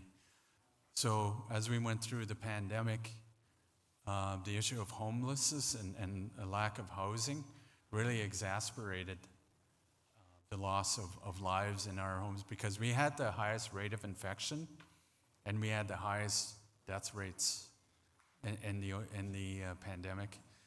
Further to that was that we're still in the midst of a crisis of the opioid crisis that was declared back in 2016 by the province of BC. And really, I think it shows that, once again, despite the fact we're, only 5% of the population, we have one of the highest death rates of the opioid crisis. And I think it really demonstrates, with our First Nations communities, the lack of infrastructure, capacity to deal with issues, the social issues that have really been exacerbated by ongoing pandemics and what have you, twindemics, if you will. I think it's really important to also acknowledge many of you that are in here, the practitioners that are trying to find solutions in changing times, not only with the climate crisis, but also the burgeoning costs of building a home.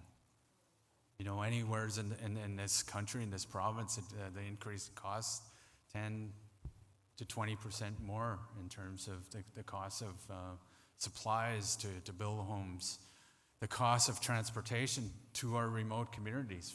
80 to 85% of our communities are remote, so that increase in costs to get out to our communities. The increase in costs of more homes within our communities. We don't have enough for water and sewer, and an aging infrastructure of water and sewer. Any of you that are in this room that know about water treatment and what have you, know this full well of how difficult it is to get more resources and more funding. It's always an offshoot of perhaps at the end of the year you get the money from Indigenous services. It shouldn't be that way. It should be really essential services to our Indigenous people, that we get the access, long-term, predictable funding that really can address many of our needs back home. And also further to that, the issue of homelessness.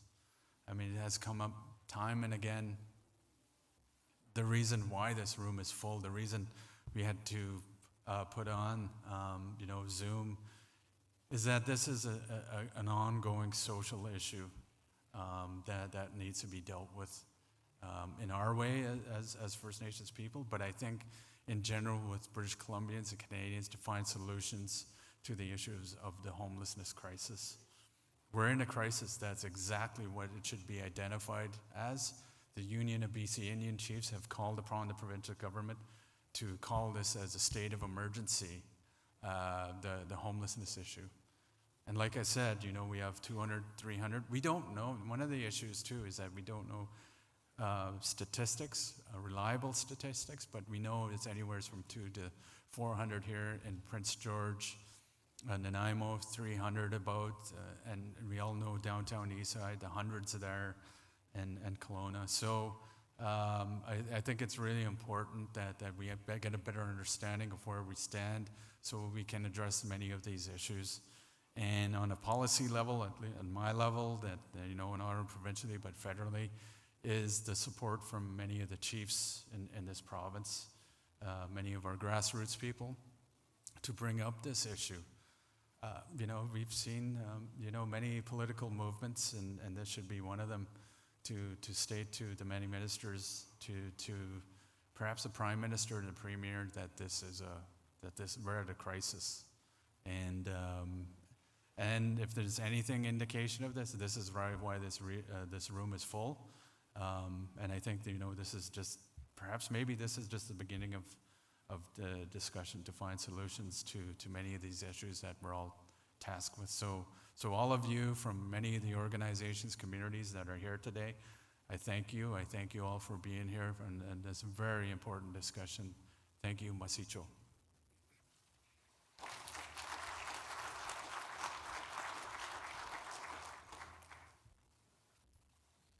White Limlim RC. So we're moving into the final moments. This has been an amazing experience, and once again, thank you everybody for hanging out and listening to me for the last 2 days. It has been very fun. You got to hear a little bit more about me. And I just want to say thank you to the FNHIC staff for taking the time to engage with First Nations on their proposed frameworks. All the staff that took the time to be at the booths and to answer any questions from participants. Once again, the cooks, the staff here at this venue. And BCAFN is also going to be working on the What We Heard report, so we'll get that out as soon as that's done, including the graphic recording from Elena. But I also want to thank you all the participants for being here, all the participants online. One of the most active Zoom chats I've ever been involved with, so I want to give a huge shout out to the people online that hung out and gave their input. But I also want to say, yeah, this is such an important topic.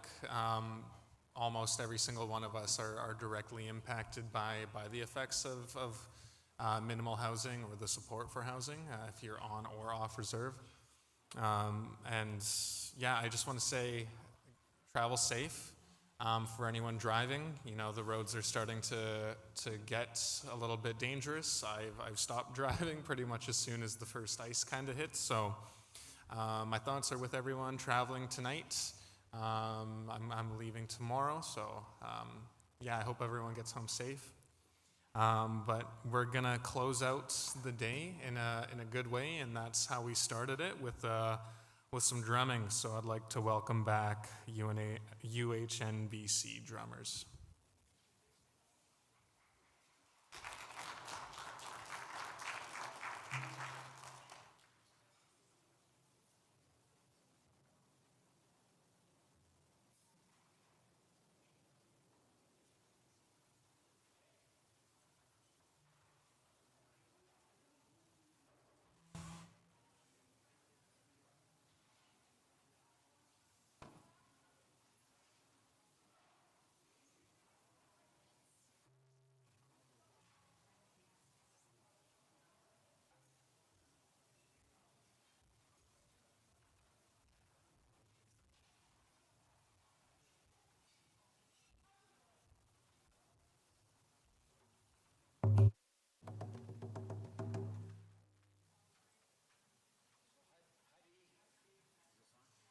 Testing. Oh, Hadi, Wesley Mitchell, Wet'suwet'en, Sayu, Beaver Clan, also Dutch from the Netherlands.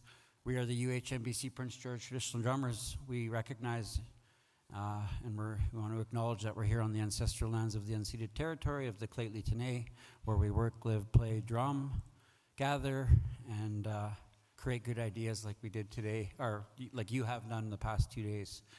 We want to close with some two beautiful songs. We want to recognize that it's the end, and you probably want to get going. We want you to have safe travels, but we really highly encourage you to come join us. Both songs, we're going to need, for the first song, we're going to need some women to come up, and we have drums if you want to hand drum down there, but we'd really be honored if the women came up and joined us on Miss Moosey down here, our stand-up powwow drum. So I'll let Imani introduce the first song, and I really highly encourage you to come join us, please.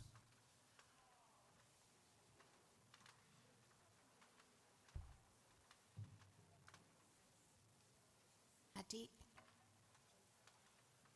The first song we're going to do is the Women Warrior song. It was written by Elder Martina Pierre from Lilwat. And she got the idea for it when she was in a sweat lodge and she was hurting. Her heart was hurting. And so the words to it are very easy to follow. You probably know this song.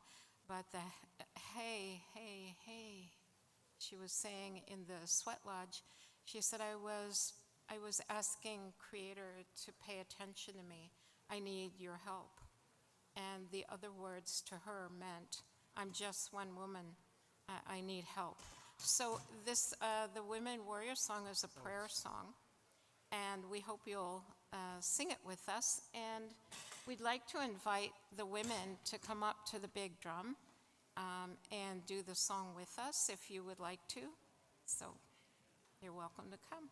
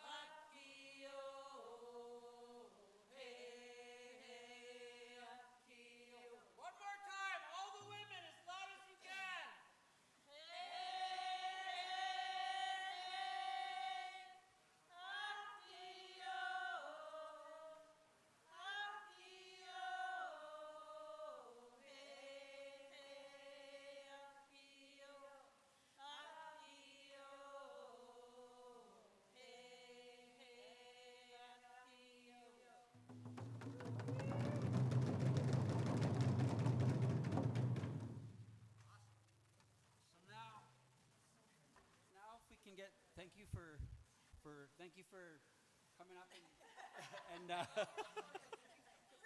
thank you for oh, you're going to stay? Is there any men that want to join these women for the next song? Come on, we'd like our men to come up and be part of the, maybe support them with the hand drum. We're going to do the men's healing song next from the Anishinaabe Nation. This song was created in the Kingston Penitentiary. This song is I talked about the Red Road yesterday. It's one of the first songs I sang. I learned from the Kaztan drummers, and it's helped me on my journey on the Red Road in recovery, and it helped my Uncle Ron get through cancer. I videotaped me singing it on the coast, and he watched it before every treatment he went into at UNBC here. Unfortunately, he succumbed to multiple myeloma, but it's just a song for healing. Kind of like the Martina Pierre song was when we're asking for healing. And this, when we go through tough times, we need to be able to use that voice and ask for help. So this song, we want our men to join us if you can. If not, we got our women support, and they look pretty happy down there. We'll do 4 rounds with the drum and 1 again without to end this. And, I just have to say this, and in between the 2 songs, the women and the men, I wasn't here for the past 2 days, but from what I've heard from the people is, that connection, the communication, and the ideas that transpire in these events are beautiful. If I can get one prayer, and that prayer be for all people, but Indigenous people, if we could just get these ideas out there and have any of these mind-altering substances away, like I walked on the Red Road, like drugs, alcohol, and gambling, and all these addictive natures, if we can set them aside, because housing is the most important thing right now, the most detrimental for all of us, no matter where you are in life, whether you're high up, the money is not there, whether you're poor, I hate using that type of word, but if you're unfortunate, we want those prayers. So if we can minus these mind-altering substances, I want that prayer to be in here. We can all heal together. And when I was out there, I couldn't think clearly. Even when I got sober, I still gambled, and I don't gamble anymore. I felt like I'd relapsed when I went to a casino. If we can minus all these bad mind-altering substances, I just pray for that to happen. We can have these great ideas and work together for the nations and for all people. So this is the men's healing song. And not only am I going to pray for this house, this is my house, I'm going to pray for everybody else's house, because from there, that's where the ideas come. And, we have a better individual supports a family, and a family supports a community, and then that community becomes a very good nation. Whether it's Canada, Indigenous or non-Indigenous nations, it just becomes powerful. So let's do the men's healing song, and these are my prayers while we sing these songs together.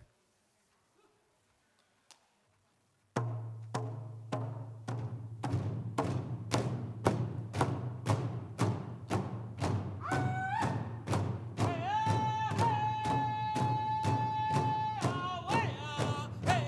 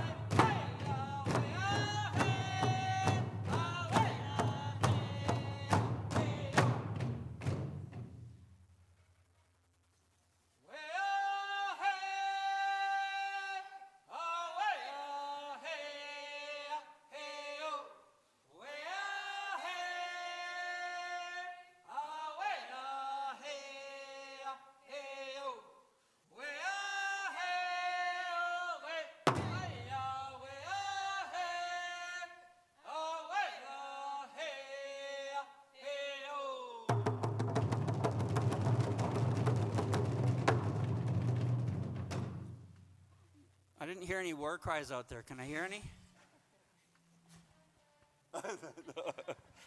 Anyways, I want to thank Rolly because he helps create a lot of our drums, our hand drums. He creates these, takes him 180 hours just to do the drum, then he paints them, and he's got about 4 of them now, or 5. And Rolly, if you have a moment, do you want to describe your drums, if everybody, why he does what he does, and what he puts into these beautiful drums? Well, these drums are, I consider them all nations drums. Every country in the world has drums, and I see that as a common denominator that we can all interact with. But unfortunately, a lot of people aren't doing that, and I really hope to see the drums being worked in the school system with the children to reach them at an early age, because I believe that people who drum together are not going to hurt each other and definitely not going to kill each other. So, yeah, these drums are started out with first generation drums, and they were like a log. Start off with a log, and then you hollow the center out like an hourglass. So it's straight on the outside, but it's an hourglass on the inside. And that was the first generation. And then we moved up to this one. This is the second generation. And I've experimented with a lot of different hides: deer, elk, moose, cow. And so I have quite a cacophony of a whole herd sitting in my house there of various drums. But yeah, that's about all I have to say about that right now. So thank you. I just want to thank BCAFN for inviting us to open and close. We are very honored. Sophia, thank you. And we just pray for safe travels. And that prayer I had, you know, is for all people, right? And it just made a huge difference in my life. So my prayers are for you and your families. From my heart to your heart, from this heartbeat to your heartbeat, all my relations. Take care.